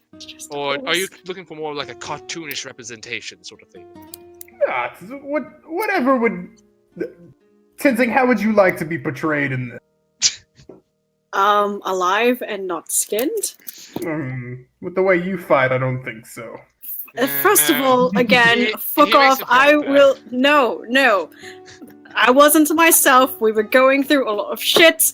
Okay, we are having a rematch. You're on. And boy. I'm gonna drop Varric. Drop and lightly put down. So he said drop, so drop for it. fun, roll me an acrobatics, Varric. You son of a bitch! Don't you dare! Well, I'm immediately charging Tenzing after this, so. Okay, so yeah, you land nimbly. You guys can roll initiative. Wait, fuck, wait, not here! Yeah, it ends up. He probably Violence! just ends up getting No violence on the tackled. island! Oh my god. I guess this is happening. Okay. Where's this token? I can just imagine. Hey like, guys, we've on had a the short other. rest. I got my bardic inspiration back, and I'll just say, Okay. Sorry about that. Nope. oh my god, you 140. We raised 147. Varric will say as he's being dropped, I have faith in you, Mr. Crimson, and I'll give you a bardic inspiration. What the hell? Why are you giving him the help? So Because I can. Tenzing, And you he go didn't toss me like a first. baby. You would see Grimson charging you. Oh god, okay. Where the Tenzing is going to open the door where he's about to run through. Like he's backing up, opens door and hopes that Crimson Do you have runs that through. much mobility in a small inn room? Listen! Yeah, I'm gonna have to say, how do you back up and open a door as a horse? Yeah, that's true. I guess I should ask first, where are they in positions of the room? Let us say, you know what? Give me 2 seconds, guys. Okay. They're I gonna get see it. the map has changed I was over, about to and say, they're seeing initiative rolls. I was also gonna say, like, what if they're just in another nearby room and they just hear all this clattering going on? And just like, what I the fuck? really am hoping that Varric at some point in the night hears just like the end of their talk. I say in air quotes, just be like, and just feel that little tinge, just like pride as he's like, "You're an asshole, but I still helped you get laid. You owe me a favor." I'm in this kind of rustling, but I mean, if we end up hearing that too. And if I can learn a high enough level enchantment, anything's possible. Have you guys noticed that, by the way, like, necromancy is not the worst school of magic. Enchantment is. Oh, necromancy is one of the best schools of enchantment if you freaking got a DM that lets you have an army of undead with you. No, Also- I meant in terms of morality. Like, I'll enchantment be is right the back. least... Okay. Yeah, keep going though. Enchantment is the least moral out of all the magical schools. Well, I play a necromancer who's not evil, and honestly, necromancy's only evil if you believe that the body is sacred after death. Oh god, no. Because otherwise, there's really nothing wrong with it. You're just recycling an old corpse to do something. It's environmentally friendly. Yeah, no, like, I had an adventure planned out for, like, a first level party. They're like, so they're, you know, it's for, like, a seasoned adventuring group who, like, hear of, like, a necromancer, like, in a tomb, like, a cleric, like, approaches them. It's like, hey, we're getting some dark energies from this, like, you know, crypt. Can you go take a look at that and put an end to it? We're afraid it's, like, necromancy. And then, like, when they go, they see, like, zombies and skeletons outside, but instead of, like, holding weapons and wearing armor, they're just, like, wearing, like, overalls and just have, like, buckets of paint and are just, like, spraying the place up, you know what I mean? Like, laying down some new brick, you know, painting the mausoleum a bit, you know, like, the works. And then they just, like, they don't bother the players at all. And, like, if they go down into it, they'll just see, like, just a desk with a woman who just, like, kind of looks like one of those bitch secretaries who are just like, hello, please enter your name in the logbook. I'm assuming you're here for the 2:15 appointment. And the players go, yes. Hold on 1 minute, sir. And then she'll just, like, pull up this, like this brass, like, tube and just, like, talk into it and be like, sir, your 2:15 is here. Should I let them in? And then they just hear a voice go, Why, yes, of course! Please, send them back! I'd love to speak with them. They are so going to love this new idea. Right away, sir. And then they're just led to go talk to the necromancer. Just be like, hiya, fellows. Welcome to my home little place. I'm here in terms of undead work. Well, the undead work for you. Yeah, my necromancer actually I built was his concept was building a bar run by the undead so he could save on costs. Well, that's this guy's whole spiel too. Is like, listen, these guys aren't good for like, finer tasks, but like in terms of like setting roads, just sort of like doing like the menial work, like the laboring jobs, like just setting roads, farming, doing stuff like that. Just be like, they got a lot of potential there.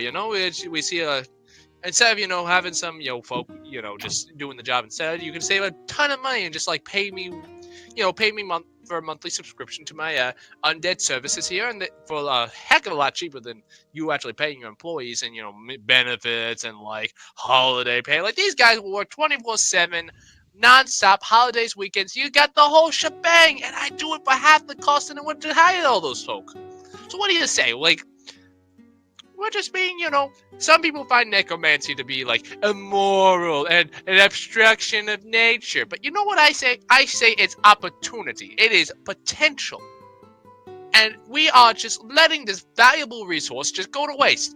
I think that is the worst crime of all. Wastefulness. So you know what I say? I say we do our best to make the world a better place. And the way we do that? We recycle. All right, we reuse resources when we can, and you know what? This is one of the best resources we got is cheap, affordable labor. Yep, Hey, Michael. exactly how Victor looks at it. Okay, guys. Yes, Dylan. I was gonna say, shut up. All right, fine. I'll just go take a piss. I'll be right back. Is everybody gone now? We gotta wait for Zaka to get back. Yeah, you know what? Now I'm gonna get some snacks too. I'll be back with some cookies to munch on. Oh, man. How you doing today, Dylan? I'm alright, man. Not looking forward to work tomorrow, but other than that, it's all good. Oh, I bet. What about you, dude? Not bad. I'll be leaving a little early next week's game because I got my staff Christmas party to go to. Oh, shit. But Nothing says fun like corporate Christmas. Well, corporate's a little extreme in my place because I literally own it's a family restaurant owned by my brother and sister-in-law. Oh, okay, yeah, that's actually probably is. Hello. Yeah. Hey, Zaku, you're back. Perfect. Hey, yeah, Let's I'm back. Okay. get the rumble ready. The room is built. Woo! There's your Alright. positioning. Hold on. Let's see. Your connection to the server has been interrupted. Okay, I guess I'll. Let me reload. I'm sure right now Nikki is wondering what the hell is happening, but Oh my fucking god, guys, I just realized I can move the turtle on my things, not in the way of the fucking map. I have been on Roll20 for about 2 years now, and I have just now fucking realized that. Wait, what did you realize? That you can move around on? Yeah, if you click the turn order, you can move it. wow, you just that's hilarious. It's always been in the way. And I'm just like, well, I guess I can't see that part of the map. Wait. Oh, you didn't know you can just like move? You can just like shift it over? Oh, yeah. There's no fucking clue. Amazing. Congratulations.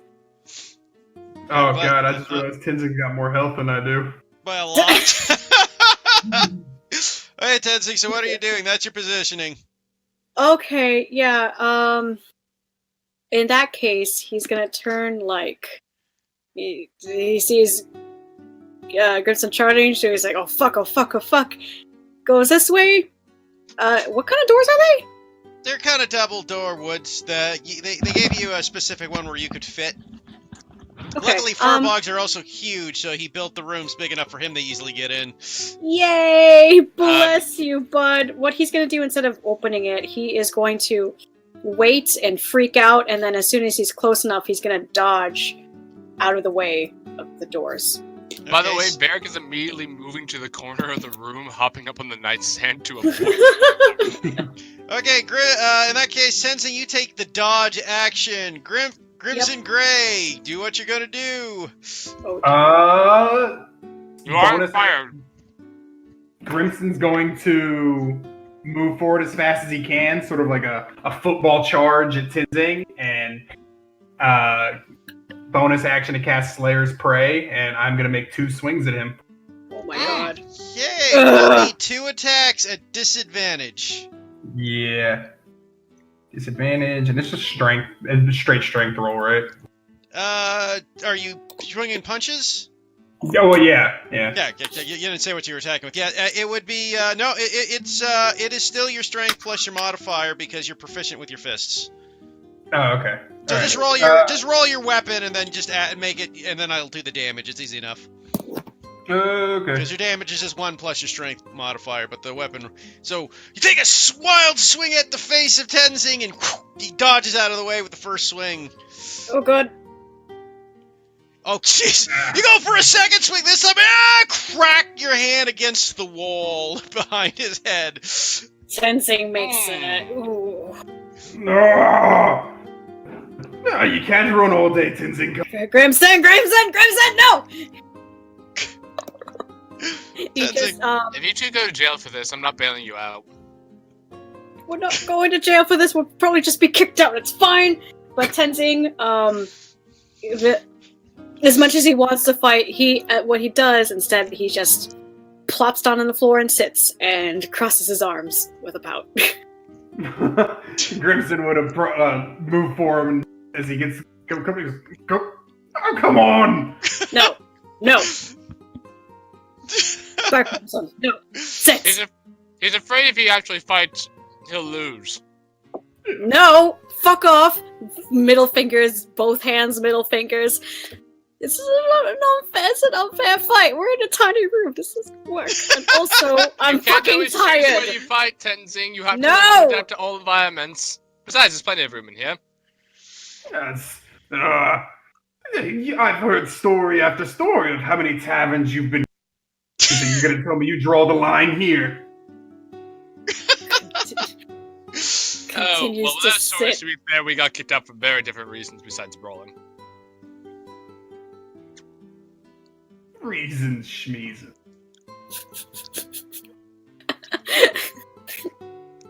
If we're going to fight, we're going to be in the open.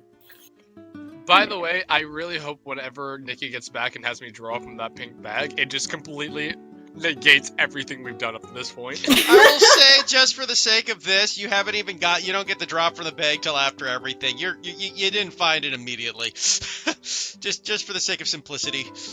Fine. Well, I mean, fine. Oh, that's disappointing. Go get a drink. Actually, mate, can you get some ice cream as well? Because so that looks good. No. Damn it! Can you get me some ice cream? Don't you have ice cream? I ate it all already and fed half of it to my bird. Is that good for the bird? I think so. Here, let me consult my book. I'll just look at my book real quick for dietary stuff. Oh, oops, sorry. Well, I would imagine it would say, like all books say about giving animals people food that you really shouldn't. He's a good little guy. He'll be fine. He should be fine. Bogus schmogus. I feeds my dogs chocolate and grapes every day. Every day. Alright then. And they've only died once. Anyway, opens mouth, closes mouth.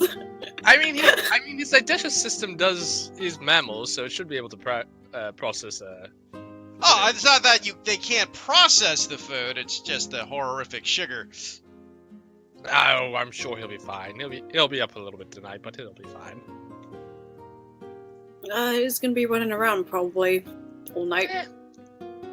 Okay, well, I'm gonna quick, but yeah, Tenzing goes down to the bar, and he's gonna talk to the bar. Drinking, yeah.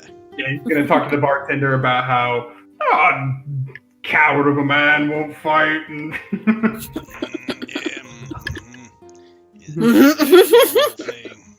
We're gonna turn that room into a real brawl pit. What? And this is when we get the kicked out. island. Yeah. You were brawling in the rooms. Oh, I was trying. Tenzin goes outside and starts hearing this. No, we weren't. We weren't. We were simply. We had. We hugged it out. He looks between the pair of you, back and forth. Is that what they're calling it today? He sputters. The face turns red. No, wait, no. Merrick will just walk out into the bar and just be like, "Oh my god, why didn't you two tell me you were done with the room? I have been sitting out in the hall for ages." Merrick! We did share a hug, yes. Mm-hmm. Well, there ain't nothing wrong with that.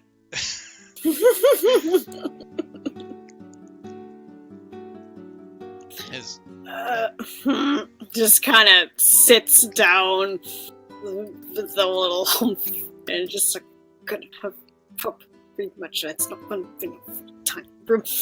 Could I So get about this some? commission you were talking about, Grim. But could I get some ice cream, please?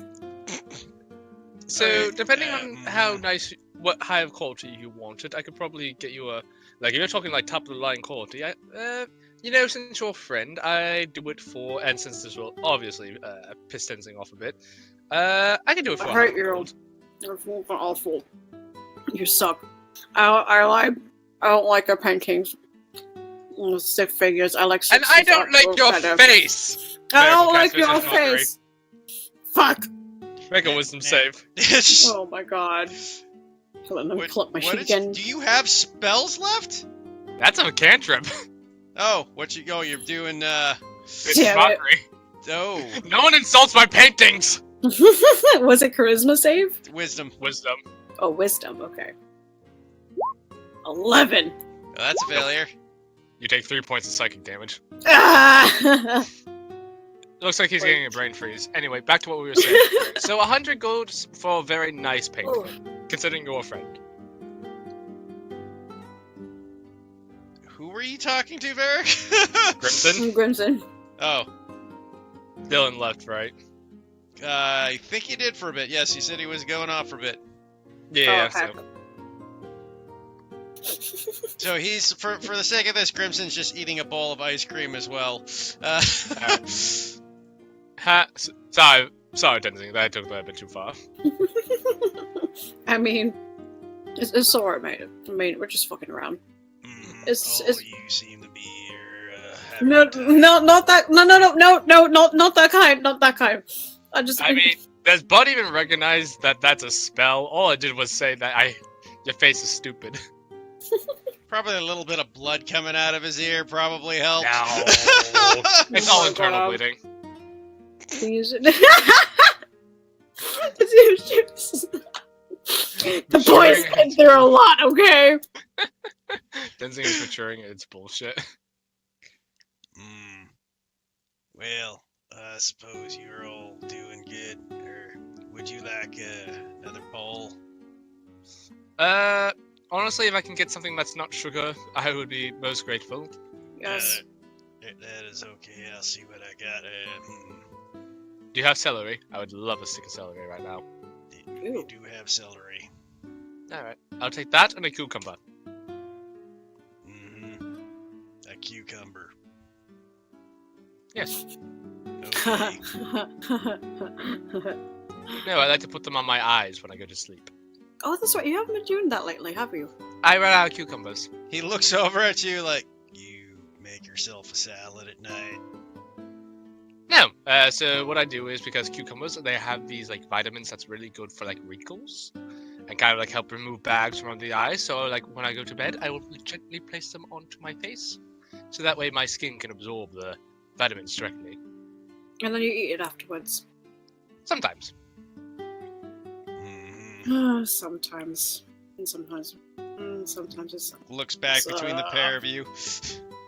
Indeed. You. Interesting.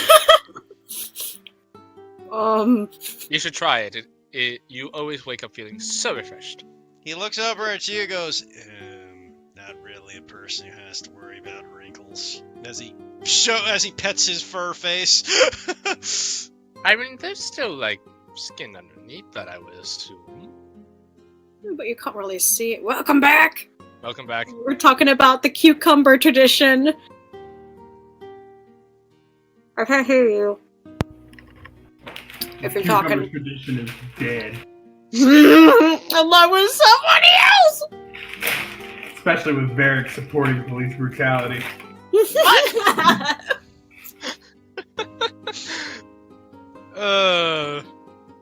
By the way, Varric told you that painting would probably cost you 100 gold to get commissioned. Oh, you can quite fuck off then. Okay, I mean... Well, just keep doing epic things and you'll probably paint it. I mean, you're not wrong. They're kind of... I mean, yeah, if you keep doing kind of cool things, I'll keep painting them. But, Support your local artist crimson. God. yeah. I mean, we're friends. I have 30 gold, alright? Yeah, 100 Wait, I've gold, been so wondering. a year's worth of an average person's living. Dude, these are luxury paintings. They are nothing to scoff at. You polish them off in an hour. So, listen. Quality, just because they're done quickly does not mean they lack quality. Anyway. that is true. I just look at Tenzin like, well, I mean, I just look at Grimson like, well, you know, that may be something you can, you know, if we get a substantial amount of money in the future, you could look into. Yeah, possibly. I mean, Listen, when Grey Manor is yours, I will be happy to come up for a visit and paint you whatever you want, so long as you know, pay my travel fees and whatnot. Yeah, I won't do that. Alright, I mean, you'll get a discounted price, but okay. what's the Grey Manor like? That's I mean, we've visited, you know, fancy schmancy manors, estates, whatever you call them. But I'm giving and he just kind of gestures at his general being. I mean, your tastes in your family is very different from, you know, the rich assholes that are like, you know, further downtown. I wouldn't call it rich, but it's cold, it's stone, and fireplaces, and warm furs, and basements full of ale. I mean, that sounds just kind of like a nice, like, this sounds like the best, like, this sounds like a very, like, elaborate, like, well thought out, I want to visit. Yeah, I also want to visit. I mean, my house is, we have houses back where I'm from, but we built them up, tear them down, moved somewhere else, and then built them up again. How quickly can someone build a house? Well, in a way, it's our places, we call them yurts, and it's a sort of an elaborate tent. You dig out, you put up these little poles in a circle. We have materials, and you know, when we're moving around, it's not just moving the livestock. We have carts in a sort of train-like fashion, and you know, we still have furniture and this and that, but it's basically a rounded tent with extra tops and, you know, different materials to keep the place warm. Have the chimney in the middle, get the stove prepared there, and then you have the house. It takes a bit of time, but usually, you know, given back home, it's not just one person living by themselves. It's usually at least 2 or more people working together to build the place. And if it is just yourself, you'd make it smaller. I've never heard of that before. Yeah. I mean, I could try drawing it. I'm not the best of it, but I could make a diagram. It's actually, it's nice. Yeah, Grey Manor is nothing like that. It's big. Grey Manor sounds very luxurious. Doors wide enough to fit a Yeti. The ceiling's high enough to stack them 3 high. Wow. Oh my. So I could fit in there easily, and so could Bud here. Quite easily. And stairs built to support my weight. Well, stairs built to support the weight of me, my brother, and... Oh wow. Could you build stairs that could you put in an elevator for fencing? Yeah, he can use the stairs like everybody else. I can actually fucking use the stairs like everyone else. Hey, welcome back! Man, they were in. So that's why I hate pickles. My god. Hi, Did you notice bitches. our little new map for a couple seconds? Alright, so, are you guys still having a conversation, or? Yeah. By the way, I mean, it's just kind of casual talk now. I'll say at this point, though, this is where you find the bag to pull out your little item, Varric. I will do that in the room when everyone else leaves. Oh my. 1 second. I'm going to quickly restart my computer. Alright. So 1 second. Weep. Okay. Varric will wait for them to leave the room real quick. Putting. Actually, no. Varric will leave Urkel in the room with 6, go into the next room over, then pull something out of the bag. Wait, so you're waiting for when everyone's gone? Or? So basically, here's the plan. As they're leaving, Varric will leave Urkel with 6, move over to the next room, and then pull something out of the bag. Okay, how do I align? Alright, so, as you are leaving the room, I will say that, you do pass by, Nadine. How'd it go? Welcome back. She gives you a soft smile. It's just like, he's getting his rest right now. But do you mind doing me a favor, Varric? Sure. She kind of gives you a small squint, and she's just like, I can put my trust in you, right? Absolutely. Whatever you need.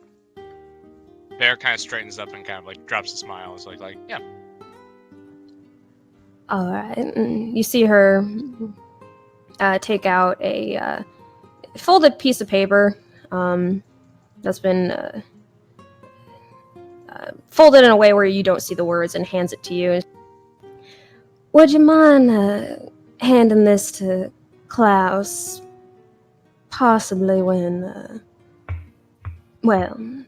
on your boat ride. Or even better yet, maybe after he's gotten a decent bit of rest. Is everything okay? As Varric kind of takes the letter and puts it in his second breast pocket. Yeah, everything's fine. He's just, again, very tired. I made sure to offer some of the medicines similar to the burn sort that I gave the lot of you. I wouldn't bother him too much, though. He really needs to sleep. Alright, well. Is everything okay? Is he all fine? Oh, no, he is perfectly fine. Just needs rest. Alright. But how was your time with him? Kind of waggles eyebrows. Yeah? It was Listen, fine. I can't...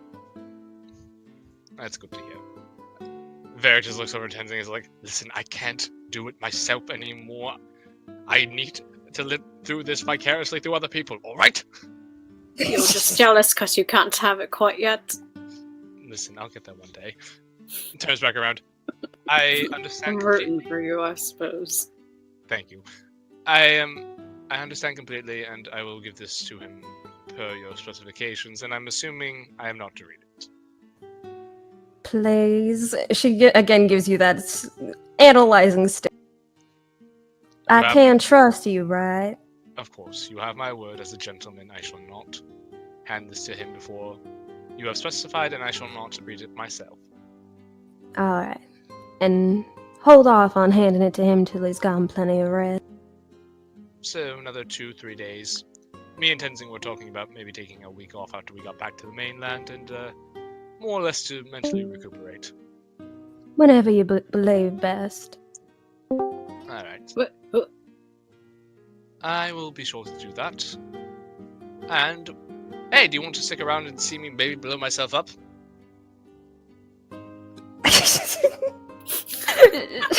She arches a brow at you and then looks at you, Tenzing. It's just like, is he being literal or metaphorical? You know, it could be both, quite honestly. But I think literal in the sense today. Yeah, watch this. And Varric will just Oh, go into God. an empty room. Like I said before, Urkel is not on his back. Kind of just handing him off to Nadine. Hold him for a second. And Varric will just go into the back of an empty room and pull something out of the bag. Oh my god. Tenzing looks at Nadine and just gives a shrug. just wait.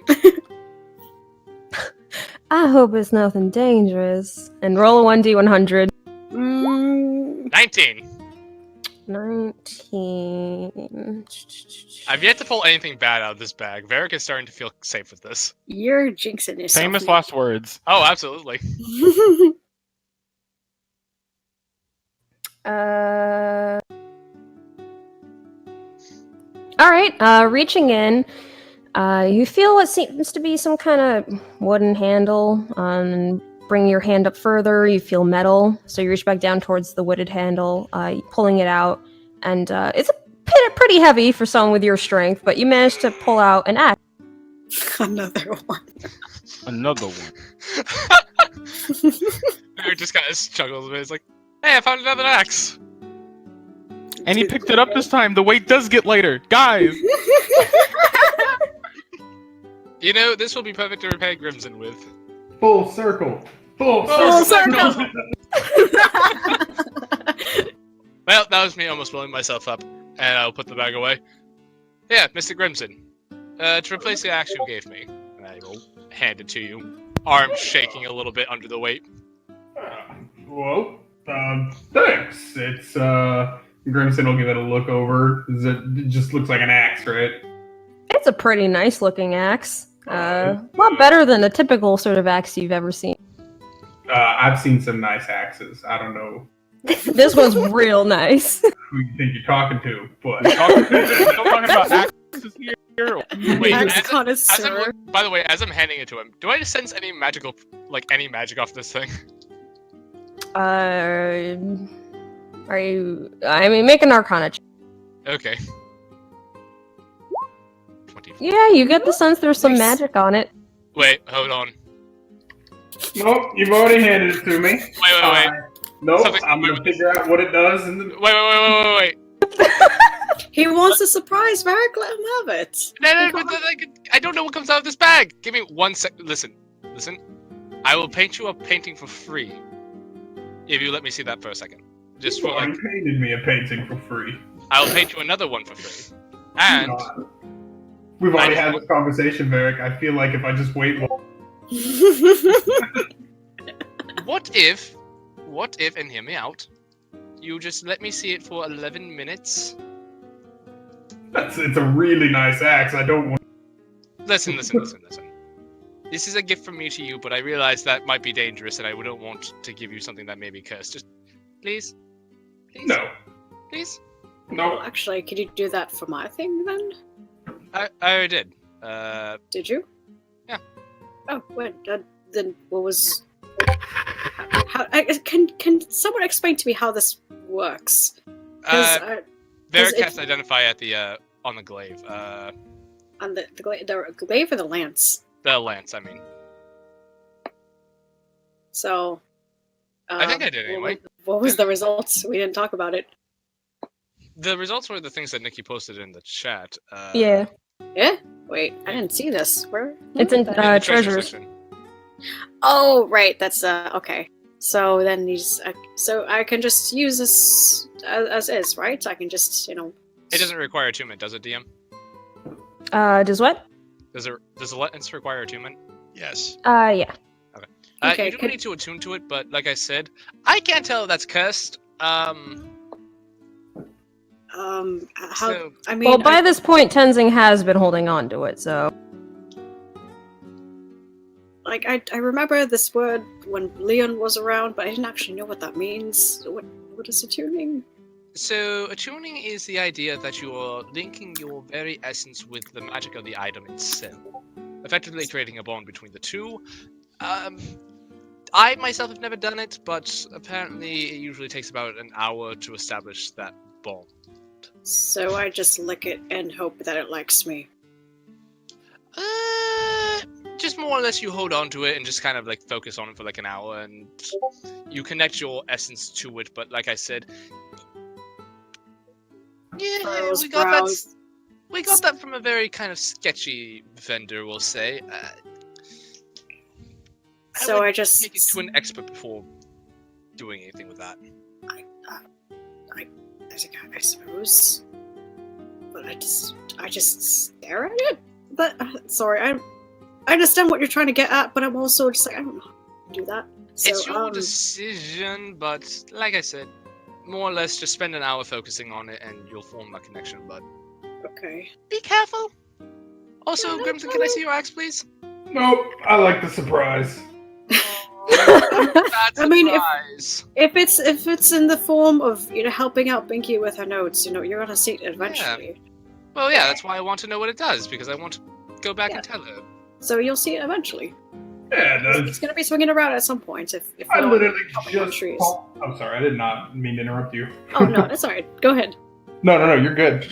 Oh, he just says like, unless he's chopping down trees or something, or if we end up fighting again, which I hope not, at least for now. You know, I mean, you'll see it. do you at least want to know if you have to attune to it? Like Tenzing has to? Yeah, I'll sit and stare at it for an hour at some point. It's a really nice axe, and it's not hard to stare at it. Alright, okay. Look, where's your sense of adventure? I dead in that tomb. Fair enough. Yeah. Out of character for everybody, does anybody want the magical axe?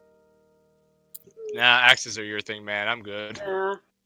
Same thing. Like, did anyone actually want I'm pretty the sure lance? you're the only one who can use it. Tenzing's already got the lance. Sweet. Okay. I really hope I just gave you a fucking cool item.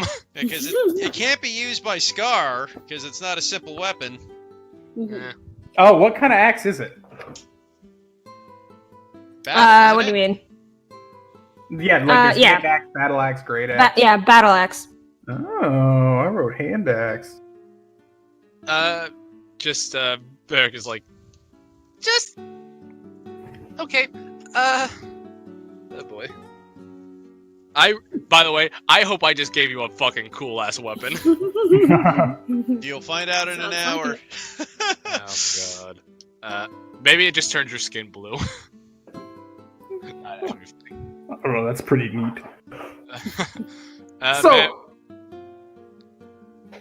Go ahead. Oh, okay. Barrick was just gonna look at Nadine. It's like, by the way, would you like a painting before you go? Or ice cream. Or ice cream. Yeah, see, that's what I'm talking about. He just hands out painting.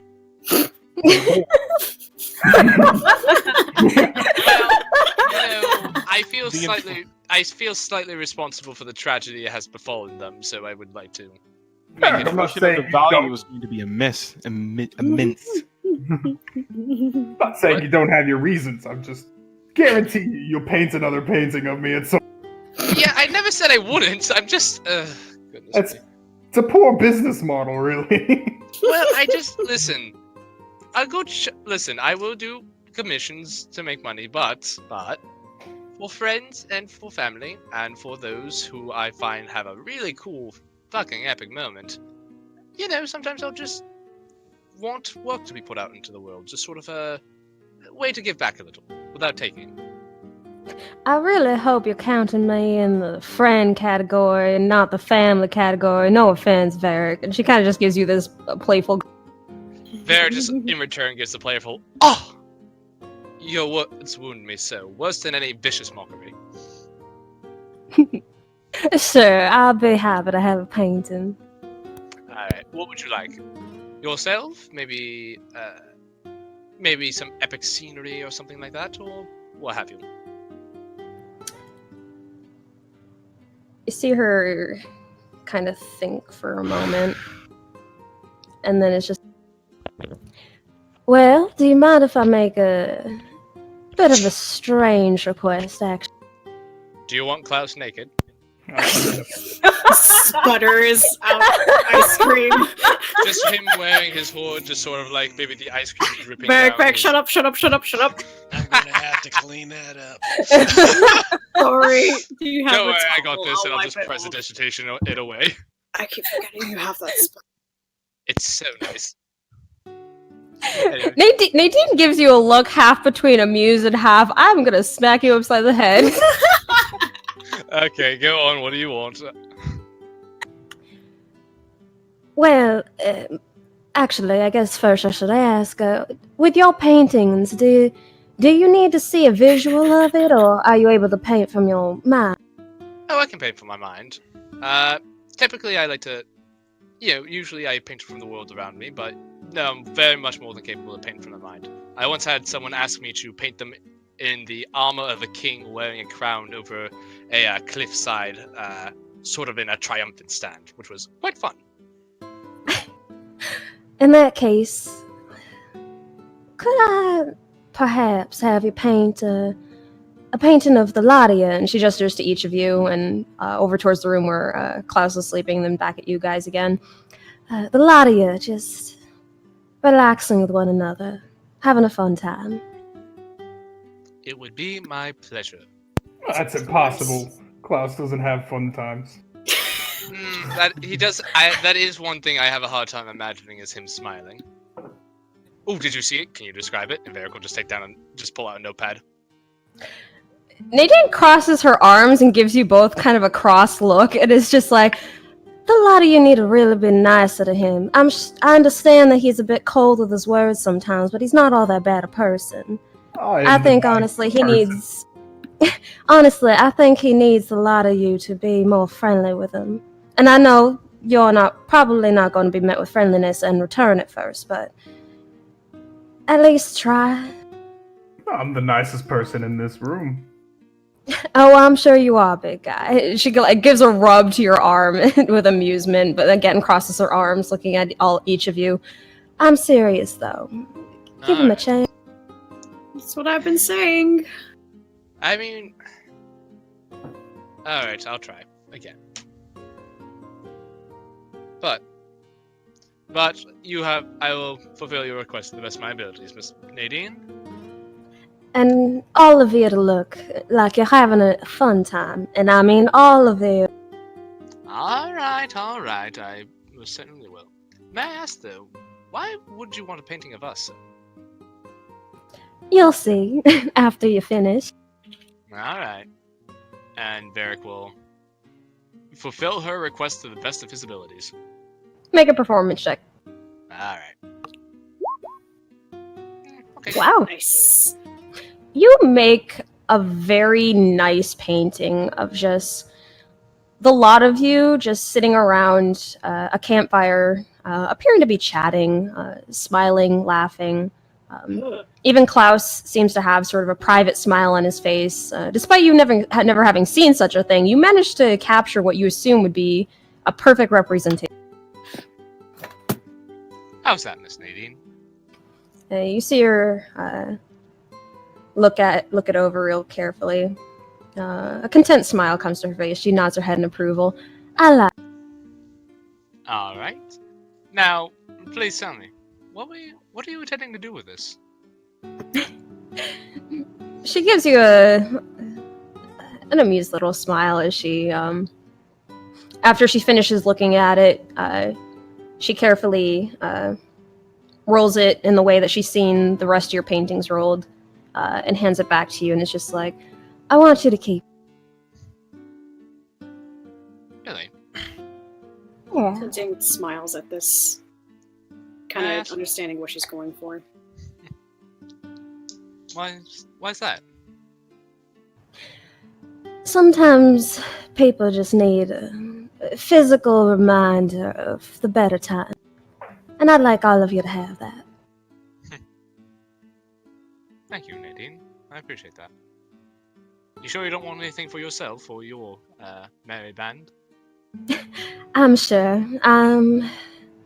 you see her kind of look off to the side. With all the traveling that I'm planning on doing soon, I don't really have a place to be keeping such pretty paintings. Oh, so we actually are going to be adventuring around then? Yeah, doing a bit of traveling. finding places I might be able to play. Well, I could suggest Findlefair. They have at least 4 taverns. That was kicked out of many a time.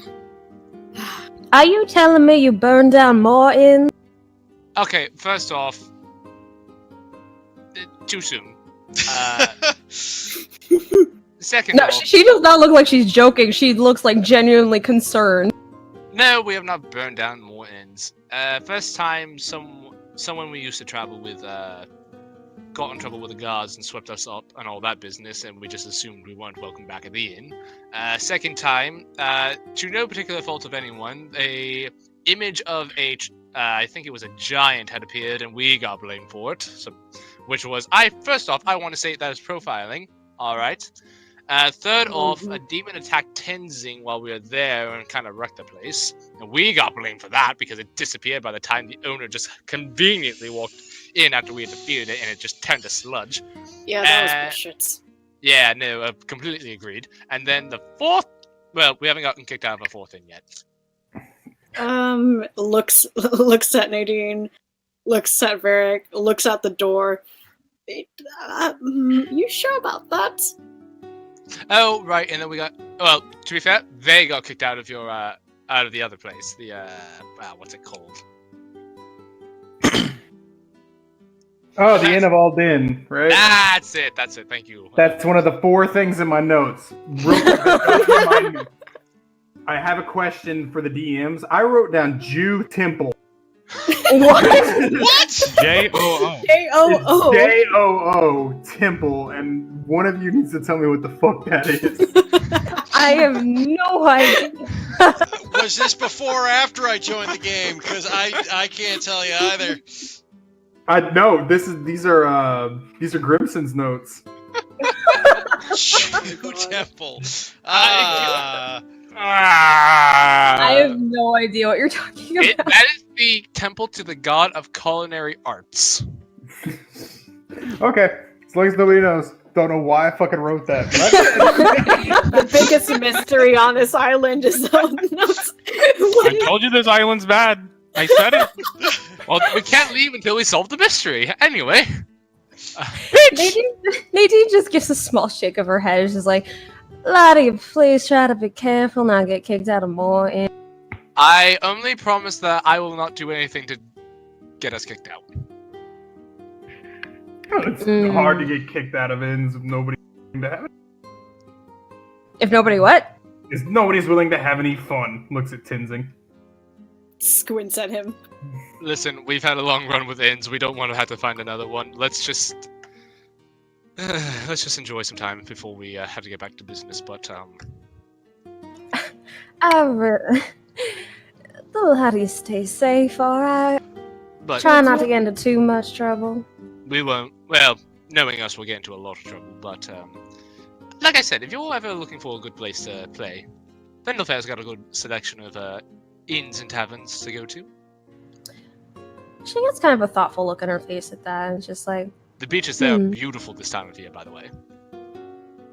make a persuasion check. Persuasion. 22. You know what, Some Varric? expertise. You know what, Varric? Perhaps that's where I'll start. I'll try to get my first showdown there. Well, we'll be there for a little while, so hopefully we'll catch you before we head out. I hope so. None of y'all have heard me play, and I love to show off my talent. I'm excited to hear. Hey, maybe we can do a duet. If you can keep up with me, she gives another little wink. Oh, you are on. All right. I best be heading home now. Yes, and I think it's about time that we retire and prepare for the next day. All right. And don't forget that letter of yours, okay? Absolutely. I promise you I will write it down on my list of things that I own that is visible in my mind, that is surprisingly very accurate and also contains every feature about myself. She kind of stares at you for a moment, and then looks at you, Tenzing, and it's just like, you keep an eye on him for me, will gives an understanding nod. I'll keep an eye on him. And, I may have hit my head at some point. I don't remember. Things are kind of fuzzy. you- I lost a lot of blood too. By the way, is it weird that I feel very light at the moment? You see Nadine kind of give like a as she reaches into her bag, shuffling through some stuff, and she pulls out another little small container. A couple of them actually.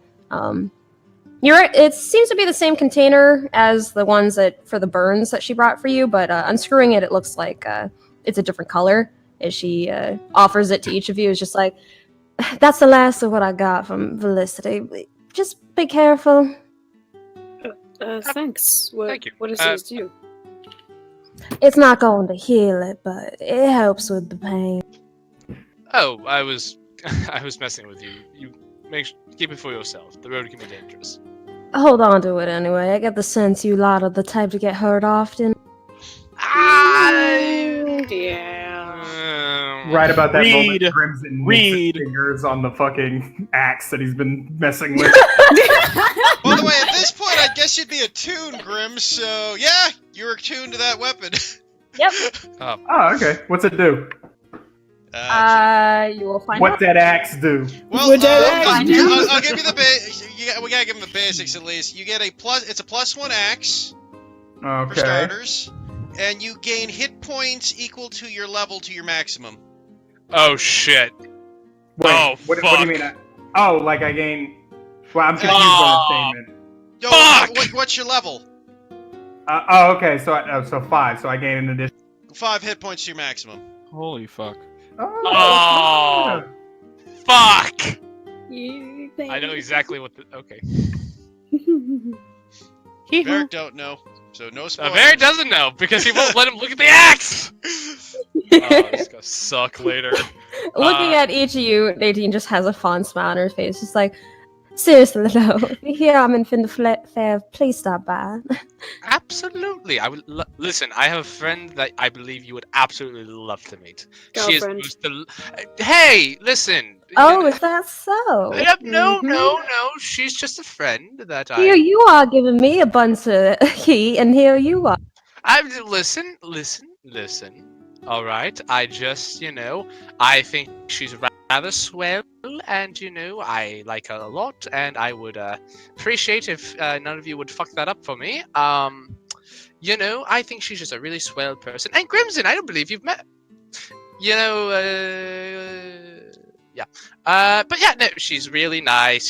She's pretty. She's a genius, like absolutely brilliant. And What, do you not want Grimson meeting this girl? No, Crimson, of course, can meet her. Just just promise, as long as he promises to be, respectful. But anyway. It's because he has competition back over there. Hey, long-time friend, Stop it, and stop now it, he's stop it, seeing stop her. it. Teddy! Shut your horse face! Fuck you, no. That got Seems real Said hostile. the H there. word. It's not politically correct. Sorry, listen, I am sorry, but I Pouts at him. I like this girl a lot, and she's rather nice and whatnot. She has the cutest button nose, and oh my goodness, and she has this fiery red hair, and like I said, she's just the sweetest, kindest person. Leans over to Nadine. He is head over heels for her. Oh dear. Hey, listen, all right, it's she's nice, and I like her. And I want to make her happy. Don't worry, mate. It's cute. And we'll end up having to go there again, anyways. Unfortunately, as much as I really don't want to. But I'm sure you get to see her later once. Varric, I wish you luck on that. I'm sure she will find you to be a real handsome, sweet gentleman and fall head over heels herself. You think so? Varric, you've been down yourself a lot today. Oh. Like I told you before, Malil, if what you told me earlier is true, he doesn't just pick anybody. If he sees talent and something that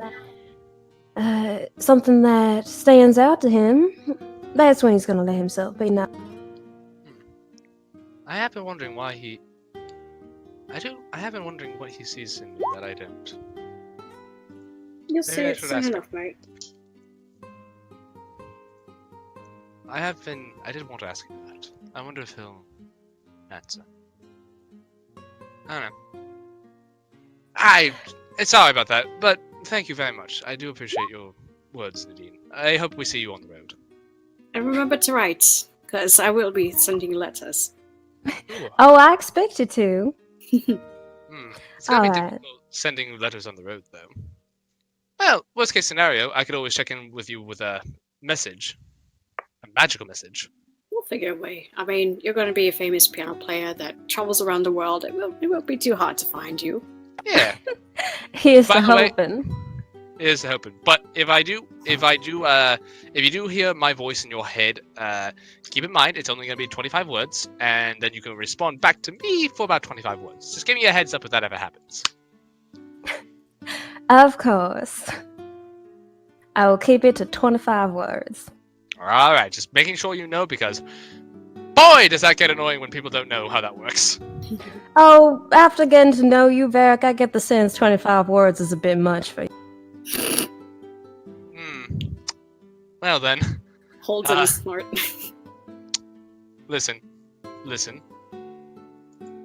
25 words is great, but I like to use like 100 if I can, to get every detail right.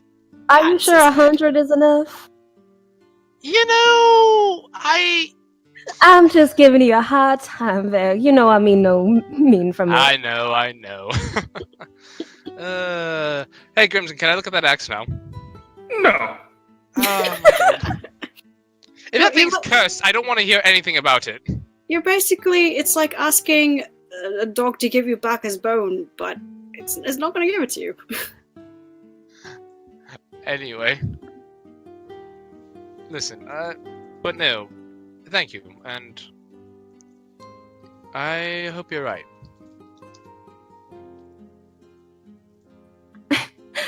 I don't just talk fluff, Varric. If I believe something, I'm going to say it. And if I don't, I'm going to let you know. Very well. I appreciate that. Alright.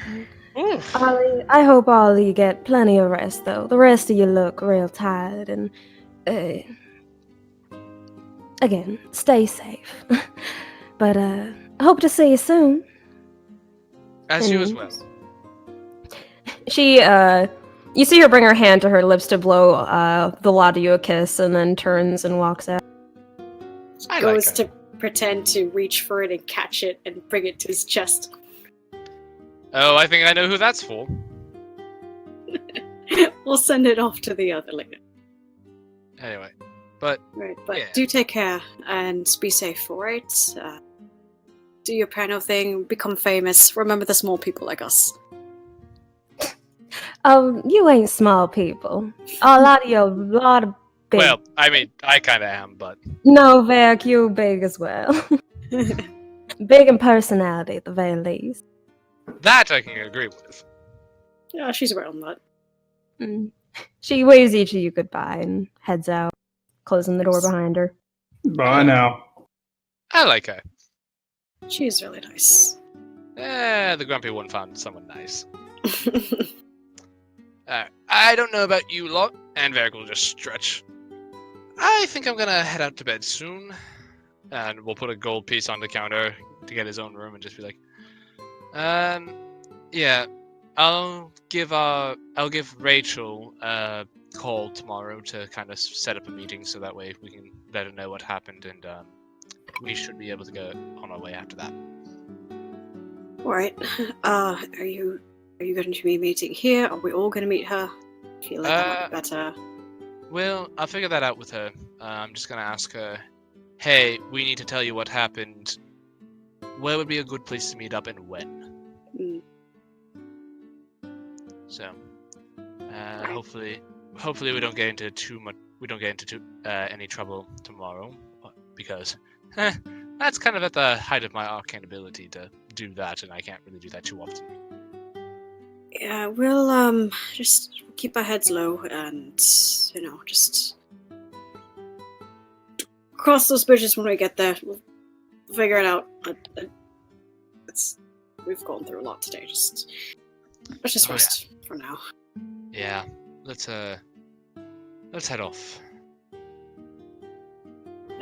Looks at Bud. How much was how much was that room again?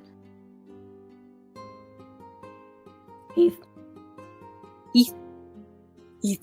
Yeah, sorry. No, I was muted, guys. Sorry. Oh. No, my mic was unplugged again. Sorry, what was that, Zaku? Oh, just, Bud, how much was that room again? It was a goldenite. Right, goldenite, and how much was the ice cream? On the house. You all look like you need it. You are a great man, Bud. Thank you, little one. By the way, would you happen to have bandages and such, or in general? He kind of like goes underneath his counter, starts rummaging through, pulls out a large box. Yeah, I got some poultice here. I feel like we're gonna have to heal properly later, but at least for the night, as the rest of our healing people seem to be through with magic slot things, so this might help. Well, just rub it on, and then you just take it, wrap it around the wounds. It'll make you sleep easier, at least. Right. Thanks, mate. Alright. No, I'll take that and hand over the gold. Thank you. Well, I wish to bid you all good night. Good night, Varric. Try to get some actual rest and know that things have happened, but you still did good, right? Yeah. I hope we did. Yeah. And Varric will kind of Varric will pick up his drink. He will get Urkel from the room. Get Urkel, just kind of pick him up and just kind of go to bed. And before he goes to bed, he's gonna take out that painting of the battle they just had, and just kind of using that as like a first draft. He's gonna try painting it again, but better. Oh, mate. Actually, are we still gonna be doing that thing we did last time? Are we all communal rooming? Or is Six going to be staying in her own room? As Klaus? I just realized this now. I'll stay in her room. It should be fine. Besides, Urkel can keep her safe. Isn't that right, little buddy? I'll just scratch her under the chin. Oh, yeah, that's right. He loves his Auntie Six. He'll make sure she's safe. And I'll stay in there as well. Alright, just keep an eye on her. If you need water or something, I can bring it by later. I'm gonna stay up just a bit longer. Okay. Good night, Tenzin. Good night, Crimson. Good night, Good night. Alright, Varric, you retire to the room 6 is in? Yep, and like I said, I'll take out that painting of the battle, using it as a first draft. I'm just gonna try to paint it again. Alright. Tenzin looks at Crimson. You plan to stay up longer? I'd have a few more meals, several more drinks, probably retire. You really can. It's like you have two stomachs. It's a joke my mother used to make often. You seem to be kind of close to her. As close as one can be to their mother, I guess. No, it's just hard to imagine that, little version of you just doing all this training, really battle hardened, but it's just interesting that despite the things that you went through in your childhood, I mean, that I suppose you considered it normal because that's how you lived, but you're a rather jolly person, all things considered. Just nice to see. Oh, well, thanks. It's it takes a bit of effort, but yeah. Outside of that, and don't sell anything you do too short as well. You're quite the pleasure to be around, Tenzin. Oh, thanks, mate. Try to. I just I mean, given I need to, let myself have times of being sad, I've just gotten tired of being sad altogether, The whole thing you mentioned before, sky's nice, weather's good, sun's out,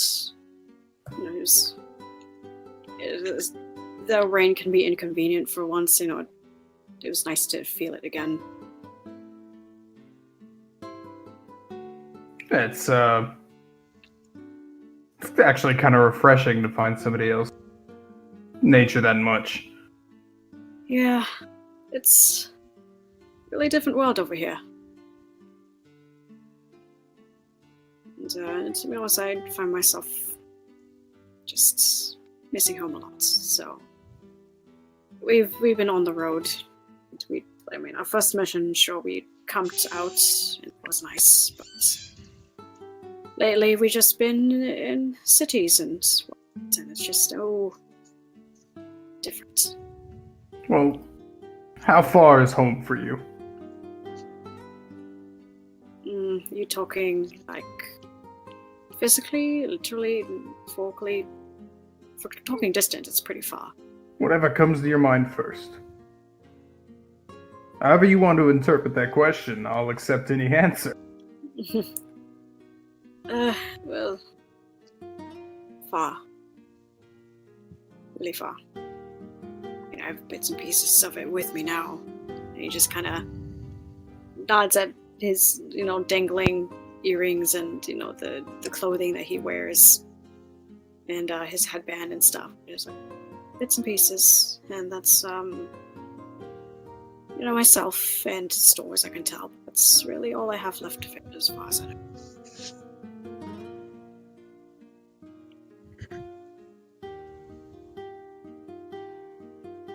Wow. Wow. Hello? Can you hear me? There you are. If you said something after I spoke, Yeah, none of it. sorry. And what's keeping you so far from home? I suppose the people. Made into that thing of, your home is who you're with and what you make of it and such, but it's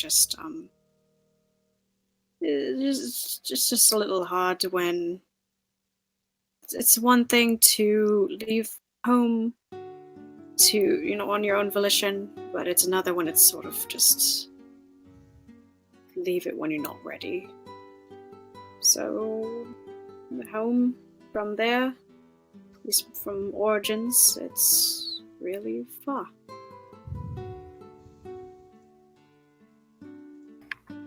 That's actually quite sad.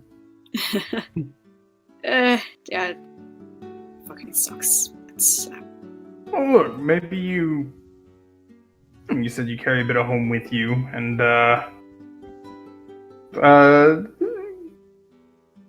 go through my pockets just a bit, and I'll pull out a tiny hammer, and I'll give it to you. And he goes, maybe you can consider us home as well. And you can carry a bit of us with you. Yeah. Takes the hammer, looks it over. It's a very tiny hammer. It's a teeny hammer. Oh, that's so cute. He just kind of fiddles with it a bit, admiring the tiny artistry of it, and the amused by something that should be so much bigger is suddenly very tiny. Just like he looks pensive, but he relaxes a bit. It gives him a warmer smile and just says, "Oh, yeah. Yeah. Thanks, Crimson. I'll have to. This will be a reminder to think of such. I do genuinely enjoy being with the lot of you. I've been on the road by myself for so it's nice having actually just suppose I make a new home of this. Well, I hope it's never gonna be as good as the one you have, but I hope it's something good. I like to think it is something good. If I'm honest, just from looking at the things that are going on, everybody plays a little bit of role in this small family you've got going together. But you're a nice go-between all of them. You're a nice glue that keeps them stuck together. I don't know about glue, but I suppose I'm here. It doesn't look like one person in this party. Not one of them minds having you around. I can't even see one that has a bit of distaste for anything that you've done. Well, aside from doing some dumb things before, but... Oh my god! That is pretty good. I will give you that. yeah, I can't argue against that. That one's good. Thank you. Continue. Thank you. I mean, I've done things to make them grown, I suppose, but... well, I guess maybe if that's what you'll see, then I'll take your word for it. I'm just kind of, little shy about that, but seemed happy enough about it and feeling relieved. This seems to be the case, at least in someone's eyes. It's just something to find a bit of comfort in. Yeah. It's funny when you say this is, little family that we've created. Kind of feels like we have a couple dads over here, Varric and Mom, and Six is like an adopted child. But it's also, I don't know, I mean, she's not a child, she can be really fucking badass, but you know what I mean. Yeah, I'm catching your drift. Yeah. But, yeah, I suppose you're right. I've always been looking back. And I'd say that I'm looking forward and really trying, but I suppose I just forget sometimes to remember to actually turn around again. So he holds up the little hammer and just kind of playfully lets it dink dink on the table and on the spoon. Well, this will be a reminder.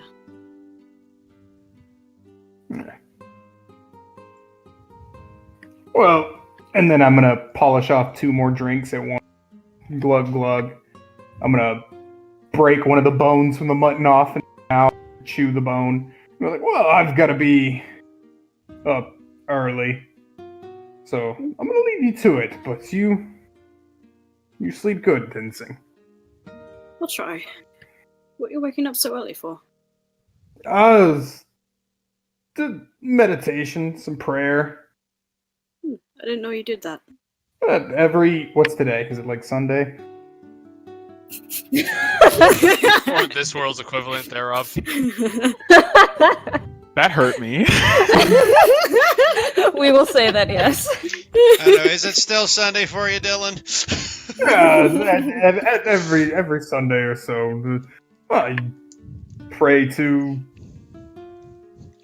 Bearman, the god, for strength. Bearman, the god for strength. Yeah. The Lord knows we can use it, right? I mean, I suppose so. He kind of gives him a look, hearing his tone, but the situation, as much as he looks like he kind of doesn't believe him, he lets it go. He's like, well, I mean, you do you, I suppose. So I'm not one to judge. I'm a heavy sleeper, so I can't just. I'm learning to enjoy to sleep in when I can again. Well, I don't know what the exact plan for the but hopefully we can catch up on some rest on the boat. Yeah, we'll see. I hope we can take the boat back, because Well, I hope we can take the boat back. I don't think there's another way off the island. I mean, We are going to be swimming. oh god, I really don't want to be frantically escaping off another island via some boat that I took off from the docks and swimming away with it, please. I don't know how to swim, so... Oh dear. All right. Oh my. Bear doesn't have the strength to either. We're screwed. I'll keep that in mind. I mean, I can swim, but I don't know if I could carry you. We'll see what happens. I won't let you drown. Well, maybe one day I'll have to hold you to that. Oh dear. Well, if anything, how about I can teach you how to swim, but I have extra legs, so we'll figure it out. You teach me how to swim, I'll teach you how to fight. How about that? Sounds like a plan. I do need to really polish up myself because I'm rather reckless, so that'll be helpful. And if anything, when we have downtime, we can hunt together. With that, I'd love that. get a little nature when we can, at least on the road when we're able to. Yeah. A nice hunt sounds nice. Yeah, I did a little bit of it when we were camping, shot a rabbit or something, tried to make it out of dinner. Who shoots a rabbit? Well... You're supposed to trap them.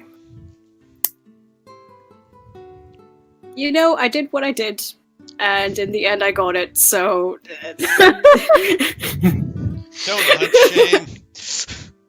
Don't unshaming me.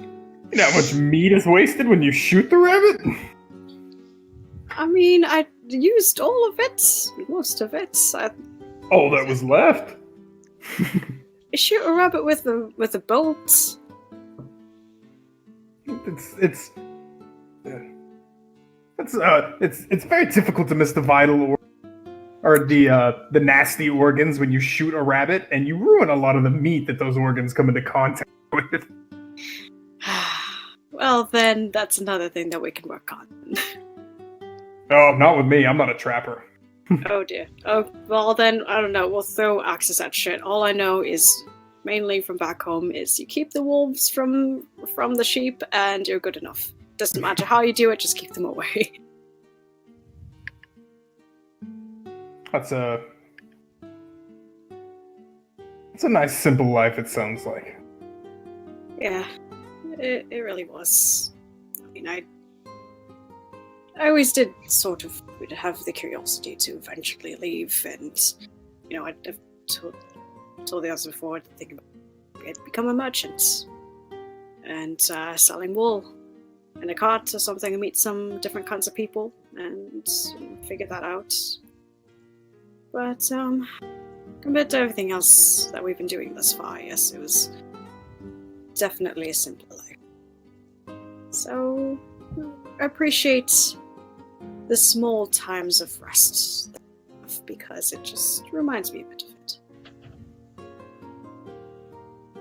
I'm sorry I tried to fight you earlier.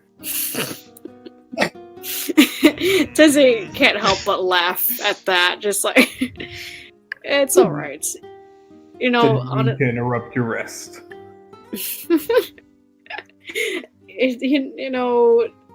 Any other time, I probably would have actually fought you, but, it's one of it. I see your efforts trying to keep everyone out. Because it is hard when everyone is down that dark, ugly path of sadness and stuff, so, thank you for smiling. It means a lot. But also know that you don't have to always force it to, so if you're feeling down, let one of us know. I'm always here to talk. The Greys don't really get down. I don't know, mate. You're still human after all, and I don't mean just, well, I mean race-wise. You're still a person in the end who has thoughts and feelings, positive ones, and the other side. So, you're allowed to have them. Let yourself have it, because, at least from my experience, when you hold it in, at some point it's going to come out, whether you like it or not. And Yeah, and we let that anger out on the monsters we hunt. that's one way. Yeah, It it's doesn't the cover only everything. way. I disagree with you on that. I hope to show you over time that there are other ways as well. I'm not going to force you to do anything. But, just don't let it all catch up in your head too much, because you have to let it out at some point. But anyways, I'll always be here. Thanks, Tinsy. You're a good man. Thanks. And so are you. You're doing your best, and whatever your father thinks, I'm proud of you. You did really fucking amazing today. It could... Thanks. Zinzinga finishes his bowl and stands up and stretches.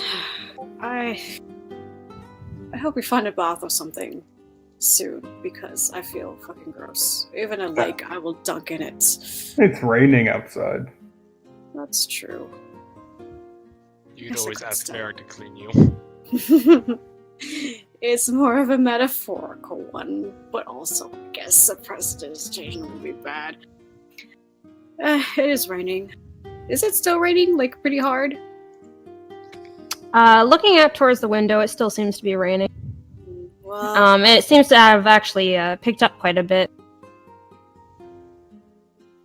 he looks out, contemplates.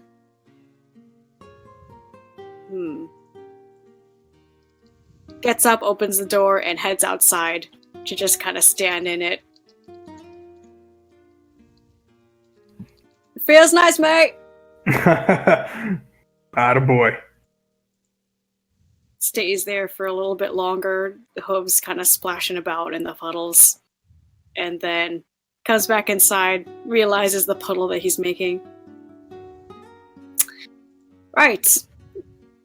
I'll fix that later. Walks back in. I'll just air dry, whatever. I think I will try to get some rest now, so don't overdrink. Remember to drink water, and we'll see what happens in the morning. I know that Varric wants to talk to Penelope in person, and whether we all see her or if it's just gonna be him, I don't know. We'll play it by ear. That sounds like a plan. Good night, Tenzing.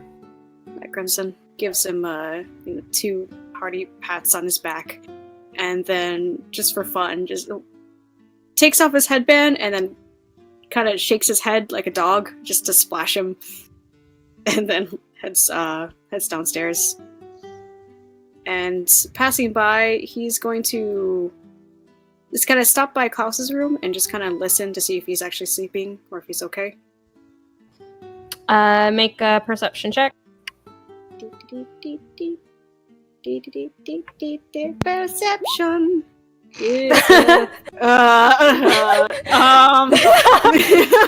You hear what sounds to be Klaus just going. Oh my god. Find it hard to listen in through the wood door. Just, okay. So you can't hear anything. Just, and heads over to his own room.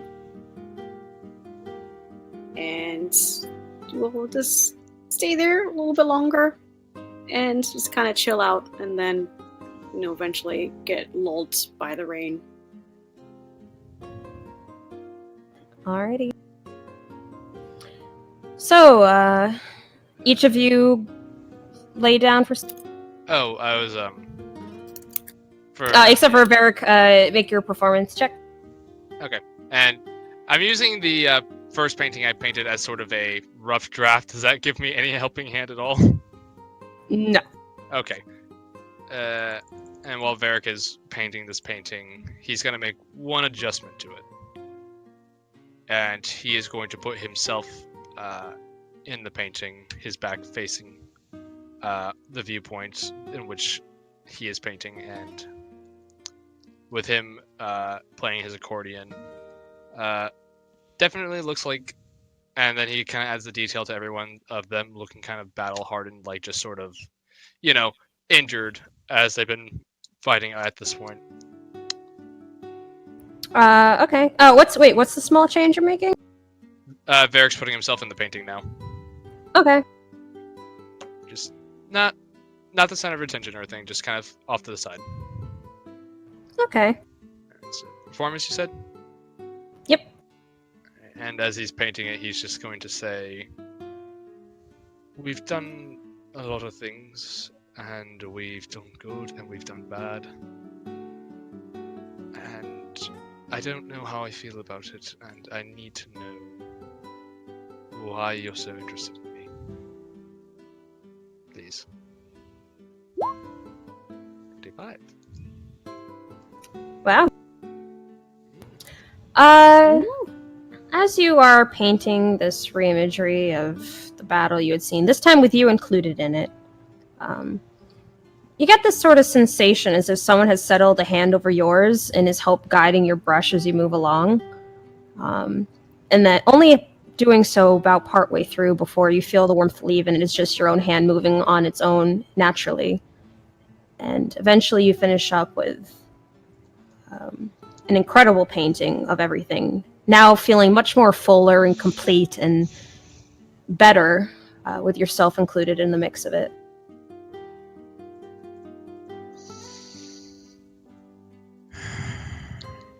Okay. I don't know how this works, if you'll answer me tonight, but I need to know what you see in me that I don't. So thank you. Thank you for saying something. Varric will put the painting away. He'll just kind of check up on Six and Urkel, see how they're doing. Urkel seems to have cuddled up and fallen to take a nap. Six is still in the same movement position as when you guys had left her. She clearly hasn't stirred at all in her... You are quite the mystery, aren't you? Just stay safe there, kiddo. And Varric will just kind of lean over and give her a kiss on the forehead. Just say, "You're kind of like a sister. I wish only the best for you."